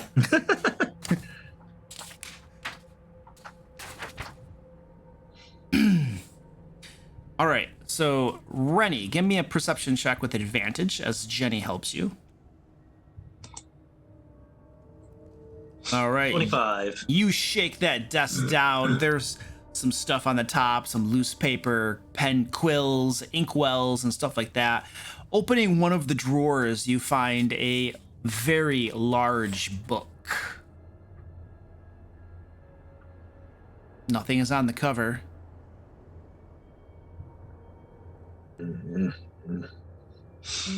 I can read. Do we want to see if this thing's gonna, explode first? I know that If you there are give magic me- books do that once in a while. If you give me 10 minutes, I can see if it's magic. Yeah, open it. Rennie opens the book. You flip open somewhere random in the book, and glancing over the words on the page, this appears to be Piddenpop's journal. Ah, this goes in the pouch. If anybody would like to take a little bit of time perusing through it, you might be able to glean some information from it as well. Can I yeah. see the journal? I Can, just Can- want to see what's inside of can it. can I see it, please? Here you go. I have an intelligence of 8. I know what I'm doing. If you're gonna read it, I'm just gonna take all the books from the shelf and they're going in my bag of holding. Okay. I was just going to give it to the smart people. I was going to hand it to Jenny and Benny. Well, Jenny's intelligence is actually not that high. Benny My would be a better intelligence is choice. very high. I just assume that Jenny's smart because smarter than me. Jenny just acts smart. She isn't that. Penny actually looks insulted, saying, "Just because I'm a barbarian, do you really think I'm dumb?" Benny, assume- the archaeologist, and with a little bit of wizard training, is gonna come and take it to read. I assume I'm dumb because I'm a hick. After scooping as many books as possible, he'll come read. Okay, Benny, you But have. Penny, out loud, Penny goes, "For all the intelligence you all have, none of you actually looked around the room in case there was a trap before you did any of this." That's your job. Yeah, but you didn't wait for me, did you? The best way to check for traps is to let the barbarian go first. That's what I've been doing the whole time. I mean, he So does you have a let point. Benny go first because he's resistant to trap damage. Like, but if there is a trap in there, we're already sprung it. But Penny looks around. Hey, we would have found the mimic by now. I don't know. There's still the other side of the room. That's why we're not going over there. Go sit in the chair. And it's not even very good either. Penny, things look great. Things Ben- look great, guys. Penny, I believe you. you're reading the book, Penny? I am reading the book. All right, you flip through the journal entries, and over the course of a little bit of time of reading, you manage to gain the following pieces of information. Apparently, some of the latter journal entries are the most interesting in this journal to figure out what happened around here. Piddenpop was exploring the countryside nearby, and he found an underground cavern. Exploring the cavern, he appears to have found an aged coffer containing several vials filled with some sort of black ooze. At this point, the journal gets very excited, Piddenpop exclaiming what a wonderful find he has. And then he writes that when he opened one of the vials, it gushed out as though alive and got all over him. It saturated into his skin, went in through his mouth and stuff like that. But it's okay. He didn't notice any ill effects. In fact, it felt really good. And he took the rest of these vials filled with this black ooze back to the factory with him. Piddenpop then writes in his journal that he began to secretly lace this black ooze on the vegetation they were using in their experiments. And then soon after, the experiments began to have the successful results that they were all looking for. Piddenpop's journal goes on to explain how excited he is and how everything's working so wonderfully, and this black ooze is the most marvelous thing he's ever found, ever. The journal continues on, and you notice more and more sinister and hateful comments left in it. The other gnomes are looking to backstab him, usurp him, and things like that. And it seems as though Piddenpop's character is being transformed as the journal goes on and on. The final entry details applying the black ooze to the decaying body of a giant Piddenpop found outside. It describes how the giant seems to have turned inside out into a living, gory mess that then chased him back to the factory. They shut the doors, but it's trying to get in. It's breaking them down. Piddenpop's journal entry seems to show excitement, not fear, in this last journal entry. And his last comment on there is, "We should open the doors. We should let it in." And that's where the journal entry ends. The entire journal ends at that point. Okay. I relay. Piddenpop appears to have found several vials of some sort of living black ooze that, by my estimation, somehow charmed him or was able to control his mind after he got covered in it. They then decided to use it in their experiments. He claims it made the experiments work until they started going crazy, but he starts becoming paranoid. And then there's a giant who was turned inside out and is crashing on the factory doors, but he wants to let the giant in. I don't know if he's done it yet. Think it was that ends. thing? I mean, I think it was inside that. out giant, that thing was rather large. I See- say, This is why we don't hang out with gnomes. I would almost say we leave and torch the place and just hand over the journal. Yep. In favor. Yep. I would say one thing first. Do we need to keep him alive? Nope. I think he's already dead. I think he's either already dead or I don't know if we have the ability to save him. I am going to put this in my bag of holding so as we're leaving he doesn't see we're taking it, because that could be bad. What about the other doors? If that giant's in here and that wasn't it, I don't know if we want to deal with it. But that's up to you if you think we should kill it first. I think Was somebody else was at that bookcase, right? Rooting around a little bit. That was me. That was you, Clive. Did you look at the bookcase? What did you do to the bookcase? I just started to look at the book, spines of the books, and start pulling any ones that seemed interesting down. Okay. Give me a perception check. Oh boy. That's never a good thing. 13. You're goofing around with the books and looking at them and stuff. One of the books, as you pull it out a little bit, you hear something like clanking around from inside the book, it seems like. After speaking to everyone, I go back to that book and grab it again and pull it down. Okay, you have it. There's definitely the sound of some clanking. so. There is a thing inside this. I want to open it. I'm gonna step back. You guys go Open back it. through the door. No, put it on the table and open it on the I table. have That way, if there's anything in it, it doesn't fall all out. stand back, and I can open it with the mage hand. And I'm assuming if I'm over by the bookshelf that I'm a good few feet away from everyone else. Mm-hmm. Yeah. Okay. I'm like, doesn't matter. And I'm gonna open the book. You open the book. Yes. Inside the book, you see 7 vials. 2 of them appear to contain a black substance. And there is a pouch. Does the pouch appear to be full or empty? It looks like there's something in there, some objects. I lift the pouch out, tenderly avoiding any black goo I see on any side, and I just gingerly open it. You open the pouch, and within you can see 17 well-cut jades. They're probably worth about 100 gold pieces each. Ooh, treasure.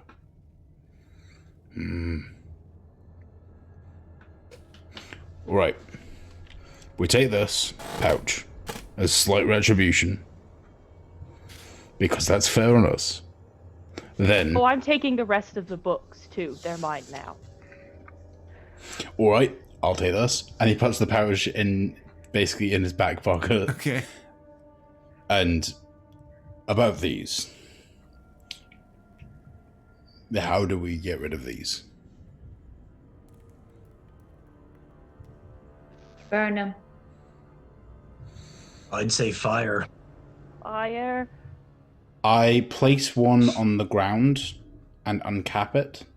Don't open it. No. What are you doing? Don't open it. What are you doing? Clive, as you uncap it, The black ooze squirts out at you. Please make a dexterity saving throw. I immediately regretted saying that as soon as I said it. I was just gonna say 10. we throw it in a fireplace. Clive, the black ooze squirts all over you, starts saturating into your skin. It oozes in through your ears and up your nose and down your mouth. Clive, you feel compelled to open up the second black ooze and point it at the nearest character. I do so, and that would be Rennie. Rennie, Healers. Clive, What's the save? he uncorks it and aims it at you. A dexterity save. Didn't hear that, Luke. Yes, dexterity save. I can't hear you. Can't hear me? Can anybody else hear me? Now I can. Now we get. Now I can. Yeah, there we go. Oh, I just got your internet connection's unstable message. Okay. Yes, dexterity save, Rennie. Okay. Come on. 4. Oh, the chat just yelled. Yeah! Rennie, the ooze gets on you, starts flowing into your crevices of your body. Rennie and Clive, you don't feel so good. No, wait. You feel great. You feel great. But you have Hello, guys. All of the black ooze. It's great. You have 3 companions that you need to infect. Run. I'm trying to just. The rest of you can see this crazed look come over both Rennie and Clive's faces. Their eyes are swarming with black flecks. Their teeth are beginning to turn totally black as they stare at you. It's very clear they don't have good intentions. I'm running. Oh, I'm running. Penny and Penny begin to run. Jenny's going to join them. Benny, Penny, How- and Jenny are running. How do we infect people? So you're pretty sure that if you can bite them, you will probably spread the infection. Preferably if you can vomit on them, that'll be even more effective. Great. As we move out of the room, Jenny is going to use her instrument of the bards to cast a wall of fire between us and the 2 who have been infected. All right. So this is what I'd like to do. Rennie and Clive have both decided they need to infect these people. At the same time, the rest of you are seeing these crazed look on their faces and deciding to run. So let's just have everybody roll initiative and see what happens here. It was gonna end so well. I finally rolled low. This is your fault, Clive. I rolled low. I thought I want everyone to escape. I thought I we feel were about bad. to just walk out with the journal. So did I. I And was then- gonna tie those up and so we could take them outside and throw them in a fire pit, but okay. With a mage hand while we're like 60 feet away. I know. Toss it in the forge on the way out. Now, Okay. Rennie and Clive, you both have access to all of your normal character abilities. Sweet. Okay? Oh, All of your normal boy. character abilities, and you have an overwhelming desire to stop them from getting away and to infect them. It is your life's purpose right now. I will say we're both last in initiative, which is hilarious. All right, Benny, you're up first. Having the journal, I take one look at the vials and I'm like, I'd really like to have that destroyed, but I want to get the heck out of Dodge. So I'm just booking it 60 feet. I'm dashing. All right, dashing 60 feet. Penny, you're up. Annie also has a bonus action where she's also allowed to dash. So that means she can dash twice. Okay. This is a barbarian thing? For the eagle, yeah. Okay, cool. I don't know how to measure this, by the way. I saw people were able to. I don't know how that works. On Roll20, the sidebar on the left has a little like circle with a ruler in it. That lets you measure. Not really seeing it. Okay, well, never mind. But I think they're if you right click on your token and then start moving, and then left click on your token, and while you're moving it, if you right click, it will show you how far you've moved and how far you have, and then it'll just follow you like that. Let me see.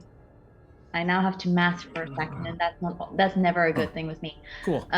Hold on. I'm now also making it crash. I'm so sorry. It's 70 plus 35, so it's 105 feet that I can move. I think I moved a little too far this way. I lost count, but I'm gonna stop myself there for a sec. Okay. I can't really see the squares. I'm stressed.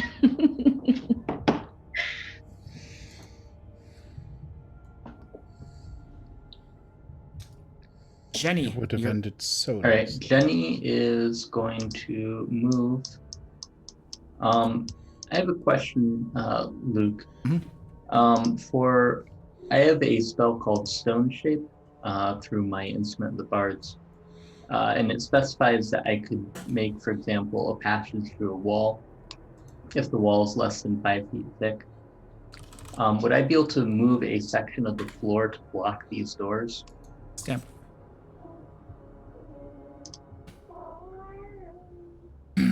All right, Stone Shape.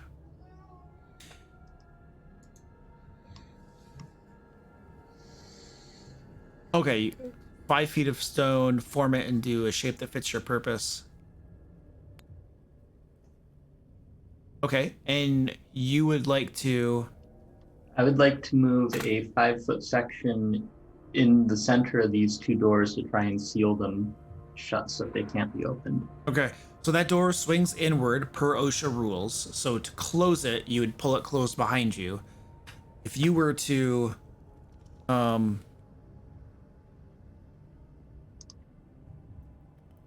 But it says here you could shape a stone door or its frame to seal the shut door. Yeah, you could stone around the frame of that door. You could shape it to seal that door shut, according to this. It is like a 10 by 10 door, so you wouldn't be able to like shape the stone to fill up the entire area. But you could definitely shape the stone to hold the sides of the door so that they'd have to break through it.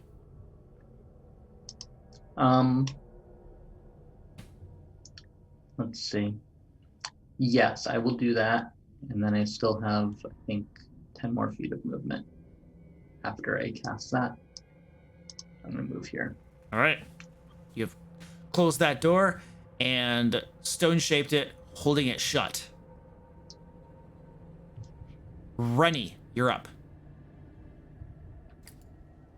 Okay, I am going to move to here. That's 10. Okay. And then I am going to wild shape into a rhinoceros and charge the door. Yes! Yes!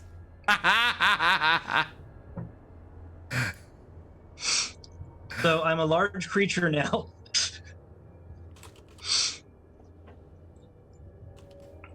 And I still have 30 feet of movement after I wild shape.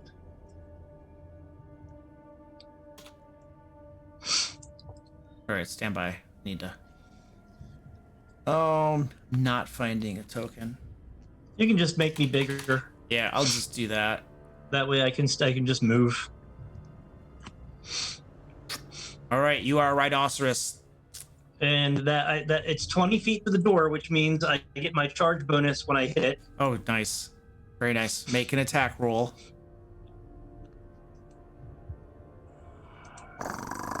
Oh, So that's a 15.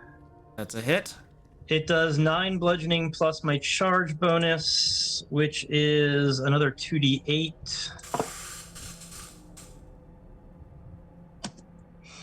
So that's a total of 23 points of bludgeoning damage from a charging rhino. You burst the crap out of that door. Shards and splinters and planks of wood go flying. And then I have another 10 feet of movement, so I'm going to move to there. And that's my turn. So the door just gets blown to pieces, and Jenny, a charging rhino, is right next to you now. Clive, you're up. So I'm gonna run to there. I'm assuming even if I dashed, I wouldn't be able to get past Rennie, would I? 5, Or 10, get- 15, 20, Or would I have to 25. squeeze? You could just get to like there, say. Perfect.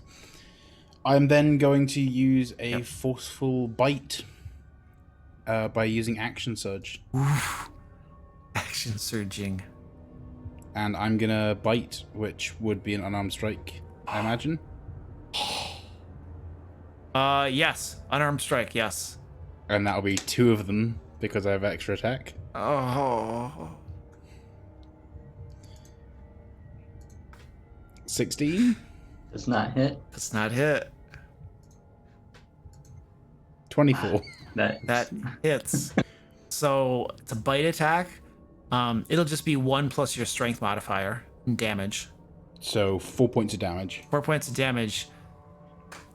Jenny, would you Yeah. please make a Constitution saving throw? Alright. Man, I wish it had been a con save for me. This might be turning out differently. Well, Yeah. you were directly affected by the ooze. This is a secondary infection. Towards We are the Jenny. zombie outbreak. Yes. There we Fine with that. The Goliath cleric is very happy that it's the Goliath cleric that's causing the TPK. Jenny, you feel something moving through your veins, your bloodstream. You're jerking to the side, and then you feel odd, you feel sick, you don't feel right. But then everything is right in the world. If only the 2 that are fleeing can also be infected. And Clive and Rennie, you can see black flecks swarming now in Jenny's eyes. Yes. And Clive, is that all? That's the end of my turn, yeah. Okay, Jenny, you are also now infected. We are at the top of the order. Feel free to discuss. We have 2 factions now that may discuss. Guys, come on. Just let's leave it be. Let's all get infected together. Just come Oh, I'm here bolting. and we can all hug it out. We'll vomit on you a little bit and then we're good. Is Just keep going. closing the door behind me, would that take my action? Nope, you could do that as a free interaction with the environment to close it as you go by. I'm just waiting for the 3 things on the other side to meet you. The 3 people that we left. Benny read this. He knows how dangerous it is. He doesn't care if the rest of you die at this point. He needs to get out of here. And Penny's just gonna move fast out of the way. Guys, no survivors. I've got a plan for Penny. I just got to get through the door. Wild shape. We've got a wild shaped druid. We've got a valor bard, and we've got a cleric fighter. If we can get Benny, and we only have to worry about Penny, I can wild shape into an owl, and I have a 60-foot base movement. Jenny has dimension doors, so Jenny can take Clive with her to the entrance to keep them from getting out. You guys are not getting away with this. We want to keep the party together. Penny! We've become such good friends. We're not splitting the party, guys. We're the enemies in party. We don't split the party. We've talked about that. Benny. Wait, I got my wish. Benny. I split the party. Benny, you're up. Okay, I'm gonna use my action surge and run 90 feet. All right, run 90 feet. Is this gonna measure this? Are you closing that door behind you? Yep. Okay. So that's 35, 40. And then 45, 50, 55, 60, 80.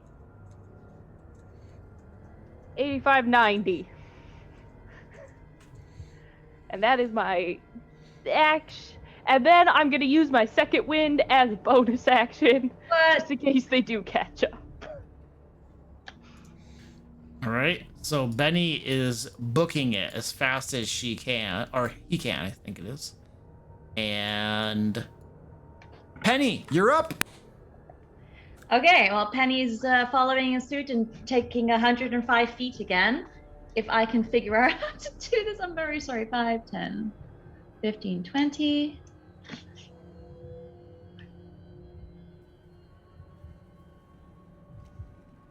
You'd be, what, 20 feet ahead of me, I think? 95, 100, 105. I'm over here. Yeah. And as you sprint to there, you can see Piddenpop standing there and one of the dwarves, and Piddenpop's like, Oh, hello! You came back, did you? Wonderful! I got all the crew here. We're just waiting. We'll escort you to them. Thanks, Pop. Jenny. Jenny turns to Clive, says, "Come with me," and casts Dimension Door to the 10-foot hallway outside where the ladder led down to the pit. So All we're right. blocking the hallway that leads to the ladder. And Clive, are you a willing traveler? Yes. Okay, I think that happens at the same time. Clive goes with you in the same instant. Yeah. Yeah, okay. Yeah. So you guys both teleport there to the beginning of the area, and you can see a few gnomes in the corridor here, and they turn around and regard you. They're different gnomes than you've seen before, and they smile. And Clive gives a menacing smile back to them. Rennie, you're up. Okay, I am going to move to here, and then I'm going to move in a straight line to the door, and I'm going to charge the door.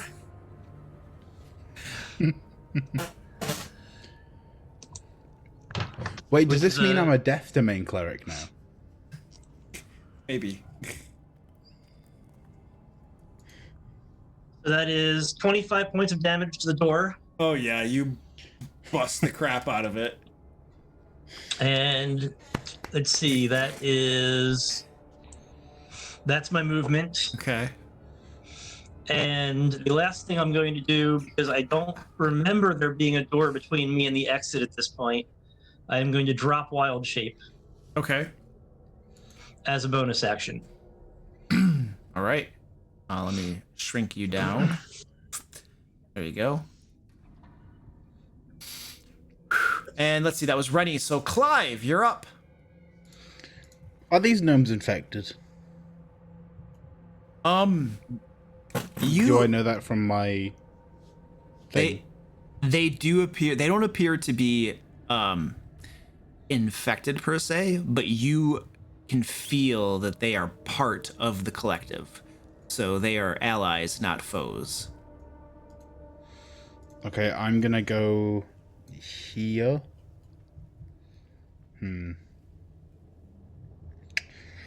And I'm gonna hold. No.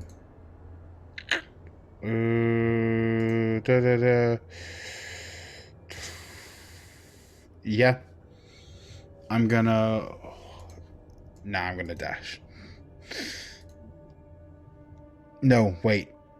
I'm not. I'm gonna hold my action to bite the first member of the party that I see that crosses my path. Okay. And the gnomes here, Clive, their eyes go into the back of their heads for a few moments, and then they blink back open and they look at you, and one of them says, Welcome, friend. And it is in a language that Clive understands, oddly enough. It is a foreign tongue to you, but you understand it perfectly well, and you feel that you can converse in it also. It is deep speech. Top of the order, discuss.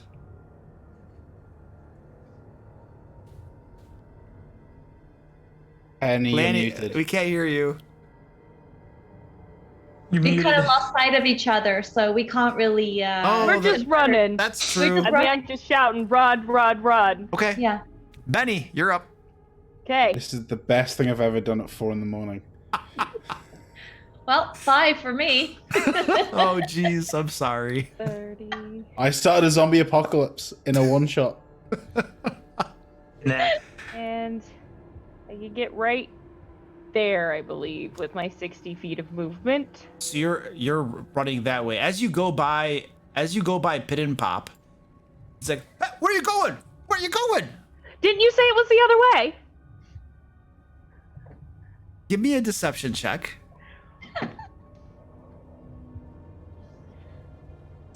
Smart. Nope, that. Piddenpop doesn't buy it, and he tries to grab you as you move by. Please give me an acrobatics or athletics check, your choice. We're gonna go acrobatics. My buddy's not strong. Oh. Piddenpop grabs you, and you are grappled, unable to move as he grabs a hold of you. What? You're not going anywhere. You're going to the mouth. And anything else, Benny? Nope. Okay. Penny, Well. you saw that happen. I saw that happen. I know she has the book. And now I have to make a choice. Choice I don't really want to make. Oh, Benny would say take the bag and run. See that door? the There's a bag. door over here. Maybe something behind that door. I'm just saying. Sadistic choice. The best kind. Ah, Either you go through the door, well, Or I can do both. become actually. one of us. Officially, I can run to her or have her, run to her, get the bag and run back. Can't I? Yeah, you could. You grab the bag from her if she. Grab the bag and then go through the door. I don't know what's here. It's probably the mouth. Benny, do you give her the bag as she tries to grab it from you? Yeah. Okay, you take her bag of holding. Penny, you go up to this door. Yeah.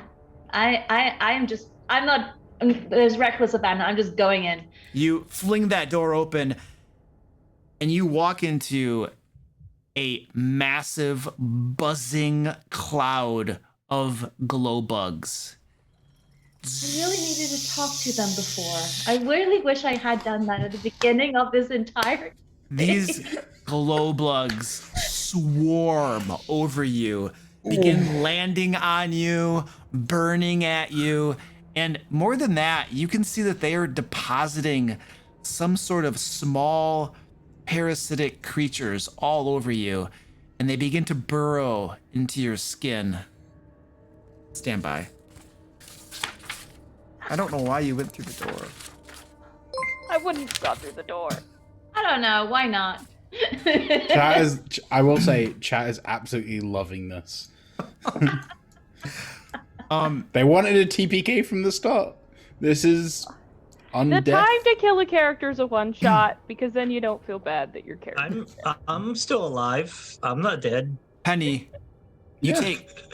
take 13 points of fire damage and burrowing, like piercing damage as these creatures are burning you and burrowing underneath your skin.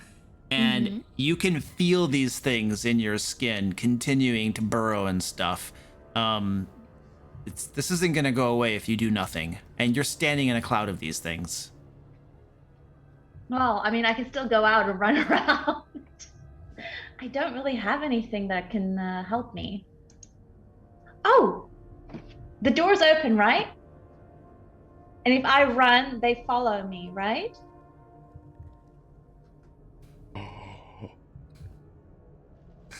Are you asking me? I'm sorry. Yes. The door is still open, and if I run, they follow me, right? I don't know that you know what their behavior is going to be. You're welcome to make certain assumptions. Well, I haven't used all of my movement. I'm pretty sure I'm not going to survive the rest of this. So I run straight back to where I came from, kind of on the way tossing the bag, hoping that it helps, and running towards our dear friend that was heading towards me. What did you do with the bag? I tossed the bag again towards Benny. I don't know if Benny will be able to catch it right now, but it's now on the ground and I'm running the opposite direction. She tosses the bag, it lands at your feet, Benny, and then Penny runs the other way. I kind of lost track of how much I've used up though. So let's see, 5, 10, 15, 25, 30, 35, 40. How hard is it to cut a hole in a bag of holding? It's doable. It's probably a little bit more resilient than a normal bag. Around here. But if you cut it open, it'll destroy its magical properties. Doesn't it create like a black hole? Not by cutting it open. But it will destroy. You have to put one inside of one. Yeah. And then it would. But it would just. It will destroy the magical properties and everything gets dumped out in the space it's in. Never mind. So she's running to the kitchen area. And Penny books it towards the kitchen then. And Jenny, you're up. Okay. Jenny is going to move just a little bit forward. She's going to ready an action to try and bite anyone who comes within range who is not already a member of the collective. Okay. And Rennie, you're up. I'm going to wild shape into a barn owl, which gives me a 60-foot movement. 1, 2, 3, 4. Hello. 5, 6, 8. So that is 40 feet. And you see Penny right there.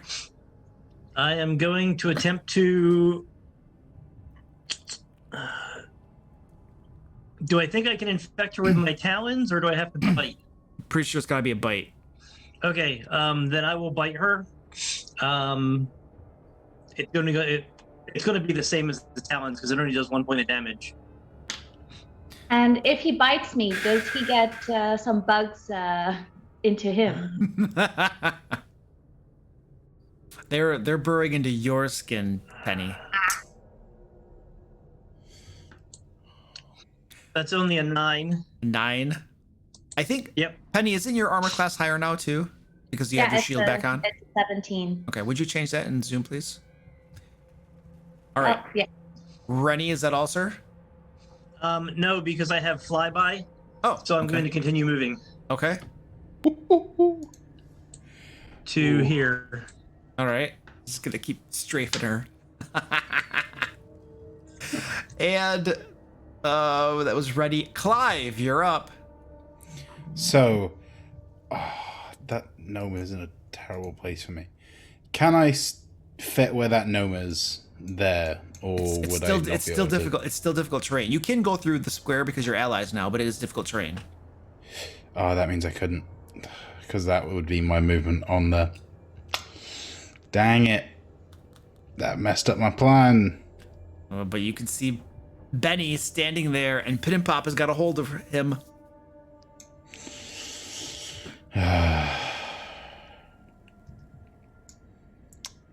I'm gonna hold my action to bite using lunging attack, which means if she's within 10 feet of me, I'd be able to attack her. Okay. And I'm going to just say to Piddenpop, bring her closer. Are you saying that in deep speech? Yes. All right. Piddenpop looks at you, smiles and nods. And with that, this gnome comes over here. This gnome is gonna come over here, and this gnome comes here, and you now have 4 gnomes around you, Benny, and they collectively drag and push you up to Clive.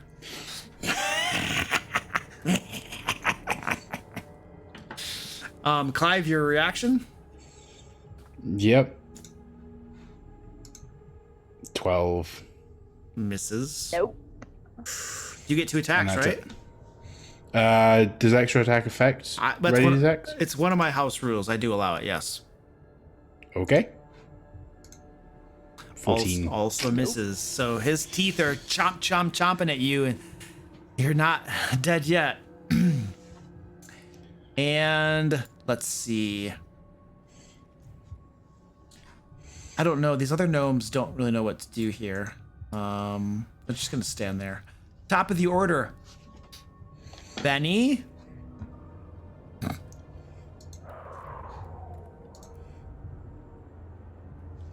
I am going to cast darkness Okay.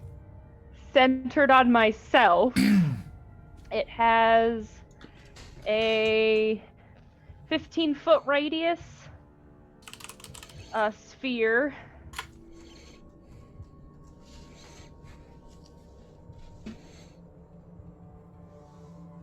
So that should make it so this guy can't see either. Now, would you like to cast this on something that you're holding so that the darkness radiates from yourself?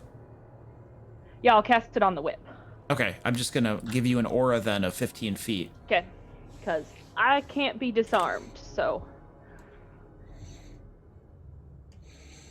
And if I can't see you, I can't have an opportunity attack. And then I'm going to attempt to get myself... All right. I think I can get here. Except that you're with my grappled. movement. Except that you're grappled by Piddenpop. Oh, I was grappled. You are grappled. So darkness is your action, Not so that. you can't Yeah. move. Just But- accept your fate. So I'll cast darkness to make it harder, and then let me mark myself as grappled because I forgot to do that. And then I will pick up the bag of holding, hoping I can get away. The bag of holding was over here at your feet. It is Oh, now never out mind. of. It The is bag now out of holding is reach. Saying where it is. Join us, I don't think I have a book. One of us. One. one of us. I already used my second. Yep. Nope. I can't Misty step away.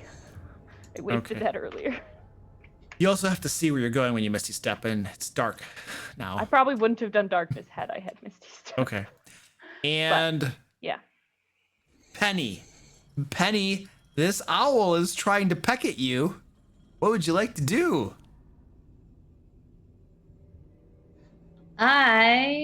I'm gonna toss my net at it. Toss your what? My net at it. Okay. Oh. Return of the net. Return of the net. One day it'll be useful. But before that, I'm gonna rage. Ooh, raging. Last rage, man. Last rage. Just don't hit her. Oh! Critical hit with the net. You're restrained, so the owl Okay. slams to the ground. It's all tangled up in a net. Does it take any damage from falling? How high were you? High enough. Well, she's a halfling, so not very high. No damage then. Okay, Like 1 hit point. that's Uh, all I have. Would you put a little net thing on your token, please, to show that you are Yeah. tangled up Yep. with that? And that was your action, Penny. It was very successful. The owl is all tangled up in that net. What would you like to do? You have movement remaining, I believe. I do still have some movement. I actually have a question. Yes. In the area that I'm in right now, because it's the kitchen, and I know there was a lot of rotting things. Was anything on fire? Was the stove on, or? No, there was nothing burning. There was no fire going. You just have the glow bugs in those lanterns as really the only source of heat. Okay. So,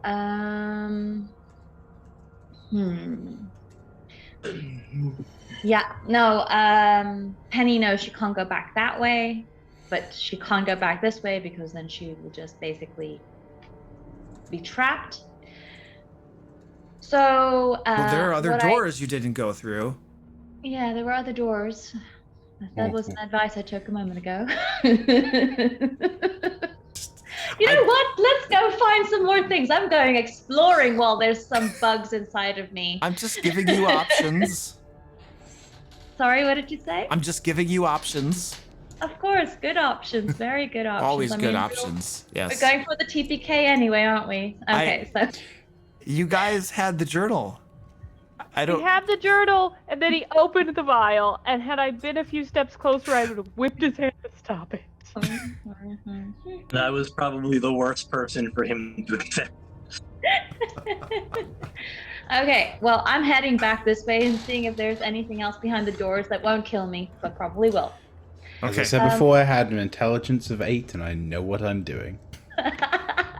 All right, Penny dashes back the other way, and Jenny, you're up. Okay, Jenny casts plant growth centered on herself. Every plant, well, it says normal plants. Does it affect the vines? Let's look that up and see what it says. Here, I will put it in BPT then.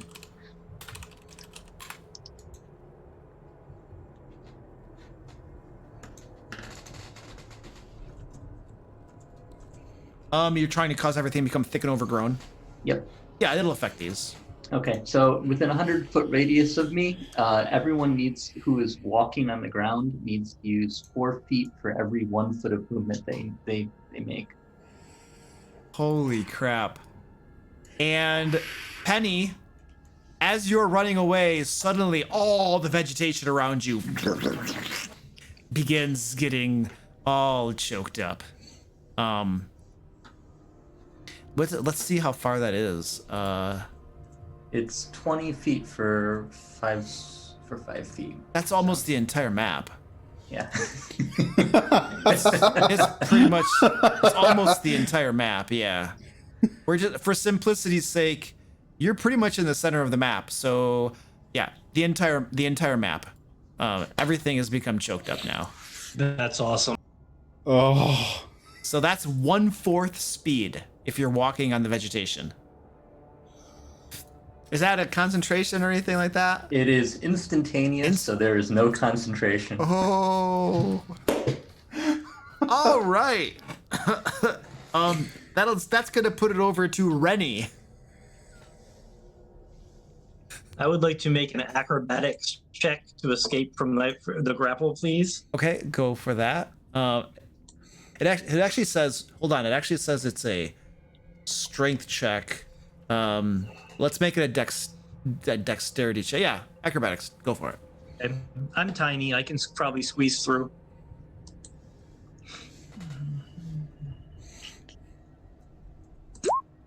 Nope, not this turn. Not that turn. It's got your wings all tangled up. It's a good net. I'm gonna keep trying. She knows how to use her net. And that will put us to Clive. You can't see her, but you know she's right there in front of you, just waiting to be infected. So I'm going to do 2 attacks, both at disadvantage. Okay. There it is. 21. Your teeth sink into her throat. I cast Hellish 4 Rebuke. points of damage. Ooh, Hellish Rebuke. Okay. Make a dexterity saving throw, please. Ooh, jeez. 2. 19. You take 19 points of fire damage. Okay. And how much damage was that to Benny? I heard 4 it was points. 4. 4? I got Okay. that. I need Ben- to put it on roll on here. And then Benny, please make a Constitution saving throw as his teeth sink into you. Oh, And then- I'm somewhat better at those than the rest of what we've been rolling. All right, you Not bad. managed to fight off the sickness. Clive, I believe you have another attack, Yep. 14. and that will miss. Benny is okay for now. The gnomes. The gnomes. Bite. They start to say in deep speech, Let's take her to the mouth. To the mouth, yes?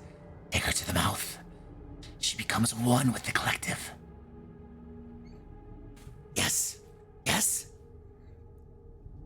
Yes. Take her to the mouth. The mouth. and Benny, you can feel yourself being dragged along. Oh, we're all slowed though because of this overgrowth, so they don't get you very far. But they're dragging you along through the darkness. It's rough going though. It'll take you a while to get to the mouth. And top of the order, Benny, you're up.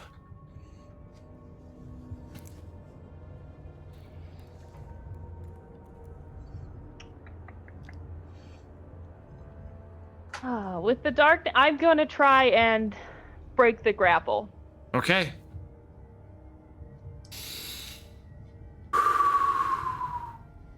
Nope. Do not break the grapple. That was your action.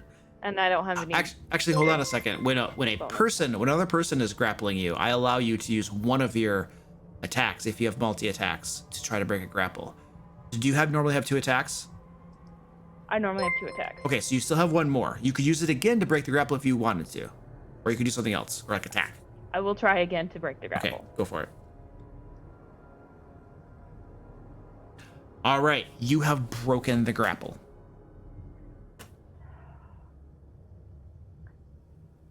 And they can't see me. Can't see you. Isn't darkness concentration? Yes, it I is. just had that it thought. It is. Could you give me a Constitution saving throw, Benny, to see if you lost Sorry, your I just concentration? thought about that. Okay, you're good. All right, Can't- Benny. Now, Benny, you can move through other creatures' spaces with a bonus action. Okay. So a hostile with the- creature. So I could probably just get there.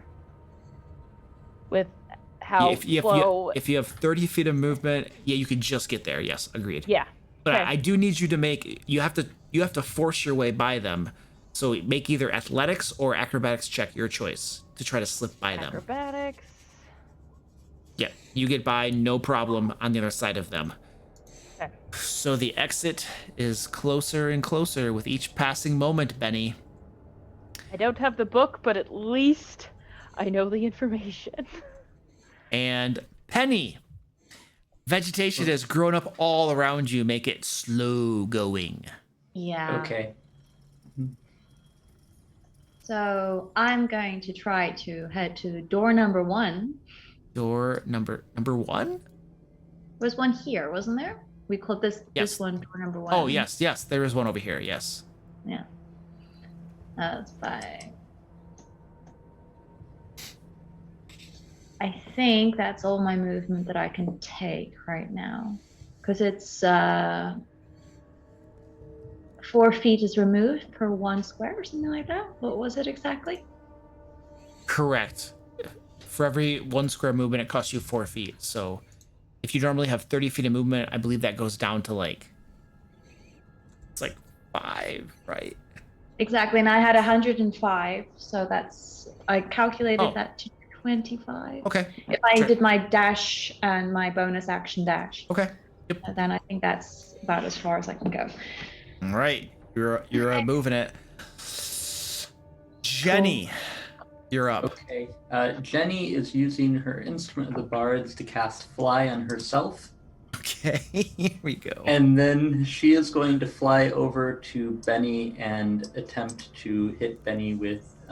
It's going to stand next to Benny. She can't hit him because she used her action. Okay.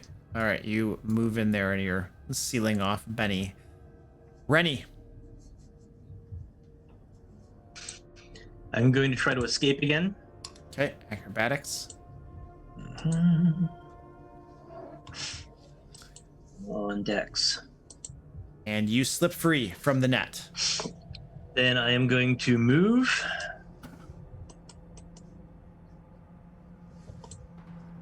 To there. And that is all I can do this turn. All right, take that little net off your token if you'd be so kind. And Clive. I'm gonna step there, and I'm gonna make 2 bite attacks at disadvantage using lunging attack as a maneuver. So I can make 2 attacks despite it being 10 feet. Okay. Each getting an extra d8 damage if they hit. Ooh. So disadvantage. 13. Nope. 20. Yes. Yep. And yeah, I would have used the extra d8. So that would be 4 damage plus an additional 7. So that would be 11 points of damage. 11 points of damage. And also a cons. Let's I do need the. to make 2 constitution. Let's have the first one be for the infection. Okay. All right. You fend off the infection. Now the second one's for concentration on your spell. You maintain your concentration on your spell. That was Clive. Oh, I technically have advantage to maintain concentration on my spell too. Okay. Not that it matters. I forgot I had Warcaster. And we are at the gnomes.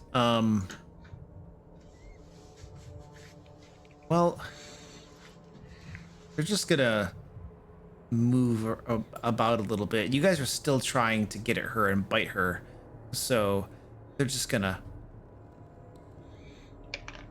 move around a little bit to kind of block things up. And oh sure, why not? We should probably grapple her to make sure she doesn't get away.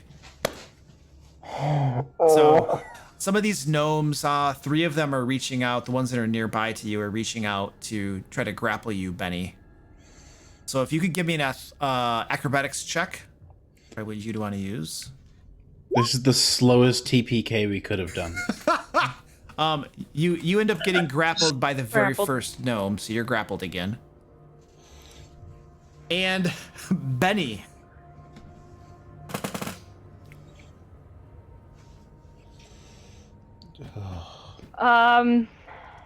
Okay, I'd like to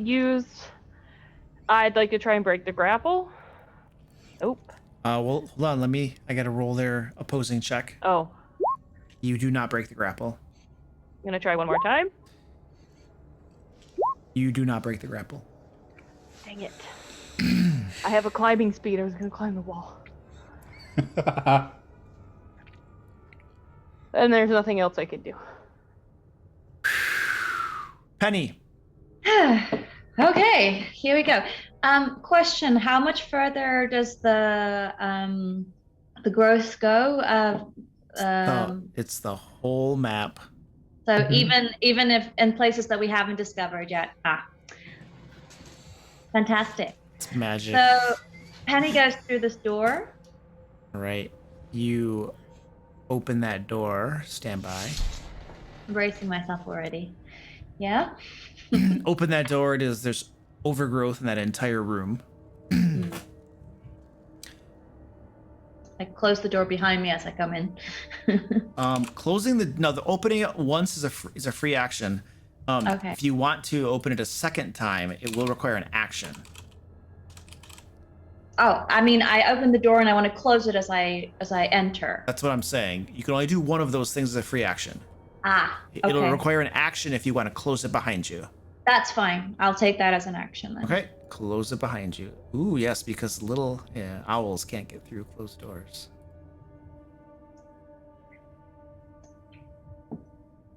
Okay. Door And closed. All right. I think I could make one more step. Okay. So that's it. And as you step, you can see in this corner right here, Penny, is a very, very large vegetable creature that looks a little something like that. And as you come into view, the tentacles writhe a little bit, and the central area opens up. It's an opening about the right size for a medium-sized creature to step through inside of it, which means it's plenty big enough for you to walk through. And you hear telepathically in your head, "Enter."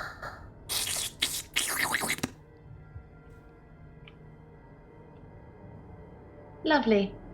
Wisdom saving throw? No, it's not some sort of effect like that. I think she finally found the mouth. Great. I did your work for you. And as you step through, let's see. One of its tentacle vines, let's see, 5, 10, 15. Yep, you're just within range. Lashes out at you. Misses a third, or a second one. A second one grabs you up. You take 9 slashing damage. And you are grappled and also restrained. Hold on a second. Oh, I didn't say reckless. No, okay, cool. Great.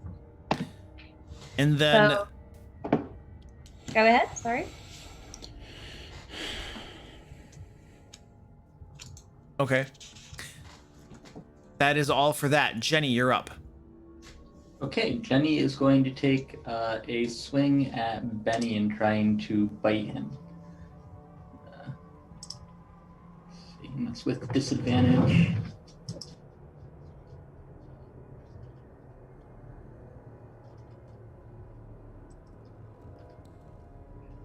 Uh, 13 does not hit. Cool. We will get there eventually. And that would be Jenny's turn. Okay. And Rennie, you're up.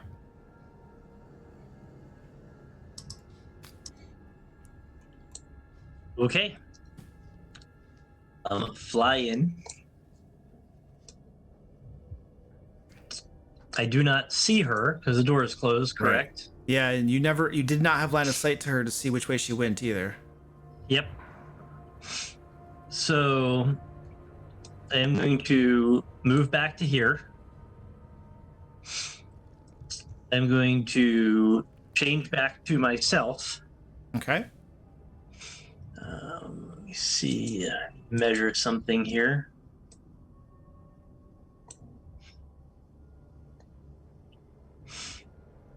Yep, that's good. And I am going to ready for if I see her step into the room. I am going to, let's see, 40 feet. I need 40 feet.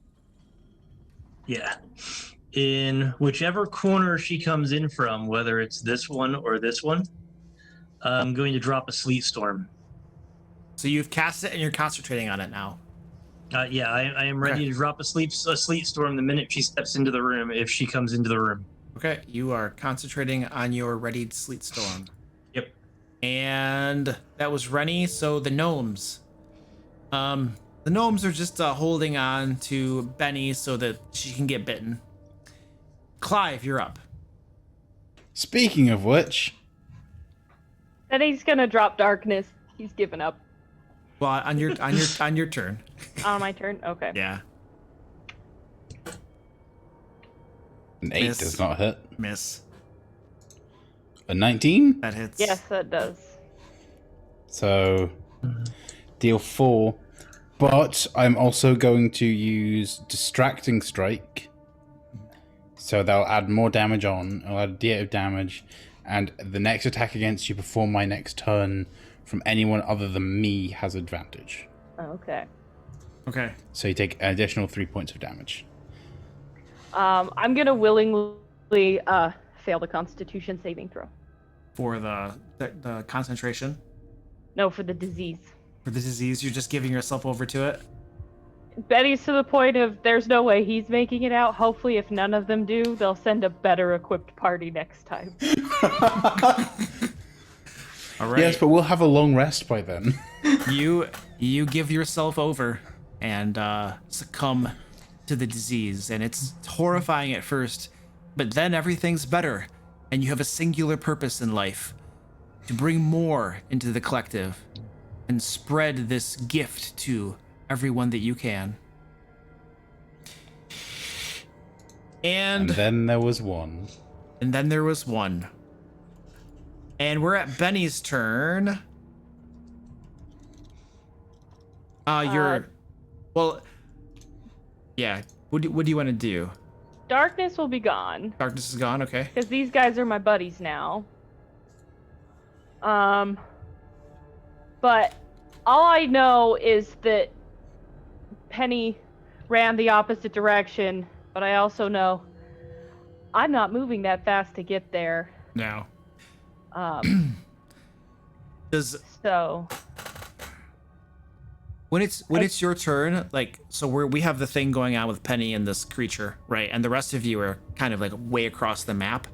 If there's nothing relevant you feel you're going to do, you can just skip your turn. That way we can resolve hers, because I know we're getting very late here.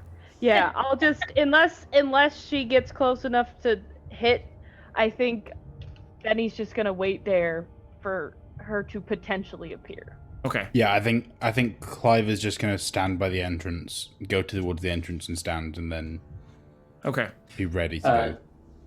Jenny is flying. She is going to use her action to dash and search through this dungeon to try and find the last person. Okay, we'll still work in turn order, but feel free to just pass or skip if you're not doing anything relevant. So we are at Penny now.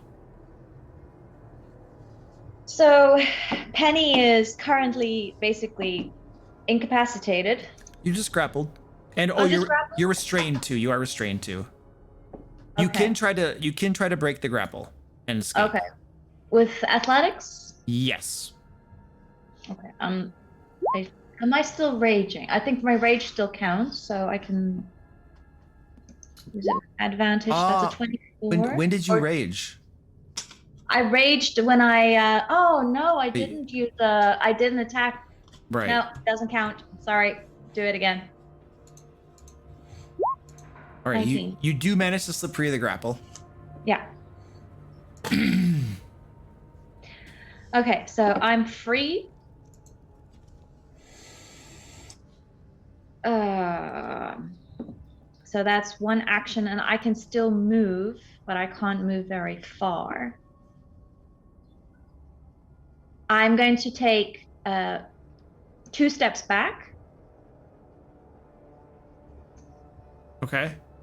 And I'm going to wait at the door for my next turn to see if I can dash past it, which I probably can't. But are you leaving the door closed? I'm leaving the door closed Okay. for sure. All right. Yeah. This creature comes Oh, it can move. Oh shit.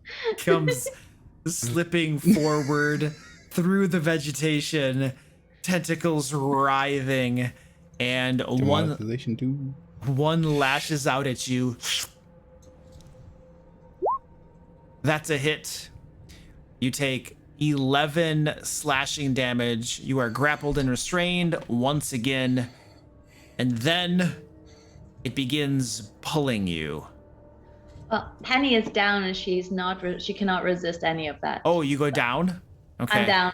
So as blackness begins to take you over and you fall to your back, Yes. you get dragged along. You can still see this happening. You're getting very blurry. You feel yourself being dragged along the ground, and then into this central opening on this large plant creature. And as the mouth, my cats, as the mouth closes and light disappears, you can hear a telepathic message that says, Don't worry. Soon you'll be one of mine. She, out loud, probably her last breath, goes, I hope you choke. I never choke. And with that, the last of our brave heroes has become part of the collective. Is Goliath Cleric happy with this TP kind of TPK? It was a It's a TPC. it's a TPC. What's that stand for? Total Party Party Control. Collective. Party collective. I'm dead. I'm the only one who died. No, Oh no, you're a Penny, podling now. Penny, so Yeah. yes, not dead. Penny, Yeah. you did not die. Over the course of a few days, you become transformed into a plant-like creature that now serves the collective. So, none of you died. Yeah. But you're not yourselves. We died the moment we became a member of the collective.